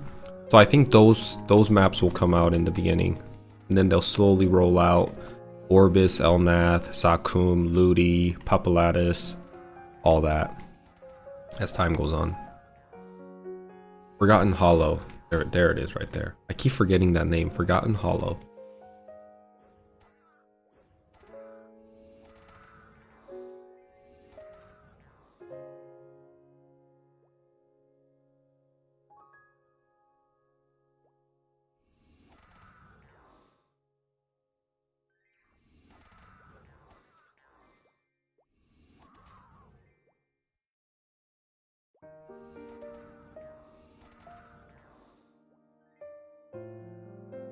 Level up. Nice. Level 112, boys. 8 more to go for me. Seems so far away, yet so close. Or is it, do they usually say that oppositely? It seems so close, yet so far away. I wonder how long they will wait to introduce the third job. I don't think they will wait too long. Maybe 6 months? The longest? Third job is so iconic for most jobs that I feel like they need to release it pretty quickly. Yeah, so the way it happened with Maple Land, right? Let's look at Maple Land as an example. This game is about 2 years old now. When it first came out, it came out with second job advancement and only up to the dungeon, the Sleepywood. So Victoria Island, that's it. So level 60, 70, 80 level players who did not have a second job or third job advancement would train and farm at Cold Eyes for the longest time. And then they came out with Elnath and third job advancement, because with the introduction of Orbis and Elnath is where you go to get your third job advancement. And all of that happened relatively quickly. So most people were stuck at like 60, 70, and then there's a guy that I watched for a little bit on YouTube. He's a YouTuber, and he played Maple Land around that time, and he played a spearman. So he was a level 80 spearman when he first and when he became a Dragon Knight, when they released the third job advancement. You know, they were able to catch him up, give him all his AP ability points, all that. But that's how it went in Maple Land. I think it took about like 6 months for the third job advancement to come out.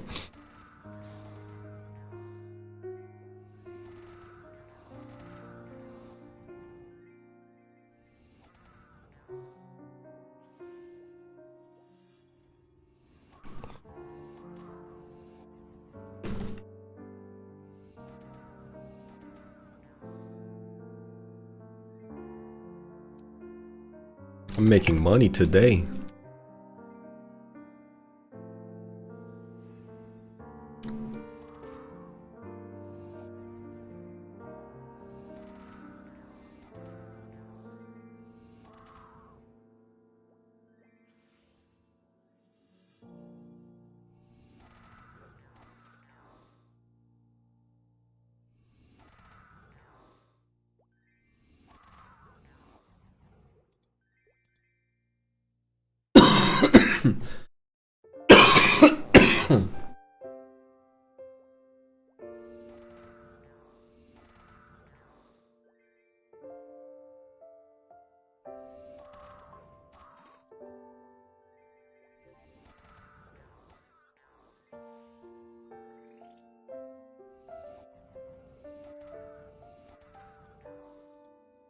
Oh, I got weapon attack band-aid.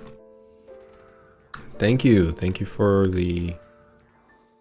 Thank you, I got 8 more levels to go.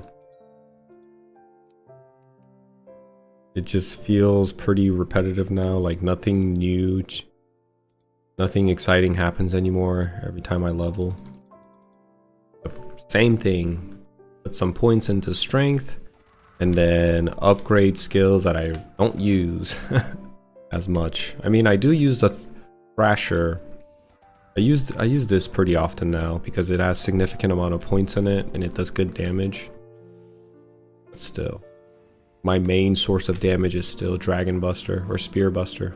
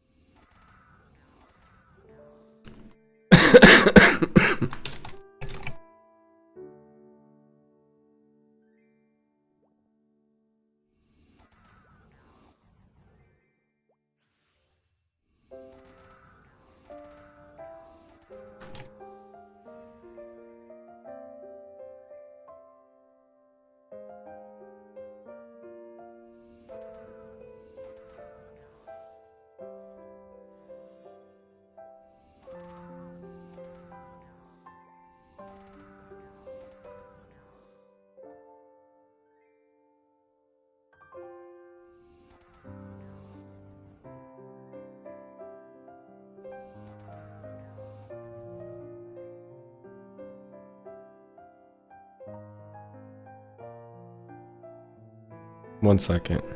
Hello?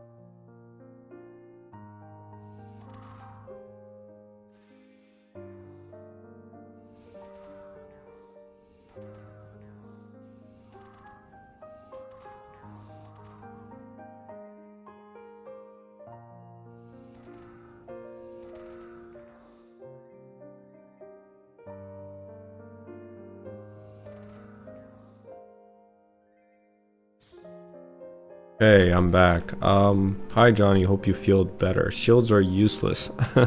Shields, when Maplestory first comes out, I don't think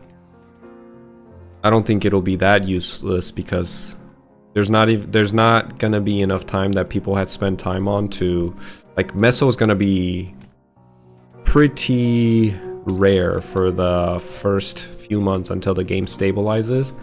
Like, a lot of things like steelies are gonna be really expensive to buy. Like even potions are gonna be unbearable for most people to purchase. I mean, it's gonna be fresh, right? So if you can put on a shield and reduce the damage you take, thus reducing the potions you use, that's a big win.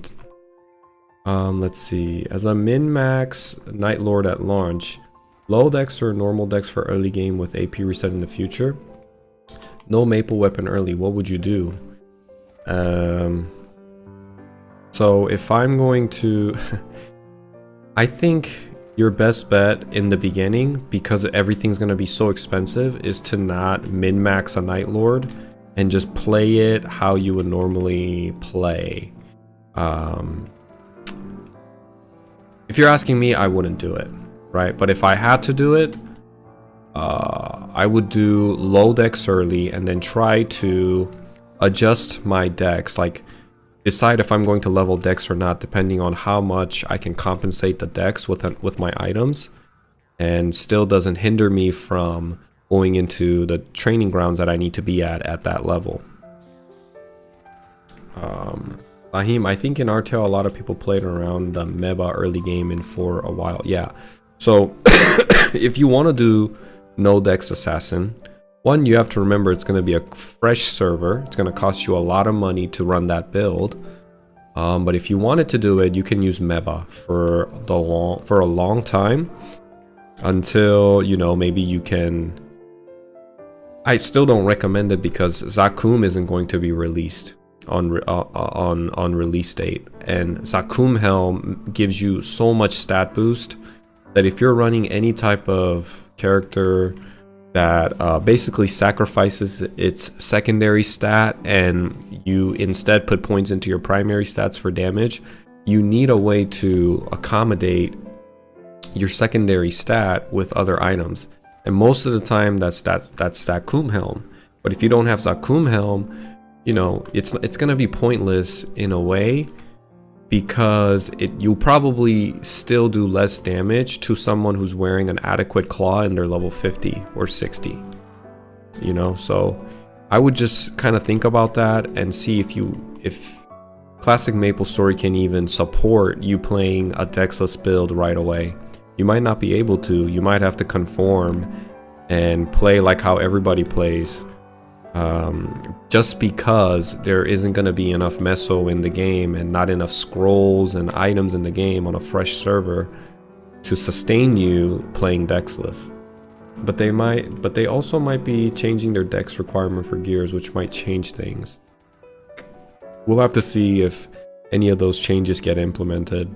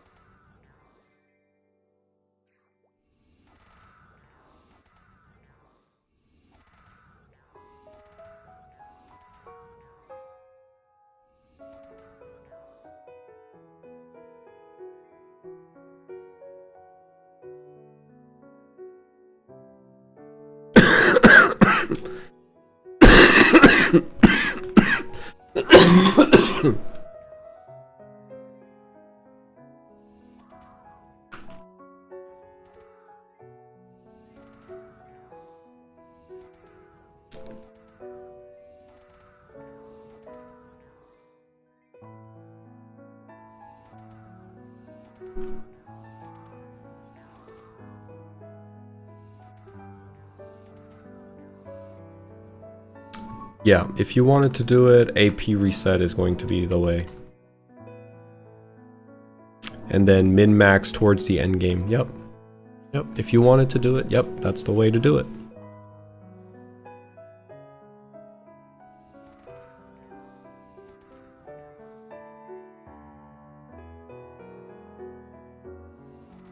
Are you guys all looking forward to playing Night Lord? Is that what's going on here? I know there's some couple of Bishop players from my viewers that want to play Bishop. Somebody said they want to play a Shadower, which is really cool. I will say, if you're looking to play Night Lord, I know you're itching to use Flash Jump and use Lucky 7 with Shadow Partner and hit them for 4 times. And, you know, just thinking about it brings, like, releases endorphins in the brain, doesn't it? I will say Night Lords are, like, they're really fun to play. I gotta admit, you know, as much as I'm not a Night Lord Andy and Night Lord fanboy or anything like that, I have to admit they are very fun to play.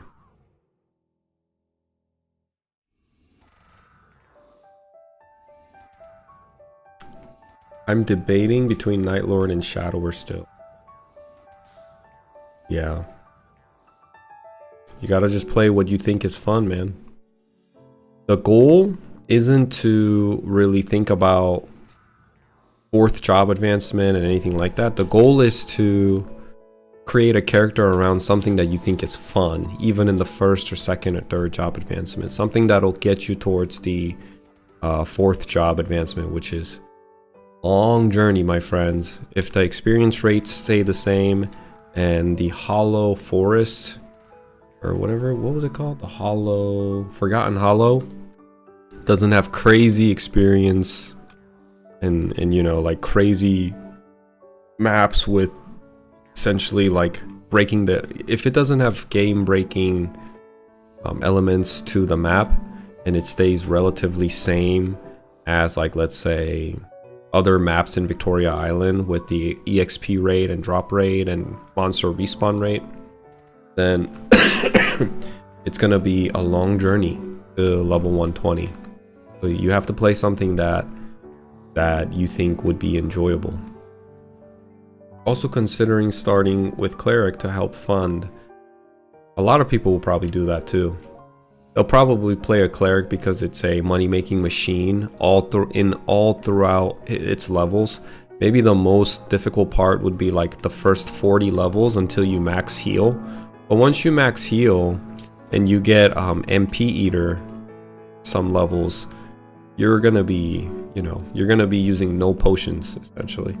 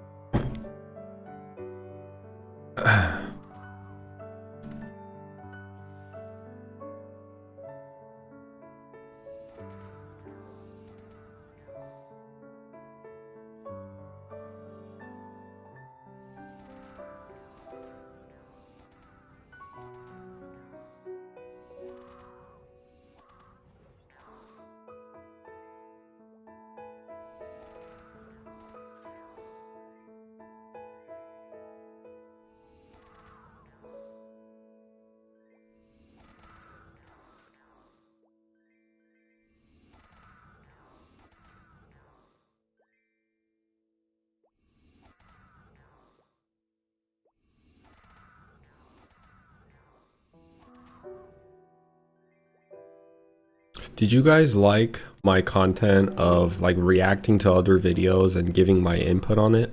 How was that? Like me doing it on stream with the YouTube video pulled up and kind of just going over what other people's analysis or whatever, like other videos, and just reacting and commenting on it. Did you guys like that? Was that a good content that I should consider doing more, or should I just ramble by myself without any type of I guess any type of other outlet to consume while I'm doing it? I can do both, but I feel like it was easier when I had a video playing and use it as a reference and talk around it and kind of just share my input on it. You enjoyed it a lot? Okay, that's good. That's one person. Better than none. I do want to do more of that. I think it's kind of fun. It makes it easier for me to pick a topic to really talk about and hone in on. Just talking off the fly by myself for hours, I feel like I sound like a broken record sometimes, and I say things that I've already said in the past. And to mitigate that, it's easier if I have some video playing and I can comment off of it and give my opinion on it. Maybe when Maplestory Classic new trailer comes out, I can watch it together and do an initial like reaction or something, you know, on stream. That would be fun. I think it was interesting to hear you debate with it. Helps provide talking points naturally. Yeah, I agree. It's just natural because I have one another, like I say another person, but it's a video and they're giving their input. I just hope I wasn't too combative. I didn't mean to. It's just when I hear things that I agree with, I'm usually okay, yep, that's right. And yep. But then when I hear something that I disagree with, or when I hear something that I feel like I can make a comment on, then that's when I like pause the video, start talking about it, you know?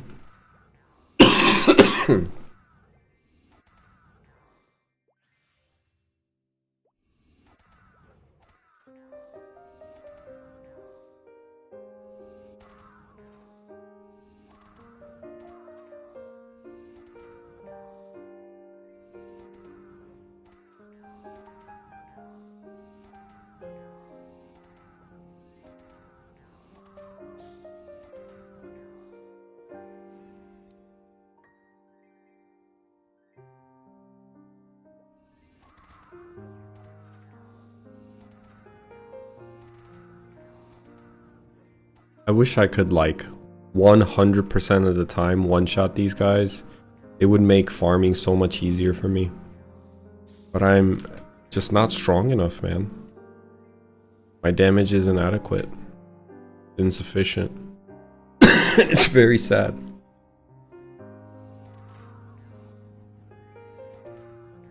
Night Lord isn't a choice for me. It's muscle memory. Nerfs, buffs, doesn't matter. Night Lord gameplay is the reason why I play Classic. You know, I think that's all you need. That's all the reason you need. If you have fun with that class, at the end of the day, it's a video game and you have to enjoy the game, especially in a game like Maplestory where grind is so real. So if you play something that doesn't resonate with you, you're gonna quit. You're gonna play something else.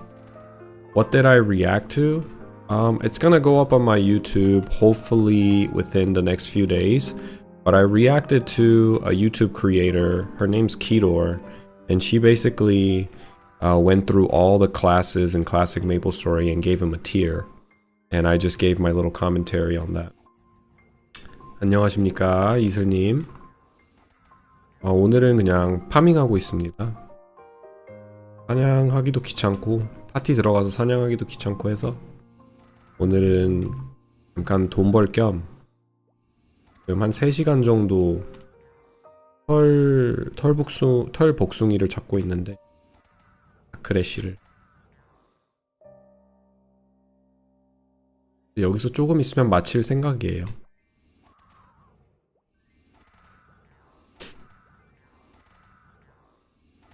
장비템은 많이 먹었는데 주문서는 이제 하이 방어력 10% 하나. 많이 아쉽죠? 얘네들이 귀민인가? 귀행인가? 귀 장식에 주문서를 주는데 10%짜리 처음 보고 굉장히 흥분했는데 먹고 나니까 하이 방어력 10%라는 게 좀 아쉽긴 했죠. 그래도 몇십만원 정도 하니까 좋은 것 같아요. 불평할 필요는 없다. 네, 조금 있으면 방송해야죠. 이제 거의 5시간 다 해가는데. Good morning, good morning. Is this our tale? No, this is Mapleland on KMS, Korean Maplestory server. People love those Maplestory tier list content. Oh yeah, they do. A part of it is they just want to be affirmed that their class is OP. I can see the charm in that, but you know, people want to know, is the Night Lord S tier? Is the Bowmaster S tier? I want to know, like, and I think people just love content regarding circling around Classic Maplestory right now. There's a lot of interest and hype in the air for people that are waiting for Classic Maplestory to drop. So those type of videos, and even my videos, when I go live, a lot of people come in and they want to talk about Classic Maplestory. So there's a lot of hype.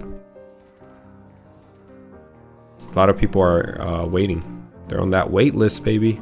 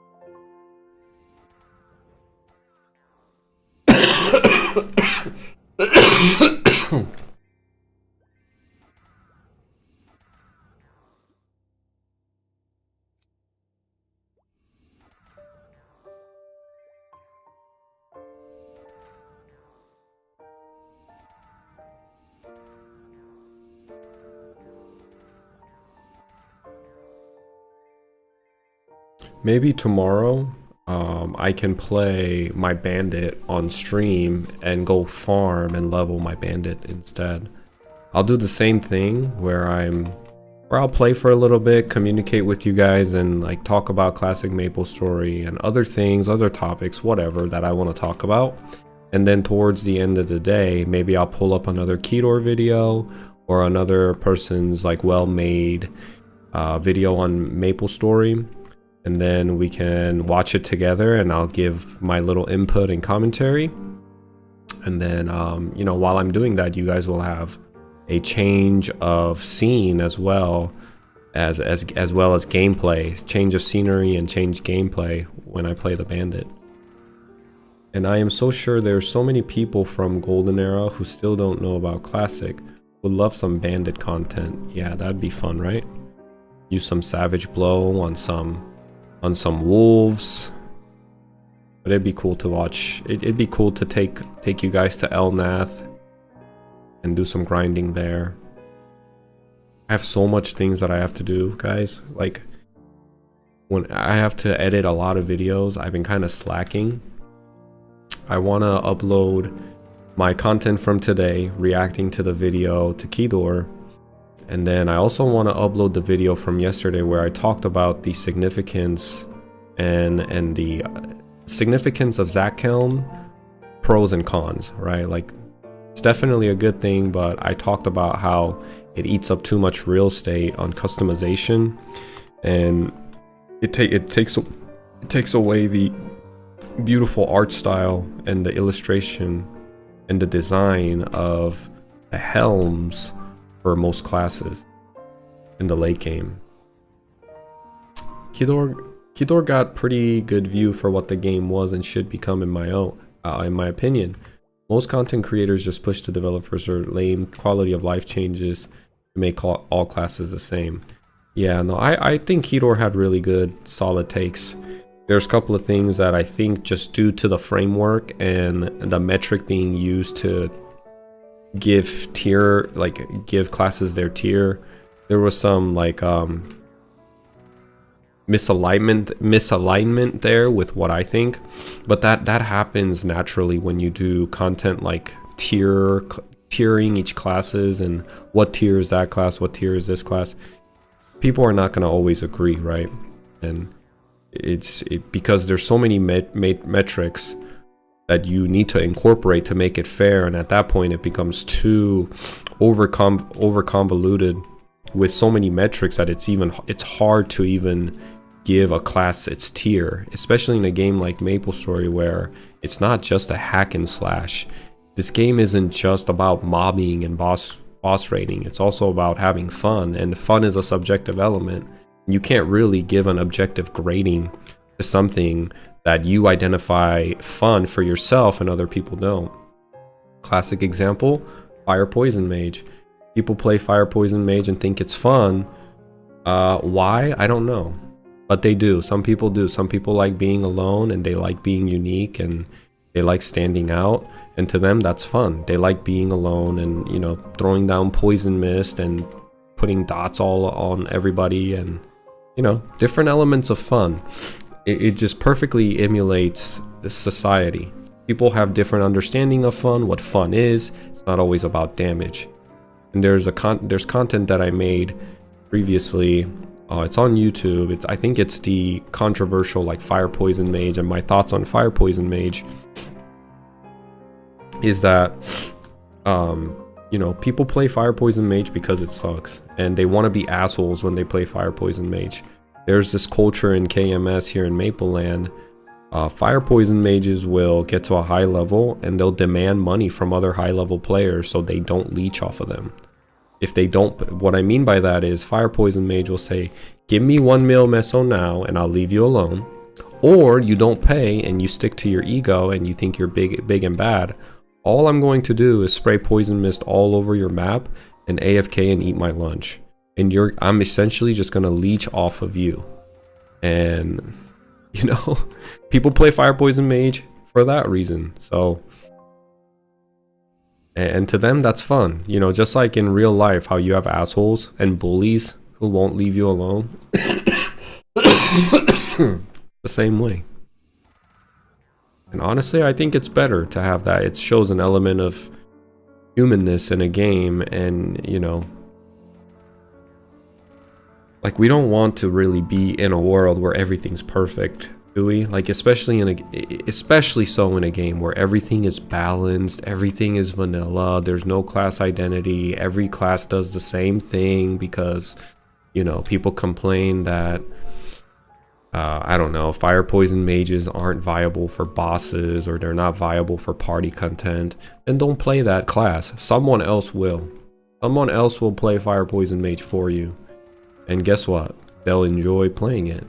So just play what you resonate with, what you have fun with, and everything else. We like to framework all of our conversations with things having to be meta or things having to be efficient or viable. At the end of the day, when you get to level 120 plus and you're in a guild with like-minded people, they're going to invite you to go to bosses. They're going to invite you to come grind with them. You know, it doesn't have to always have to be super efficient and hyper efficient. That's a type of play style that doesn't need to be the main framework to like give an opinion on stuff. Some people want to just play the game and relax, and other like-minded people just want to have another body next to me. Like right now, as I'm killing these rashes, I don't want to, I don't care if somebody comes in and party grinds with me. Honestly, I would invite them because I'm not here to get the most amount of XP or trying to be efficient.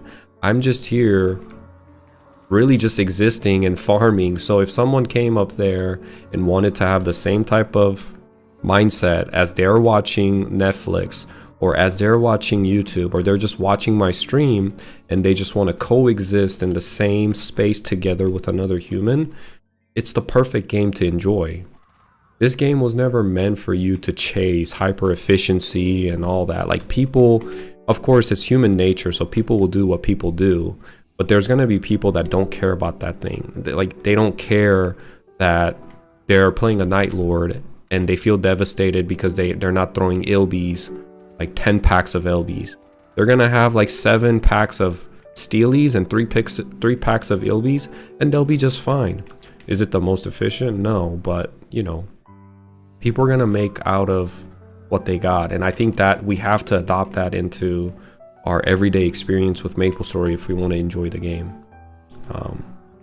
We can't let other people tell us what tier classes are. If you think that class is cool and it resonates with you, just play that class. It's really simple as that, because when it's number one challenge is getting to the high level, and then once you get to high level, everything else just kind of follows. You'll get invited, you'll find people that you resonate with, and they'll ask you to come to Zakum with you because they can't find the 12th person in their party to go, so they want to just take you, a fire poison mage, because you can throw down poison mist and you're useful one way or another. Maybe you're not the most optimal, but you're still useful. You're better than nothing.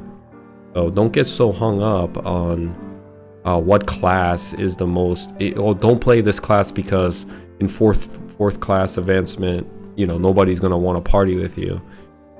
You'll be fine. Like, if you enjoy that class, you'll enjoy it more when its 4th job advancement comes. Damn. Kind of unlucky I didn't get any stealies this run. I've been here for, let's see, let's take a quick look. I did like 2.5 hours earlier, and this time I stayed for another hour, so like 3.5 hours. A lot of equipment that I don't need, and a scroll. A overall defense 10% scroll. Pretty trash, right? And then I got a couple of these items that I just need to sell off. Oh, look at this. Maybe I can wear the shield. Look how cool that looks. Now my gear. Oh, that's so badass, dude. You can kind of, I wish there was a longer platform. Hold on.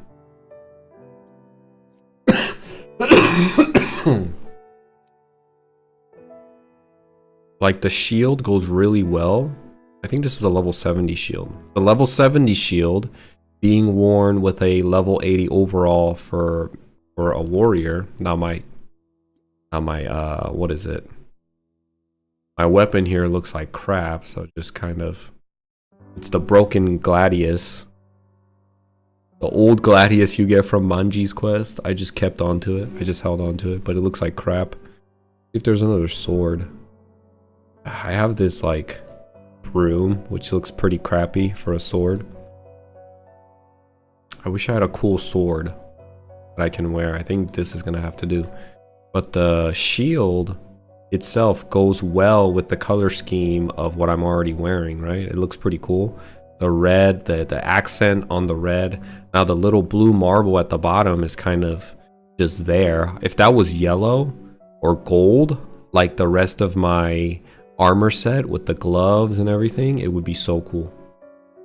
I think it would look really cool. And I wish there was a way I can show you guys a level 80 or 90 or 100 helm for a warrior to show the full set.